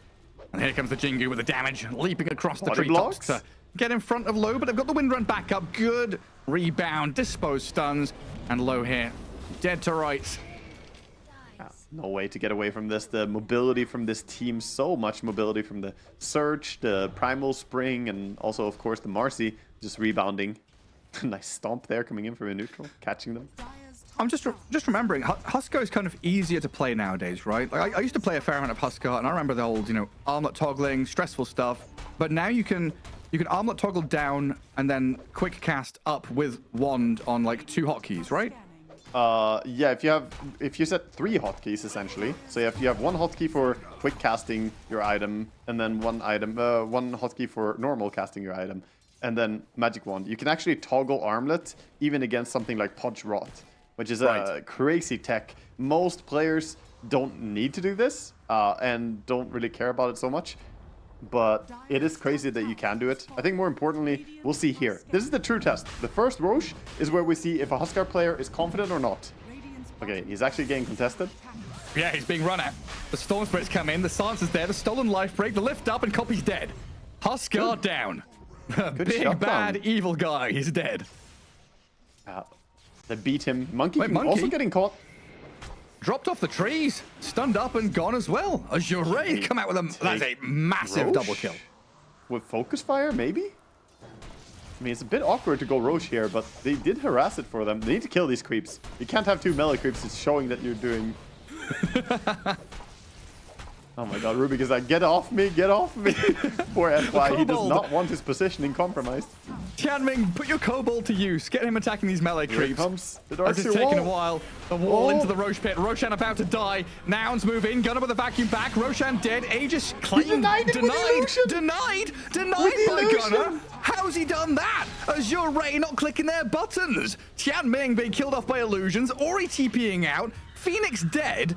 What a wild sequence of events. Rubik also in trouble now, spotted by Copy on the back lines, taken out by the Huskars. In the meantime, we've got this unleashing Lelis Marcy slaying the Wind Ranger. Wind Ranger going down. Dude, I'm not on board with the Wind Ranger 0-point shackle shot, by the way. I just want to be on record saying this. Level 8, no shackle shot, I think is not okay. You want to be able to disable your opponents. You want to be able to get that Marcy off you. But that deny, let's go back to it, dude. That denied by Darty. Look at this. They didn't insta-take it. Ori I has think he had full inventory. He has full inventory there. Yeah. He zipped on it in time, and he just didn't pick it. So I think he must have had his Iron Branch or something in inventory. It looked like Fairy Fire that he should have used. Oh my god. Tragic stuff. I mean, he just did him dirty. Gunnar pulled him away a little bit with the vacuum, and then... I mean, it's a nice play by Gunnar, but it should never happen there. Absolutely Crazy. not. Storm Spirit's going to zip in onto Fly, and then immediately zip away again. Yeah, so I was wondering, why isn't the Wind Ranger shackle-shotting Roshan to pop the Lincolns so he can focus fire? And you answered my question. He didn't have a point in it. And level 9, he still doesn't have a point in it. He can take the shackle shot cooldown talent on 10. That'd be incredible. Value pickup. No, I think 1 point is so good. Like, Shackle Shot is 70 mana. It's not like it costs you a lot of mana to do it either. I don't know. This is not what I usually see from carry Wind Rangers. I'm honestly not sure if I've seen low play carry Wind Ranger, you know? Get into the situation where it's not a comfort pick. All the nuances of the heroes. He's showing a silver tier on Wind Ranger, so maybe he hasn't played that many games on it. Compared to the Grandmaster of Storm here, the Monkey King, some hero spamming going out. Storm, by the way, working towards a Witchblade in this game as we have a bit of an item update here. Witchblade coming in soon for him. Radiance is still 800 gold away for Brewmaster, so that's his big timing. We also have Phoenix optimistically going for a Nullifier. Seen this every now and then. It's a good item in this game, but far, far away. I've seen a couple of Chinese players do this. I think it was DY, a couple of qualifiers back going for it. Looked pretty good, if you get there. And also Yuma kind of shifting his idea as well. Initially had Orchid queued, bought the Cornucopia, and then goes back to Battle Fury after a couple of good fights. Yeah, I like it more. I mean, you already have a Silence in the Huskar, so better to get yourself your farm, secure that, and then from there on you can optimize your item build however you want. Top lane now. Storm and Wind Ranger kind of holding hands and farming. The wraparound is coming. Wind Ranger. Is she gonna get away from this one? Uh-oh, she's picking Lotuses. You can see that in Fog War. Lelis says hello. There is a level in Shackle Shot. Mini stun, but the wall can jump on illusion enough with a slow thanks to the rebound and the dispose, and you are stuck. You shall not pass. Surrounded by Nouns, killed off, and Wind Ranger dead for a good 30 seconds. And this is the timing with the Radiance, right? You want to go and move with your brew now, but you got to wait for your Wind Ranger to respawn. Yeah, it's a bit awkward, but you could still group up and try and play around him as the Marcy ulti is on cooldown, Darkseid ulti is on cooldown. They're going for a CM here. Could get a kill. Try and burst down fly. Everybody coming up. He's healed himself back up a fair amount and bought some time for the Boundless Strike and the stuns to come in onto Ori. The vacuum into dispose will do the trick. And now Bach. Is he going to have to Primal Split to run? Looks like the answer is no. Looks fine. He gets out safely.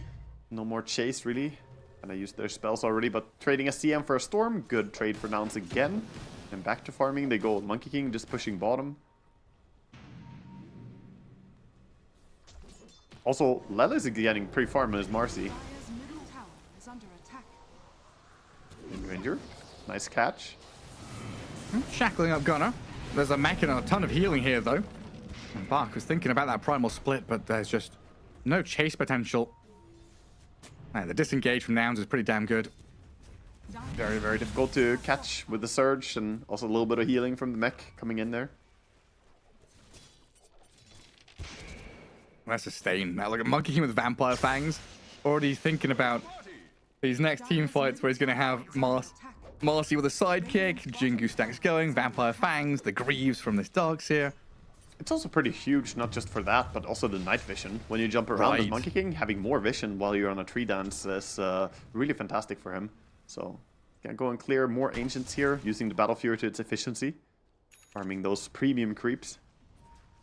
Okay. Best item in the game has been purchased.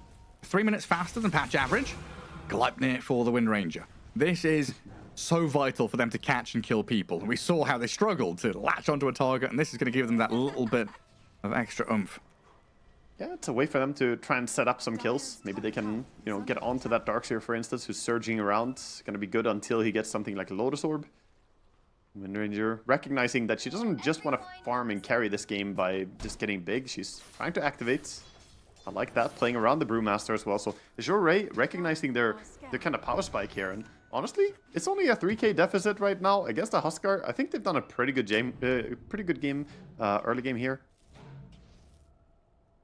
Yeah, holding their own. And we're still looking at some pretty tremendous team fight from Azure Ray. We've yet to see a Primal Split, a Supernova. So that kind of element of surprise, you come into a team fight and finally you're met with some resistance. It could be Nouns undoing. Smoke to bottom, exactly coming around here. They find a Huskar. Straight into He doesn't have BKB yet. He doesn't have his on Courier coming. Super close by. Yeah, dragged back into that focus fire. And Nouns now scrambling to run away. Monkey King going to cut waves. TP's out from the rest of them. Good stab into that bottom jungle from Azure Ray. Yeah, that's fantastic. That kind of lifts up the entire area here to be farmed, so they can now start getting whatever they want, work on their item timings, the Storm getting closer to his BKB, and of course the Pipe coming up for the Brewmaster. Not too far away. He's got 2.3k gold. And somehow, Nouns, despite being in very firm control of the game earlier, feels like they're slowly falling behind a little bit here. That's a lot of room for Azure Ray. Look at that mobility. How are you catching it? Look, he's so far. Ain't no way you're catching him. It's like moments like that where I'm like, I'm glad I'm not an observer, because I would not be able to follow that Monkey King flying across the canopy. When he hits level 15 observer, I want us to follow him a little bit when he moves across the map, because it is so dirty. The 15 talent, 450 cast range on Dance is gonna completely unlock him to be a different monster there. We're gonna give people a seizure. Buy an Ethelens. Go for it, buddy. Faster, faster. Oh my god. And nothing feels worse playing Monkey King than dropping below that HP threshold. If you are below 90% HP and you can no longer do it, that's why the Vampire Fangs was also big. So you can stay above 90%. Are there any cast range Neutral. Oh, there's the Ring of the Vizier, right? Cast range neutral yeah. else. Yeah, of course. Anything got else? The Vizier, got the tier 3 as well, the psychic headband. Headband, right? Of course, yeah. Yeah, we even have telescope still. Oh, all of them are there. The entire path. Lou We need all of getting them. wrapped around. Oh, straight in on top of this Wind Ranger. Yeah, no chance of survival. Well executed smoke gang from Nouns. It seems like this bottom jungle is the the real battlefield, the war zone. All the fights have been happening. It's where cores go to die, dude. The bottom part of the map right now. For both teams, funny enough. We saw a steal on the Wisdom Rune. Sneaky buff getting in there. And he has 3.5k gold. Hasn't bought out any of the components yet. But now seems like he's going to purchase. He's committing. It is going to be a pipe.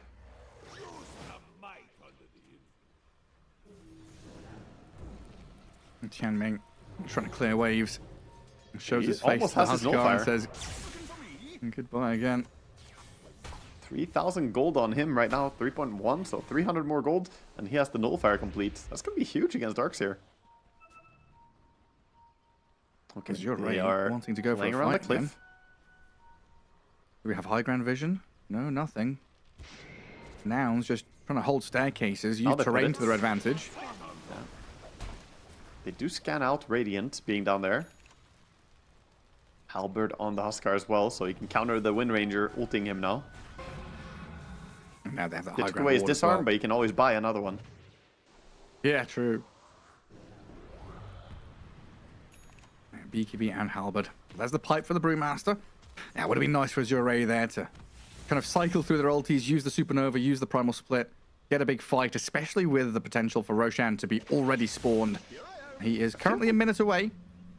I feel like Azure hit a pretty strong timing here with all their items. They just lack the BKB on Lou right now. Otherwise, a lot of items being completed here. Nullifier is basically done on Phoenix. 20 gold to go. There you go. He buys it. BKB Marcy, though. Yeah, she's also Lelis strong. transforming into a core hero. FY with a could he jump? Nice little push FY? back. He does jump away. Rebounds off to safety. Oh, Let he us even gets use off. BKB there. FY Rubik, he's showing us a quick reaction there. I think he used his... Was it the inner fire to stop the Marcy jump from working properly? And then he lifted her, stole her rebound, and jumped away. That was crazy. Yeah. Yeah, inner fire, pushed her back, silenced her, stole it, jumped away. Very nicely Clean- done. clean A new panic record, reaction 4 there. minutes faster. Look, the second time Nullifier has been picked up on yes. the Phoenix. The very common speedrun category, the nullifier on Phoenix. Ah, he does have it. Can be useful against the Glimmer Cape as well in this game. Already up on CM.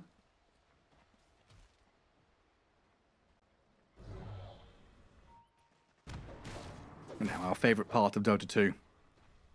Standoff around Roshan. It's about a minute until nighttime comes, though. High ground enjoyers. Any high grounds? Yeah, a little high ground with a twin gate. And Copy Wind says, Ranger. no cares high ground, go straight into the pit. She's finishing Oh, BKB right now. Storm. 100 gold for her. Then she TPs. We'll come in with the BKB. Storm Spirit. He zips into the back line, see who's there. Copy, ultied into the storm, drops pretty low, but he's a Huskar, so doesn't really care. Boundless Strike comes out, or he's still BKB'd, so walks it off. Shrugs away the damage as Bach is being pounded a bit here by Copy. The wall's dropped on him as well, but he's got Magic Wand and the Primal Split being stunned up and doesn't get it off. No split from Bach, gets outplayed and outstunned. Supernova does come down, lands Wind onto is here. Nouns, but the move forward from the rest of them. A 5-man Gleipnir, the power shot. Low turns around and kills off Lelis. Good Sunray as well. Copy has to run back, bail away. The focus fire Is he coming into play dying? low. He's going to get life broken. Tries to survive with his BKB up, but Yuma and Gunnar on his tail. Looks to the Wind Ranger. The Boundless Strike stunned. The final touch not coming in. Low survives. Yuma's in trouble. Nullifier's there. The freezing field. FY destroys them all, and Lou with a triple kill just completely crushed them. God damn, Lou coming in big there. He was very late to the party, and I was a little bit questioning what he was doing because he was taking so long. Even after he had BKB flying out on Courier, he didn't run to meet it. He just kept farming. He's like, whatever, Storm initiating a fight, who cares? But when he came in, did he come in big? Look at that 5-man catch when they go up here. All of them are very grouped. The Gleipnir hits everything. Literally a 5-man Gleipnir, I think. And then the power shot, of course. And they don't have the tools to stop a Wind Ranger from BKB ulti and bringing down the Huskar. They don't have a BKB piercing stun to stop her. And a BKB Wind Run, invulnerability. Yeah. I mean, this is huge, man. They got the Aegis, they got the cheese. Some signs of life here from Azure Ray. Are they gonna do it, Gareth? They're 0-9 here in this group stage. It's possible. A win. A single win. 10 years. Well, it's just down to the Emperor, right? The thumbs up, thumbs down. Is it going to be given to them? They're in the arena, trying to fight away at it. They are going to take themselves both Roche and Torment. They're actually snowballing super fast. Look at the 6k gold lead now after this. Of course, Torment are taken on the same time over for Nouns, but this is huge, man. They swung the game entirely around, and now it is back to the drawing board for Nouns. How are they going to solve the Wind Ranger? And how are they going to deal with Aegis Storm in the next fight? Because now the tools are coming in here for Azure Ray. It comes back to that point you made a good 10 minutes ago. You know, Huskar has kind of been... The storm has been weathered. Huskar didn't get that immediate kind of run down tier 2s, force your enemies to bunker down in their base. There's been a bit of leeway here. I want to see another team fight before this freezing field disappears from FY, because he has it ready right now. So, and freezing field is crazy with this facet, arcane accumulation. If you just spam some spells first, spam some fade bolts, you know, lift somebody, get some AoE on it first. It's a shame he doesn't get to damage. Yeah, shame he doesn't get to have a spammable spell with it too. Monkey King What's coming up playing next? dangerous Monkey King here. Wants an MKB next. Needs a way to get through the Wind Run. Speaking of Wind Ranger, she is working, for her own BKB to counter the Halberd evasion of the Huskar. Also, the MKB is pretty close now. Like you said, 500 gold for Monkey. It is his bar after all. He should get a discount. It's built in. Had enough of the Wind Run and the Radiance. Oh. He's stunning the Wisdom Rune into existence. Do they have animation cancelling in other games? Like, does League of Legends have fun little things you can do with... Does League have animations? It's all instant from what I remember. It's like you click a spell, it's boom, it's there. It's all the same grouping of 3 pixels. I think that's the main complaint I've heard from League players playing Dota. It's like, what, my spells, they take so long to come out. What's this cast time? What's this going on? Oh, Huskar. Oh, hello. Where's he gone? Storm, Huskar, following each other across the board. The Wukong's is down. Storm BKB up. They focus down the Phoenix though as Tianming falls. Wind Ranger coming in. Lelis charging in with the Unleash towards the Storm and the Rubik. FY is still indisposed. Not going to help you there. A good Gleipnir though from Lone White, but the BKB's up from Yum. Focus fire, and it's doing a tremendous amount of damage onto this Monkey King. Low trying to turn back and fight. The Promo Split finally comes into play. He's being cleaved down though. Oh, the Halberd. As Copy shackled. The Halberd disarms Low's Wind Ranger. A lot of back and forth, but it's 2 kills for Nouns. Nothing for Azure Ray. And Nouns are still chasing, looking to kill off the Brewlings. But it looks like that'll be that for now. Great start to the fight for Nouns there. Getting to go on the supports. Wind Ranger wasn't really there. Storm wasn't the one to lead. Ideally for Azure Ray, the fight goes completely differently. They want to go in with the Storm first and have Wind Ranger there at the start of the fight as well. So Azure Ray, they did a good job playing under their own vision and finding kills with it. And Monkey barely surviving there. That was dangerous. The Wind Ranger had the ulti going on him, but he was healing up with his Jingu. And of course the Halberd at the end there from Halberd and Glimmercape actually. Both of them saved him there. His teammates got his back. Honestly, I kind of just want to watch a replay of the start of that fight where the Storm and Huskar were like flying around following each other. Like the life break into Ball Lightning into, where have you gone? Oh, Wind Ranger spotted a Marcy up here. Any Gleipnirs? No. Doesn't really know where he took off. Oh, Aghanim Scepter Huskar. It's time. That is the lockdown that he needs here against this Wind Ranger, against the Storm, even against Brewmaster. You can now set up on him. Actually, it's pretty damn strong against Brew. You ulti him first, and then you press Q afterwards, silencing him. Yeah, then you have all the follow-through from the rest of your team. He is out on an island right now, but it looks like the signal's been drawn. They know where Azure Ray are coming from, thanks to that ward in the top left corner of the map. Yeah. Gunnar has like the Triforce assembled, the Guardian Greaves, the Pipe, the Crimson Guard. He's like, guys, we can just go. I can make you all invincible. Trust me. Hyrule is mine. Yeah. And it's smoke time. So MKB Wind Ranger, Aghanims on the Huskar, all the auras you mentioned on the Darkseer. Storm still looking to finish off his next item, as we have Nouns making a move with this smoke.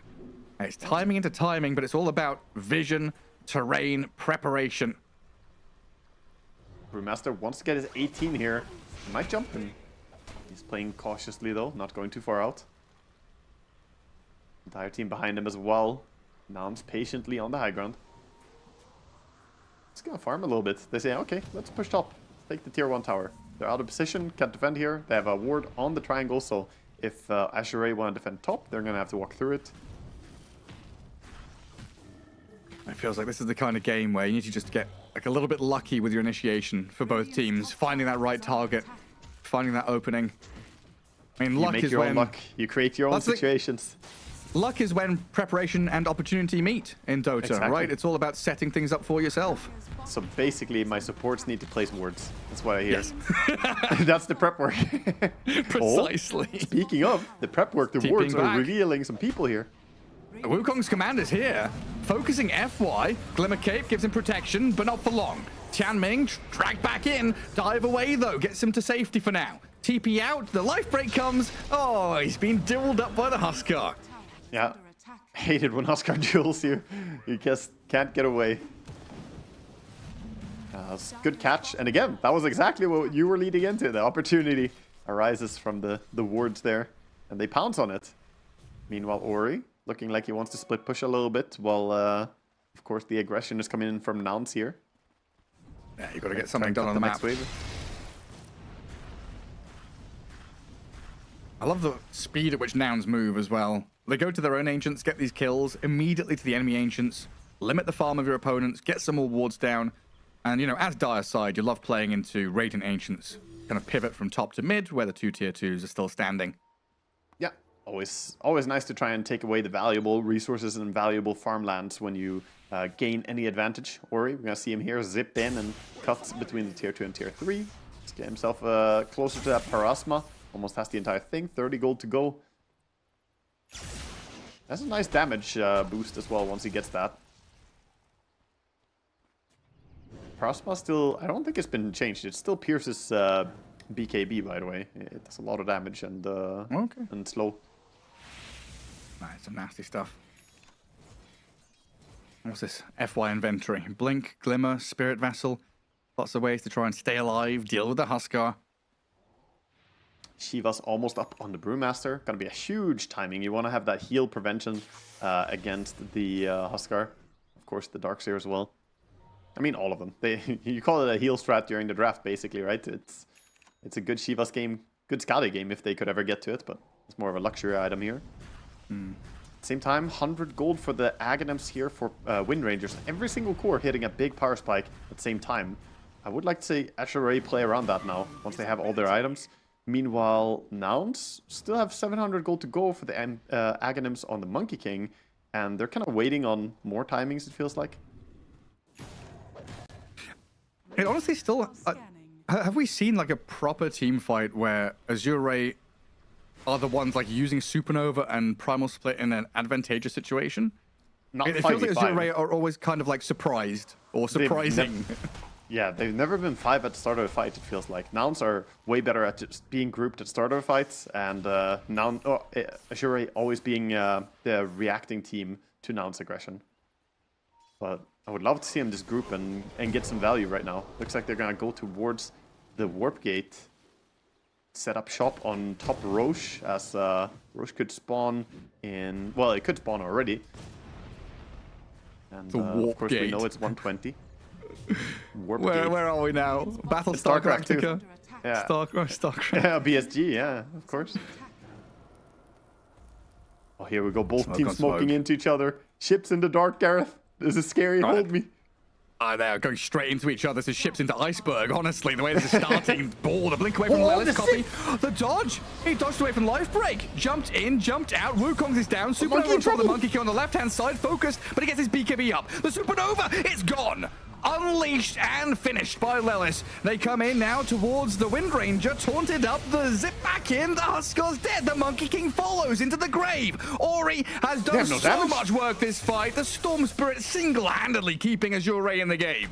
Dear God, what a catch there. That was some hectic reactions to each other, jumping in. I can't believe Monkey turned that fight around there on the egg from Phoenix as well. But then he got a little bit overzealous, tried to chase down for too much. Quick buyback from Azure. They stabilize and take a handedly one fight there. Let's get a replay going. Look at that Storm reaction. Just boom. Oh, so beautiful. And then the focus onto Yuma. Well done by Nouns to kill the Supernova, but then this chase. They think they've got the fight. Once the BKBs were down, it was hard for Nouns to keep fighting, right? The moment the BKBs are down and they try to kill the Wind Ranger here, they just get controlled by different abilities coming in. Dire's top tower has fallen. It feels like Ori has like doubled his damage this game in that one fight. He did so much with that Parasma. FY is having a field day right now, by the way. He's got the tree dance, so... And he has, of course, the Psychic Headband, so he's jumping around. Sadly, it doesn't count as one spell cast every time he jumps on a tree. That would be very broken, though. Then you could have some extreme AoEs. That'd be insane. A 4K lead for Azure emerging, and now with Roshan grabbed, they've got Storm, Aegis, Aghanim's Blessing. He's gonna get caught by the Rubik. Could lift him. Maybe they don't want to go, though.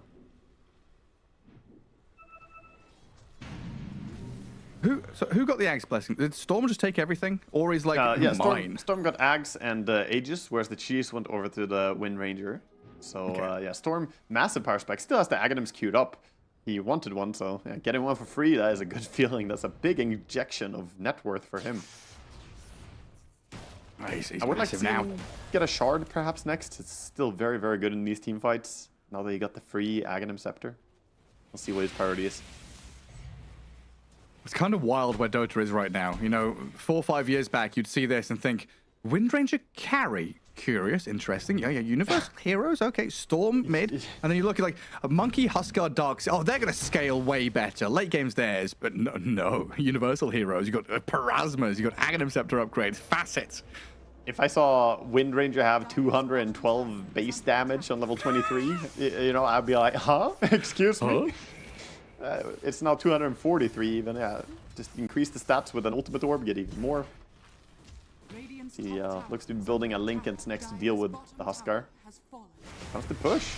They're stealing Tormentor right now, but they're not in position to react if Azure wants to push here. I mean, as soon as they see this Tormentor die, Azure is going to be like, wait, hang on a second. Where are they? Are they at their Tormentor or our Tormentor? What's going on? They realize now, but not really in time to get anything. So nice little grab by Nouns to get something for himself, to get the Shard on CM. Definitely one of the stronger ones, especially like late into the game like this, where you have the mana pool to pay for it.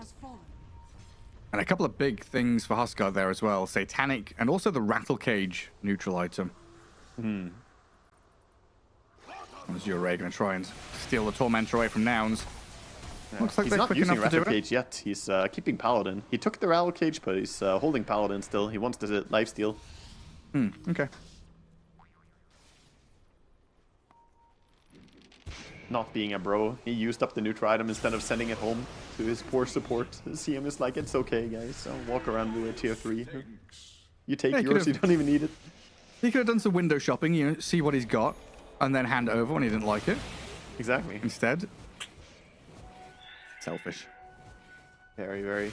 Storm finds himself a haste rune. Not the most impactful rune for a Storm, perhaps, but it's a power rune nonetheless. 2 minutes left on that Aegis. Oh, FY with the Aghanims on his Rubik as well. That's going to be fun for him in the next fight. Get to steal 2 spells. See if he can stay alive. Vacuum to high ground. Did they have And the shard wall on Rubik? him They as don't. well. Uh-oh. Hang He's in on trouble a then. second. Life break, Wukong's back in trouble, taunted, stunned, disposed comes, the chain disables, kills the brew, Copy pops the satanic too! He's in the back lines trying to deal with Supernova, they've got the kill on, the Phoenix Chanming's out! The Wukong's command was stolen by Rubik, but that matters not. Yeah, no real damage, sadly, so he can't do much. Storm still wants to go. Do.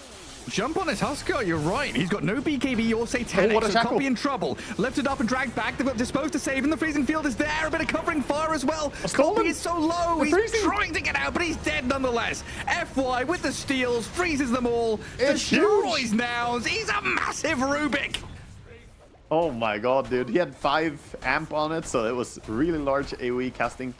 Big damage there. I think they've done it. They brought the game back after all the losses, Gareth. After all these losses in the group stage, Azure Ray, they have done it. They take 1 game, but not yet. Not if Yuma can say something about it. He wants to stop them. They've cracked it now, surely. I mean, Rubik FY, 7,000 damage, 3 ultis stolen, massive impact from FY. Lelis will come in here to try and deal with low, but look at the storm, straight onto the Monkey King, destroying Yuma. He can mischief all he wants, but he is dead to rights, and GG called. They A do it. 1-1 tie, the first win of the group stage. Some wry smiles and sighs of potential relief from Azure Ray that they don't go out 0-10. Yeah, those smiles on them right now, that's just like, okay, we don't have to like remember this forever as the tournament where we went 0-10. But yeah, they played good here in the final game. It's unfortunate for them that, you know, they are where they are, but props to them. They played it out. They definitely took it serious and played it at their best, whether the game was irrelevant to their result or not. And now they end up going 1-1 here. So that means we don't have a potential tiebreaker between them and Aurora anymore. So it's going to definitely be Nouns versus Mouse in the head-to-head. Yeah, it sure will be in that 4th, 5th slot. And that guarantees Aurora's top 3 position as well. As we say goodbye to Azure Ray in their last game of the tournament. Yeah, definitely a great thing to see them actually pick up a win and show. It's like in the words of FNG, right? They showed at least they can play some Dota 2. You know, through all the struggles, they came in, they played their hearts out, and they got a victory in the end. As we head to a quick break, and we'll come back with some highlights and potentially an interview.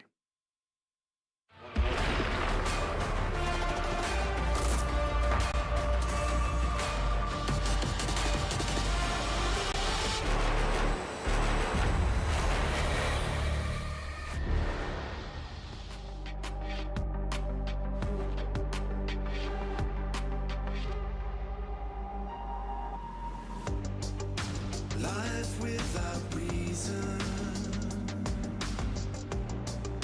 is no life at all. We are taking over. We can change it all. We can change it all. We can change it all. We can change it all. We can change it all.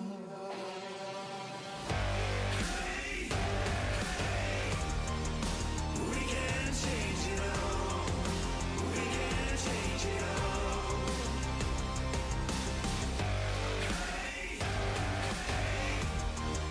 We can change it all. We can change it all. This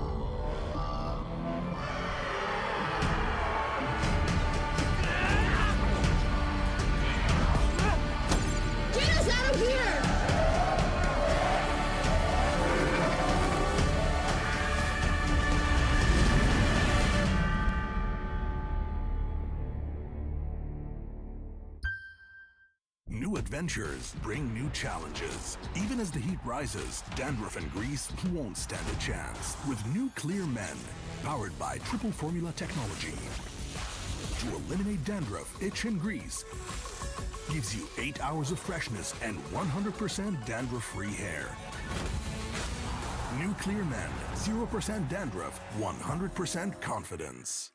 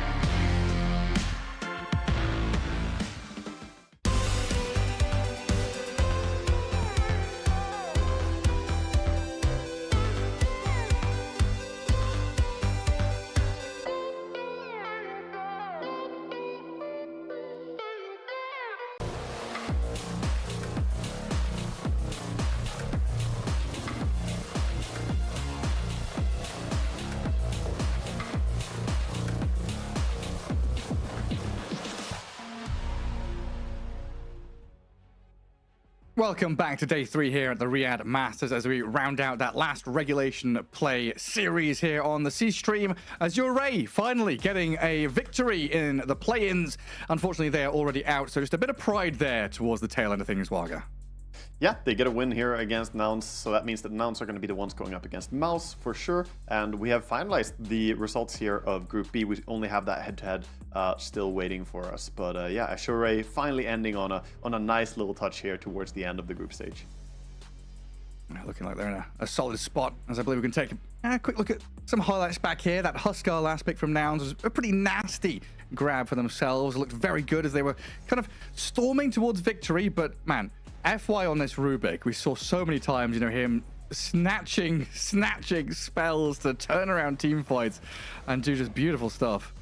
Yeah, he played his heart out in this game for sure, and I think everybody did. Like, they all delivered in this game. I think Lou finally stepped up really big as well and carried this game in a good way. We saw Ori making plays even though he was shut down in laning stage, and you know, the supports were shining the most, I think, in the team. I think both the Phoenix and the Rubik impact in this game was tremendous. Yeah, I mean, Ori like dodging these life breaks. You know, the Aghanim Scepter should have been a deal sealer for the Huskar, but some incredible punches back. As this was that last fight where FY comes in, he steals like 3 or 4 ultis, drops the wall on them, steals the freezing field. Look at him just skirting the edge of that team fight there in the bottom left corner of the screen with low, and then jumps in to destroy them all. Yeah, I mean, this freezing field, he had a good fight here, FY. He got to play with that Aghanims and sit back and cast a lot of spells. His teammates played in front of him, which allowed him to do all these great things there. And, you know, Nouns, bit of smiles coming out from them. They you know, they would have liked to see another win here, but ultimately they respect what happened here. It wasn't a bad play at all. Azure, they earned this final victory. Oh, they absolutely did, as we have Bach on the line. Faith Bian himself coming in here as Azure did take that game 2 up against Nouns. And Bach, congratulations on that victory. It must be a good feeling to not go out, you know, 0-10. And it's honestly kind of sad for us to see you guys go out in such a fashion. What have you guys learned as a team through this tournament? What do we guys learn? How to lose games?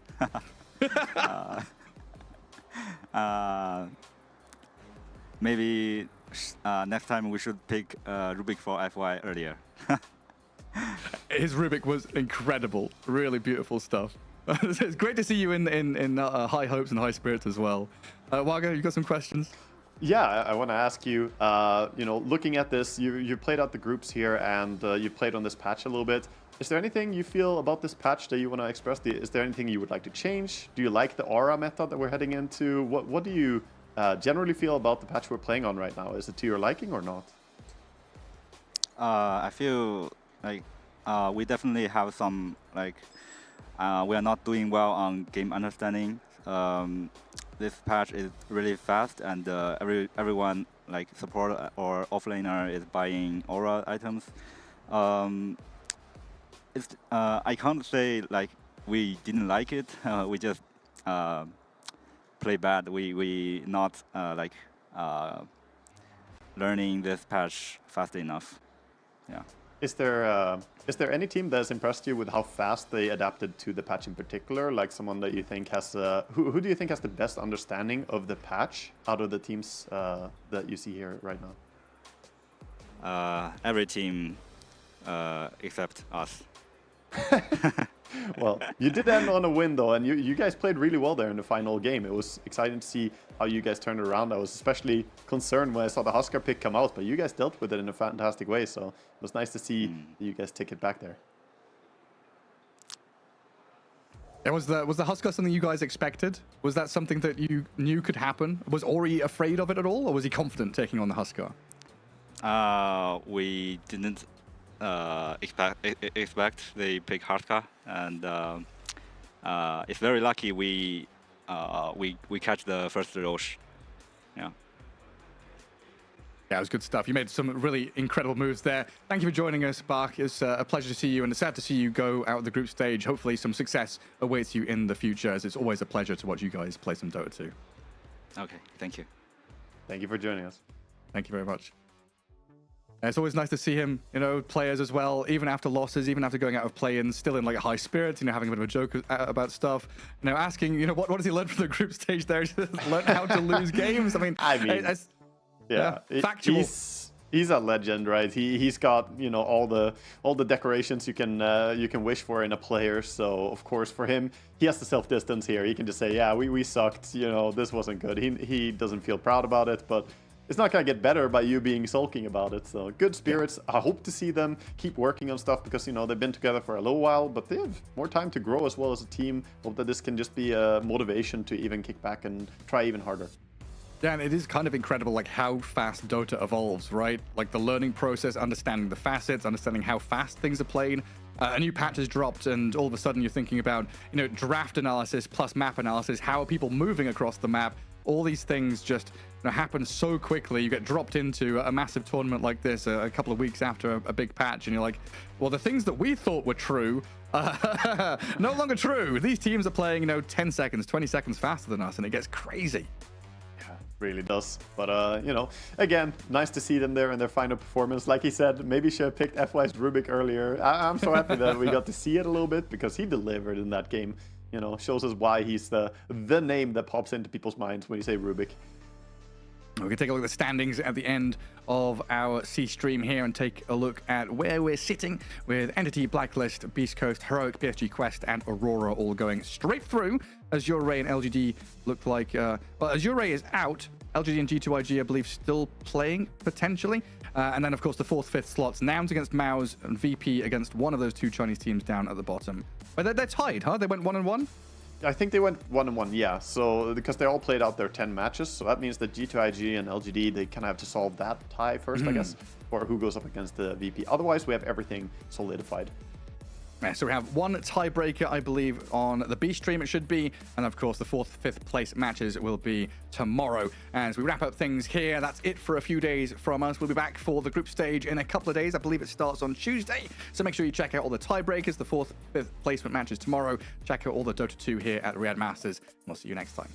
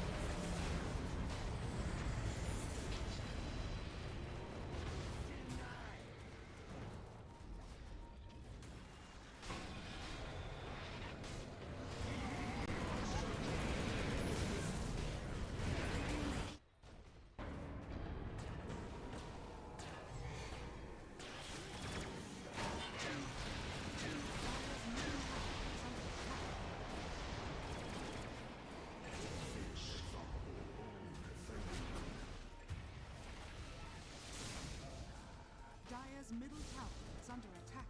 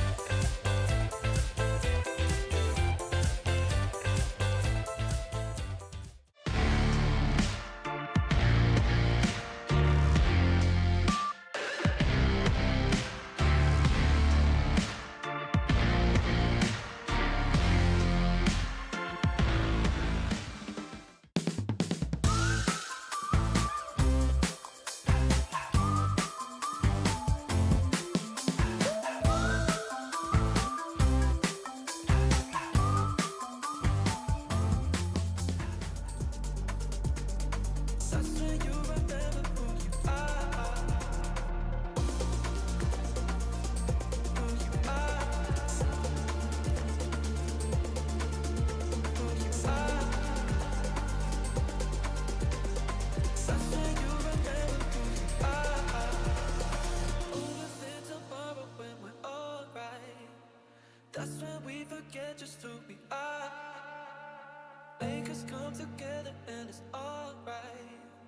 That's when you remember who you are.